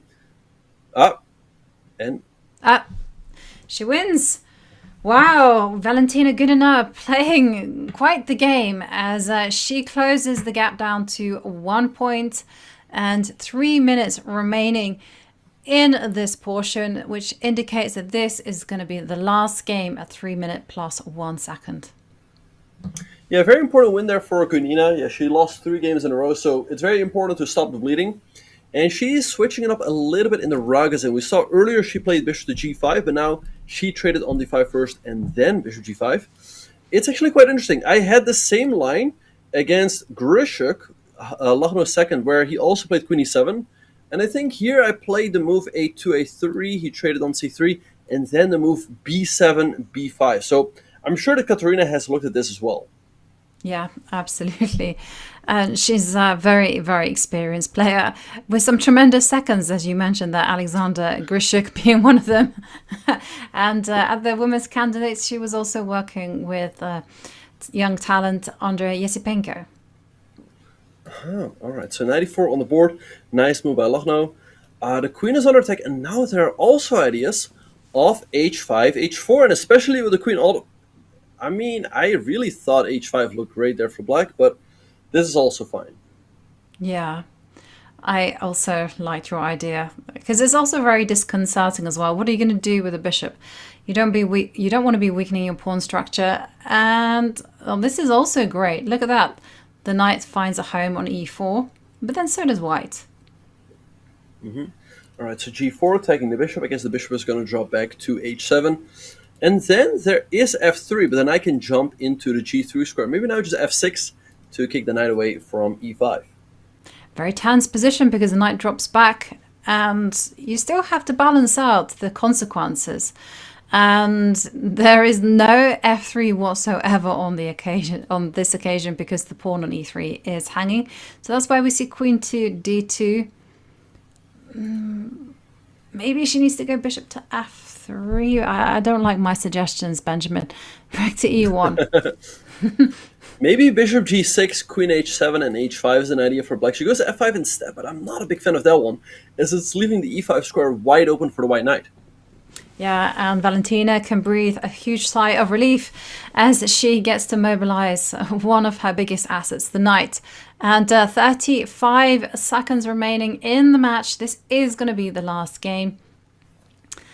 And it's very much a wild position. Knight to e4 is in the air. This queen can slide over. Okay, so knight e4 on the board, queen c1. Maybe there was also something to be said for knight f7 to try to trade off that active knight. Yeah, so now the knight jumps back to f6, hitting the pawn on g4. But maybe white just takes and then can go for ideas like f3 and e4 at the right moment. Yeah. But that's also very brave, right? Okay, so there we see Valentina f4. It's a pattern that she's employed time and time again. So obviously g takes f4 is going to invite simplifications that favor white because the rooks get activated. But, well, lovely play from Gunina. I do like this very confrontational approach. And now she's got ideas of going in bishop f5. And this knight on e5, it's a monster. Yeah, the knight on e5 is a great piece. So now we see a trade. Okay, and the knight is going to jump back any second to that square. So let's see what Lagno is going to do. She can, okay, bishop d3. Now I expect a trade, and then knight e5. The knight is just so annoying on that square. Yeah, absolutely. Small moves have big consequences. And yeah, I mean, black is fine, but there are still a whole load of weaknesses around the black king that white can try to play on. So for instance, they can be dreaming about going queen to g3 at the right time. So that's why queen to d1 played, you know, with the idea of transferring the queen over to h5. Right, so queen e1 hitting the bishop on d3. So now Kateryna is going to have to make a decision. She can slide her bishop all the way back to a6 to make sure that white cannot contest the f-file rook f1. She can also go bishop b4 to keep the bishop a little bit closer to the defense of her king. Yeah, which one do you think is more natural? And it's answered by us. Kateryna just goes bishop to e4. I'm expecting knight to e5. Or maybe a small move like queen to e2. Now the reason, knight to f2. No, I wasn't expecting that. I wasn't expecting that at all. I mean, I thought the knight on e5 was white's only hope for an advantage, but she drops the knight back to f2. All right, so let's see what Kateryna is going to do. She goes queen to h7. Maybe even go queen h4 and slowly but surely make... Oh, but wait, is there queen g4 for white here? And yeah, there it is on the board. And, well, the big question is after queen h4, queen e6 check. Is the black king in big trouble? Okay, so bishop to f5 chosen. Yeah, it's scary times now for black. Queen takes g5 possible. I'm really confused that both players did not capture the pawn on g5. Anyway, bishop d3... Wait, but check. Yeah, queen g7 is not available, so white is... I mean, very close to a win now. I think it's very likely. And there we see rook to d1 attacking the bishop. Bishop has to drop back. Bishop e2 covering the g4 square. Oh, this bishop really needs to take control. Okay, now knight to g4. Threaten knight to f6. Right, black can still go queen g6. She goes e4 instead, blasting open the position. All right, so let's see what Kateryna is going to do. Queen h4 looks like a nice move, but you almost missed, and now... Rook.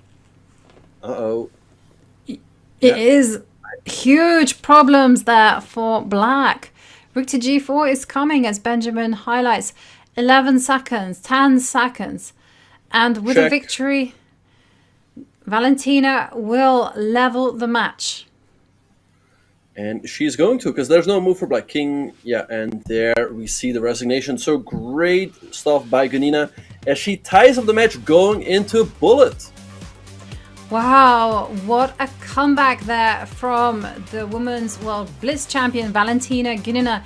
She had such a rocky start, but in the end she finishes with a string of victories. And there we can see the players leave their computers as they get ready for the bullet portion. Wow, Benjamin, that was so intense. So many twists and turns. Very unpredictable games. So let's have a look at the scoreboard so far. Because we did see that Valentina... okay. Okay, so let's instead go to the break. Let's take a quick breather. It's been an intense few hours, so we'll see you on the other side and get ready for some lightning-paced chess.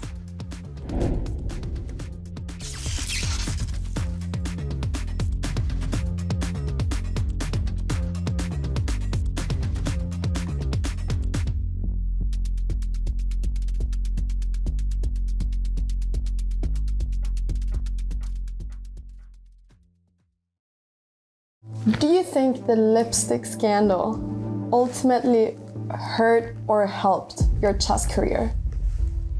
Helped. True.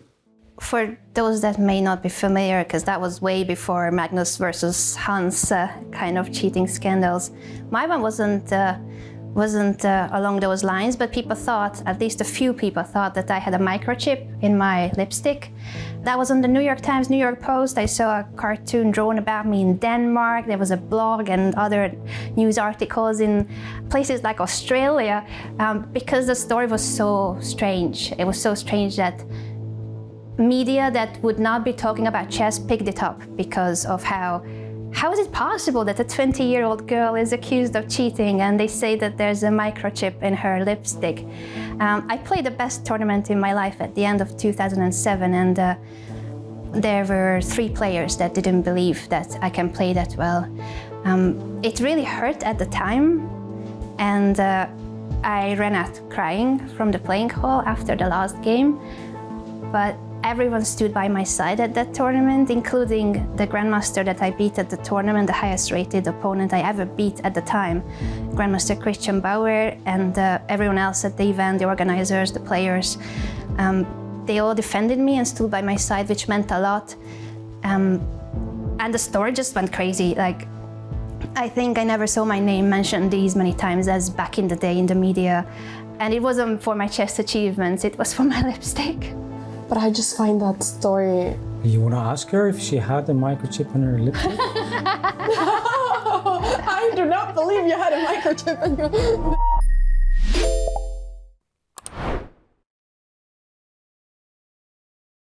Looking for new ways to enjoy chess? Check out our schedule of Chess.com community events today. Mondays, play Rapid Opening Roulette and expand your opening repertoire with a new opening each month. Tuesdays, compete against other Untitled players in Untitled Tuesday. Battle your way to the top in Arena Kings on Wednesdays. And finish the week off each Saturday with the blistering Community Bullet Brawl. All happening in the Community Club on Chess.com. Could you imagine overcoming an autoimmune disease to win a World Chess Championship? Grandmaster Valentina Gunina earned a championship crown, all while facing lupus, a disease that causes inflammation and fatigue. With Gunina's energy affected, it turned out that the quicker Blitz format was perfect. But against a field of top players, all fighting for the crown, the odds were stacked against her. That's when Gunina made a statement, scoring an impressive 14 points out of 17. And winning her second World Blitz Championship. Gunina said this following her victory. Вот, но бывает, что меня вообще выключает.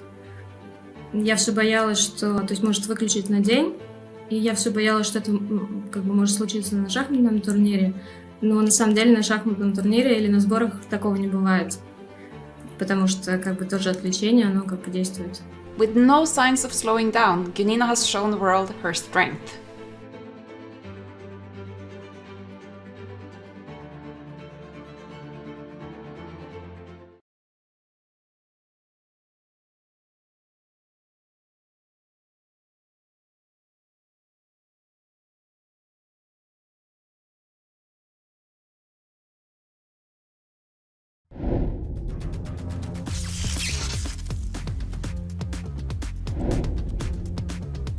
We are back and we're on the verge of seeing the bullet action.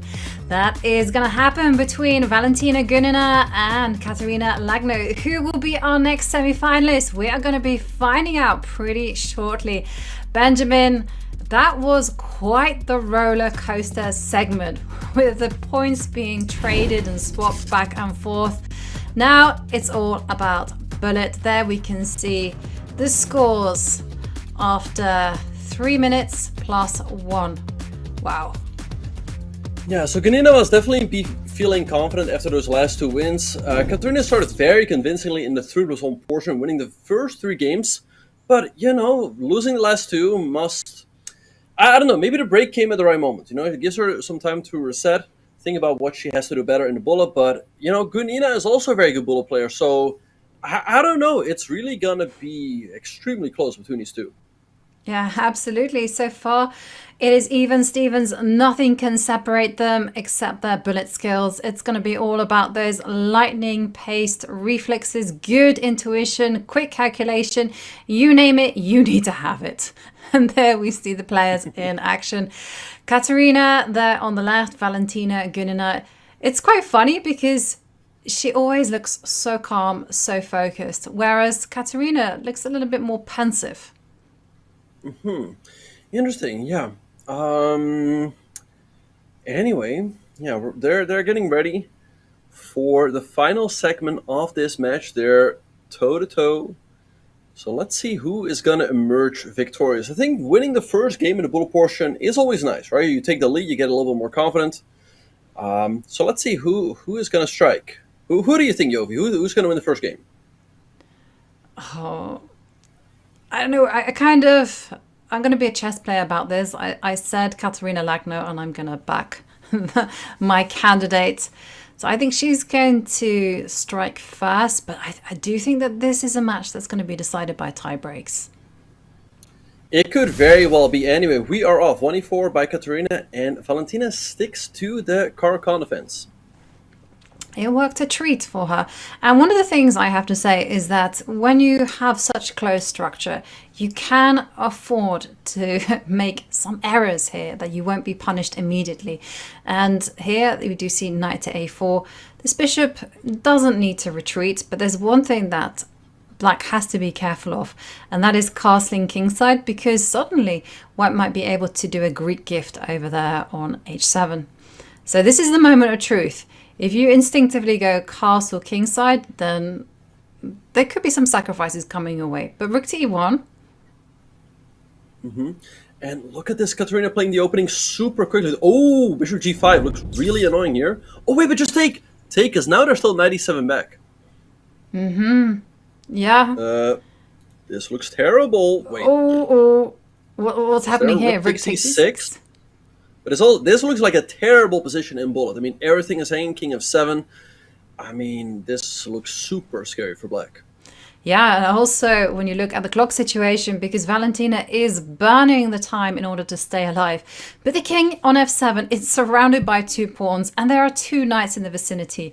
This might make things tricky for Kateryna, and yeah, queen h5 was a lovely move. Also wondering whether there was any f4, f5s in the air. Yeah, I felt like h2, h3 was quite slow. Maybe now it's time to go queen h5. And there we have it on the board. f4 maybe, just a block, or g3. And White should be having all the fun here. Yeah, it's not a pretty picture for Black, you know. And there we do see a trade. 81. But yeah, in bullet, you want to be the one attacking. And that's what Kateryna is doing right here. Maybe just a3, kick the queen away. There we have it. Maybe f5 at the right moment. Yeah, the knight retreats. Bishop takes a3. Oh, that's brave. Because f5, as you mentioned, was on the agenda. And sure enough, it appears on the board.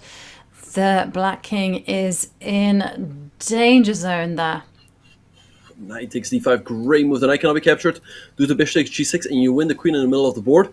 Rook e7 is, by the way, checkmate. That's a threat. That's why bishop a3 was played. Yeah, checkmate in the middle of the board. Yes, and there we do see a trade of bishops. Take here on f6. Queen f5 also. Tempting. Gunina still hanging on, but is there a win for White? Rook f1. Okay, knight takes f6, this pawn looks crushing. Absolutely. The king cannot survive out there in the open like that. 3 seconds for Valentina, and the bishop is on prise. Yeah, 1 pawn drops. Now queen h5. I mean, to her credit, she held on for quite a while, but what a crushing attack by Kateryna Lagno as she wins the first game. Yep, and the opening really did not work well for Valentina there. And now Valentina has the white pieces. We are going to see 11 minutes and 42 seconds of lightning fast chess. There we see again Valentina going for a strategy that she's tried and tested, forcing the knight to c6. Bishop takes c4. Right, and we saw in that last game that Kateryna improved in the opening of her last white game. And I wonder if there's any chance that Grishik was sitting in the other room and he was like, yeah, you should do this better, this and this better. I looked it up with the computer. I mean, I think it could very well be the case. Yeah, and knowing Grishik, he doesn't need a computer to make those snap calls. And there you go, Rook 88. Right, e4, Gunina advancing in the center. I guess e5, knight e5. There's still queen e8. That's a safe square for the queen. And now black is breaking up that center. So queen e8. All right, let's see what Gunina is going to do here. Knight takes. I guess just take an f4. Mm-hmm. Looks good. f4. And can you go old school and go e5 and f5? That's e5. I guess black is going to have to give a check. So he goes king h1 instead, but this might give black the time for a move like bishop g4, creating a counter threat. c6 maybe. Yep. Kicking away the knight. Knight e3. There we have it. 93. But be careful because e5, f5, f6 is there for white. And there, what's stopping? e5, f5. All right, so Kateryna really has picked up the pace at e5. Let's see where the bishop is going to go. I guess the e7 maybe. You can trade on c4, bishop c7 on the board. Taking queen b3, what about that? Yes. Yeah, I like that. Well, f5 played for Valentina. But the problem with that is that you can meet all this with f6. And e6 wasn't possible. But she's gone for rook to d4. Okay, well, she's eyeing up the h4 square for the rook. Yeah, these pawns on e5 and f5 look nice, but I think they can also be quite vulnerable. So 96 on the board, rook h4 hitting h2, queen g3 defending the pawn, and defending the knight on d6 once more. Mm-hmm. What about taking rook d4? Yep.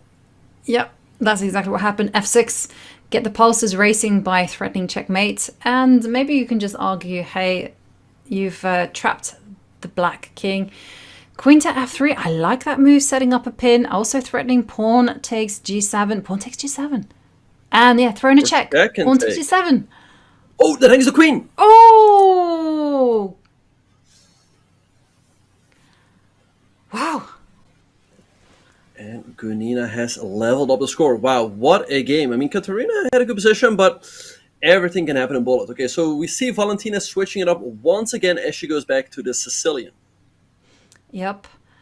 Yeah, no more Caraccans for Valentina, at least not in that particular variation. And here, bishop to d3, knight to g6, c5, and bishop b7. And, well, Kateryna learned that queen to e2 was a nice kind of safety first move, but now she's going full throttle with f4 followed by queen h5. Yeah, just after castle, don't play b2, b3, because there will be that same tactic with queen to d6. All right, so let's see what Valentina is going to do. I think castling isn't too appealing as white just put their queen here. But yeah, right now, queen e6 isn't doing a whole lot. Oh, and we have rook f3. Wow. Ooh, this is really sharp stuff because rook h3 is coming, e5, f5 are all pawn advances to calculate. You can also just go try to introduce all of the pieces into the attack. So I'm trying to figure out how to do that. This is not a fun position for black in bullet. Queen e6 was played. Okay, because now, I mean, maybe you can hang on with h6, but there's, I mean, f5, bishop takes h6. I mean, have fun calculating that with 18 seconds. Oh, wait, knight f4. Uh-oh. Well, no, take the pawn. That's a knight to f4. Great move. Okay, the knight has to go here. But then black's doing fantastic with the two bishops. Kateryna definitely missed knight f4. Yeah, but still anyone's game. Rook f1, and there we do see Valentina very short on time. Maybe we're going to see moves such as knight to d5, just giving up material in order to control the light squares. Yeah, rook g3 also moved threatening queen takes h6, but yeah, king h8, black king is now super solid. Okay, knight e2, but I don't see... Okay, maybe like knight f4, move the queen and knight h5, but even then I don't see a threat. Yeah, and you see the evaluation bar probably screaming for queen takes b2 because it's like that. But there you go, b3 played. There's just no entry point. Yeah. Okay, bishop g5, maybe just h4, kick the bishop away. Yeah, I guess the bishop is gonna... I don't like this. Rook takes. Or is there... Oh, there might be rook e1. There's rook e1. Yeah, I guess there's bishop f1 still. Yes. You're still alive, but you do have queen f6. Everything is covered. So you can go queen a1. I like that one. Okay, king h2. King g1 instead, okay. 2 seconds. She's got to... 1 second, she's got to move. Oh, she's going to move. f6. f6 and she'll flag. h5 instead. Yeah, and Kateryna Lagno wins on time. The ball keeps being passed backwards and forwards. Now Kateryna is in the lead. We have 5 minutes and 52 seconds remaining in the match. Can Valentina bounce back? We're going to find out. She's got the white pieces. She goes for this Ragozin setup. It's been very successful for her, even though the positions she's gotten out of it haven't necessarily been the most critical. Let's see how Lagno will improve bishop d7, bishop c4. That's exactly what we had in the last game. I think queen c2 was played. Now knight c4 is a threat. So let's see. Black is going to have to improve somehow. I don't know. Bishop d6, yeah. White got an advantage here with the eventual e4 and knight d5 business. Yeah. White had... And there we go. So e5 again. Knight to d5. D5 is... Oh, what's happening? Wait, was there... Oh, wait, was there knight f6 There's and knight queen f6. g6? Yes. Maybe we can show that real quick if our producer allows us to. So after queen e8, there was knight f6 check and f takes, then check. I guess you pick up a bunch of pawns and get a... Yeah, you just get a devastating attack. So that is what was missed. Anyway, d takes e5 on the board. And we see quite a similar position as the last game. Except that in the last game, rook 88 and e4 was played. Knight takes c7. So if you take... Wait. Oh, then you take on d7. And rook takes d7. And, okay, well, black is banking on compensation against the... But, okay, f5. f6 is coming. Wow, the computer's pointing out b5, just giving up a pawn, but what if white just takes? Maybe it wants like rook c8 and at least alleviate the pressure from f7 for a move. Yeah, but I was going to say, who does b5?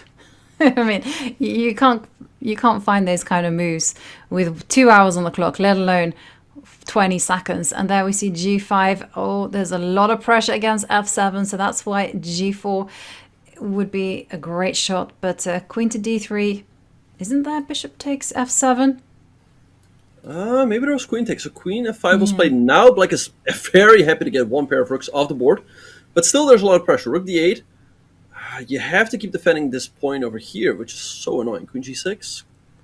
Yeah, queen e7. White has full control.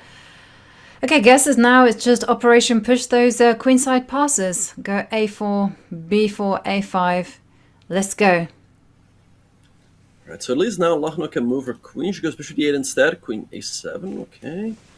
Bishop back. a4, there we go. Yeah, maybe queen c2. Queen c2, create a counter threat. Yeah. Okay. Let's see where she's going to go. You can take an a4 if you want to, but then I'm really worried about bishop d3 and queen e4. Well, on that subject, isn't bishop to d3 very much there? Okay, and there we see rook to d8. There goes the pawn. Bishop d3, there's rook h8 to defend. 3 seconds. Kateryna has the worst behind her, but she's still a very long time. She is, but the bishop is being attacked. 2 seconds. Queen e4, good move. Maybe just take the pawn on b4. Yeah, she goes for it. Yeah. Queen e7. There we have it. Dangerous position. King runs to the middle. Is there rook e6? Rook e1 maybe? Oh, there goes a pawn. Yeah. Oi. You got to defend the rook. And now Kateryna can push for the win with 2 minutes on the match clock. I feel like white should hold, but the king is quite weak on h1. Maybe 2. And Okay, now it's just going to be draw. But maybe she can milk this out for long enough. Nah, She I don't can. think so, but No, I think she can. I mean, yeah, the king can do 2 minutes. some massive Oh, dance. wait, maybe she can actually just win on the board. Oh, wow, with f4. No, that was too early. It's too early. Bishop b5 back, perhaps? Yeah. Okay, take. This should be a draw h4. I think king g6. Wait, king. Okay, this is very tricky. And Gunina flags. I think that's the match. That is going to be the match because there's only 1 minute and 28 seconds remaining. Valentina has to win 2 games in a row. She basically has to finish this game within 40 seconds and give checkmate, move on to the next. And that, I'm afraid, is impossible. There we see knight to e7. Wow. Kateryna Lagno surviving that position and then turning around. Incredible. Incredible defense by her. I mean, it really looked like Valentina was about to finish things off, but she just kept hanging in there, didn't give up, and even managed to win. And yeah, now it's just over. I mean, 50 seconds on the match clock, 50 seconds on her own clock. She can just let the time run out here. She's not going to. She'll just play a game of chess, but even if she loses, the match will be over. Yep. And she will definitely have one eye on the clock situation. And yeah, you're right. She can do whatever she likes here. It is over for Valentina Gunina and Kateryna Lagno. She is our 4th semi-finalist. And you can play b4. Before grabbing the bishop pair. But yeah, it was a very up and down match. I mean, some incredible stuff. Wait, I guess this one wins. Yeah, and takes on b6. So it looks like Kateryna will probably win another game. Yep. 2 seconds. And there you see Kateryna Lagno. She wins by resignation. The match clock has ticked down to 0. She is in the semi-finals. Wow, what a topsy-turvy match. It looked like both Kateryna Lagno and Valentina were just trading blows. But she does it in the end. There we see Kateryna calmly looking at the screen as she goes on to the semi-finals to face Women's World Champion Ju Wenjun. And there we can see the match situation. It was level after 2 sets, but in the bullet, it was just all about Lagno.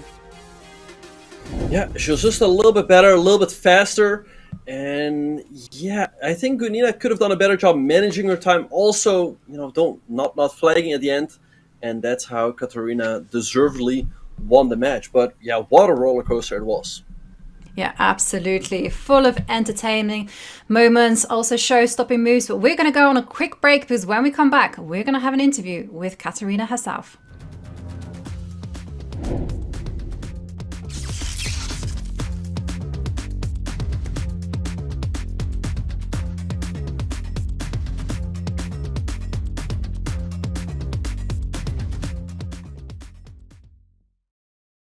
Have a friend or family member who loves chess?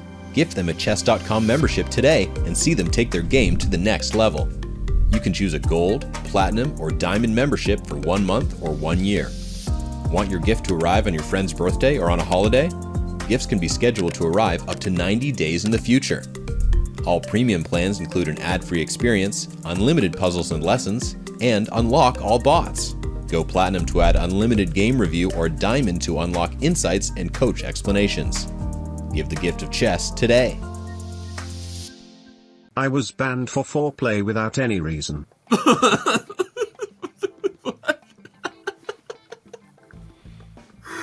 I don't think foreplay means what you think it means. I was trying to think of a chess word that was even closely related to that, and the best I could come up with was prophylaxis.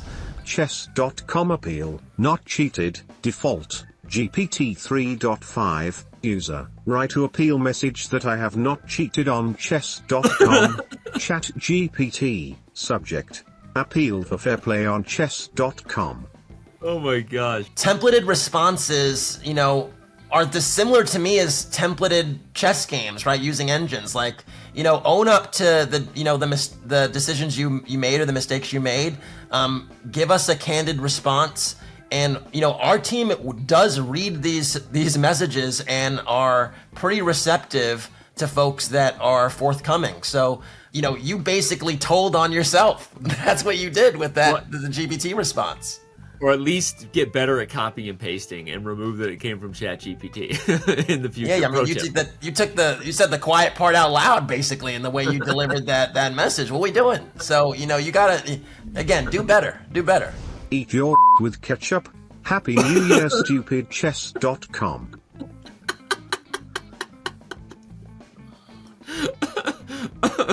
There are a few things we have to run with there. So first of all, you took the time to wrote that. You did that. You know, like, we just got to acknowledge that you took the time to do that. So shout out to you.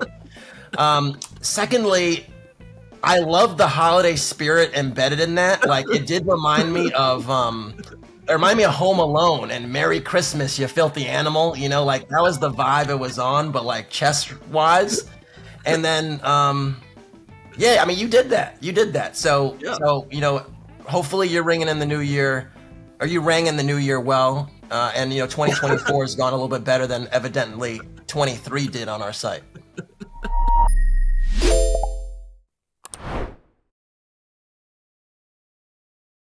This summer, millions of people flock to Paris for the Olympics. But this year's greatest sports spectacle has yet to begin in the legendary city. You already know what I'm talking about, the 2024 Speed Chess Championship. After an epic summer battle of the world's greatest speed chess superstars, only 4 finalists have survived the gauntlet. Magnus, Hans, Hikaru, and Alireza have made it to Paris. Book your ticket now for arena-side viewing, live commentary, immersive pop-up booths, and more. Level up your ticket to gold, platinum, or diamond to unlock special event gift boxes, a VIP lounge, and player meet and greet. Hurry before the clock runs out.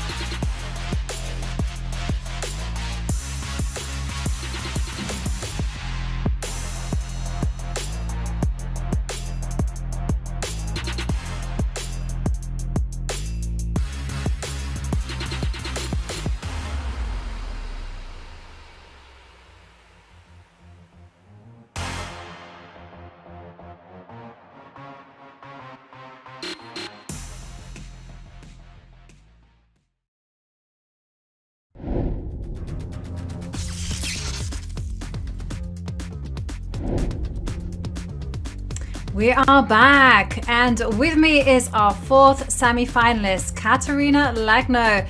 Kateryna just won a thrilling game, tense match against Valentina Gunina. Kateryna, how are you feeling after all of that? Oh, of course, I'm feeling better now.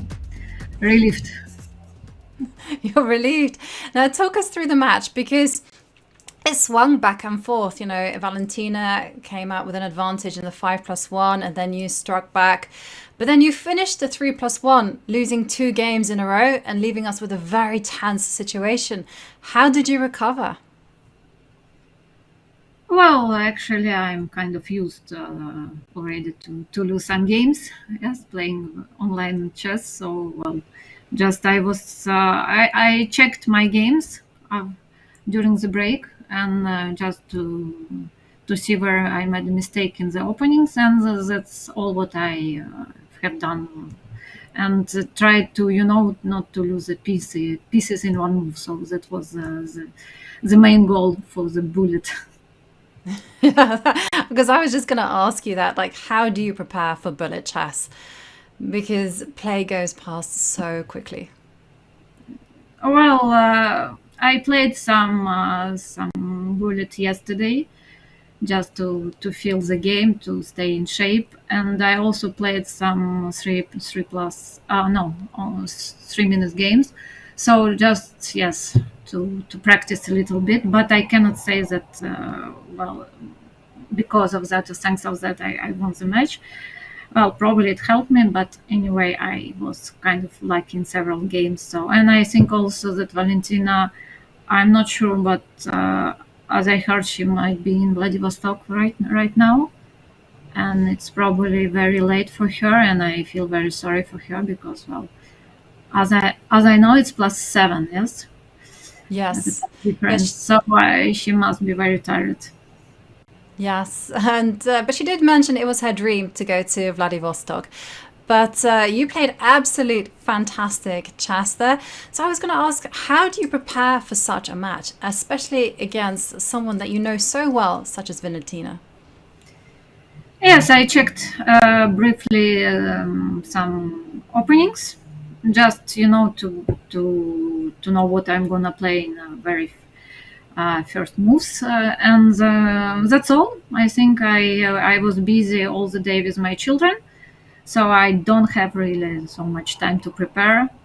So just try to to relax a little bit before the match. Yes. And were you surprised by any of her opening choices? Because we thought that her 1d3 might have been a mouse slip. Yes, I think so. Trying to be mouse slip. Well, what to do? It happens, yes, and she lost. Not because of that, she lost because she played some not the best moves after that. Yes, and well, we have some questions from our chat audience, and it's a question from Hannes Mio. He says, do the 1,000 of live viewers make even pros like yourself a little more nervous, or are you always as cool as a cucumber? Because you look extremely calm when we're watching you play. No, I wasn't calm when I was blundering some pawns or pieces. No, I wasn't calm. Just I don't show it in front of the camera. Yes, but I try it. But yes, what I try to do, I just try to forget it immediately. That's the good point, that I know how to do it.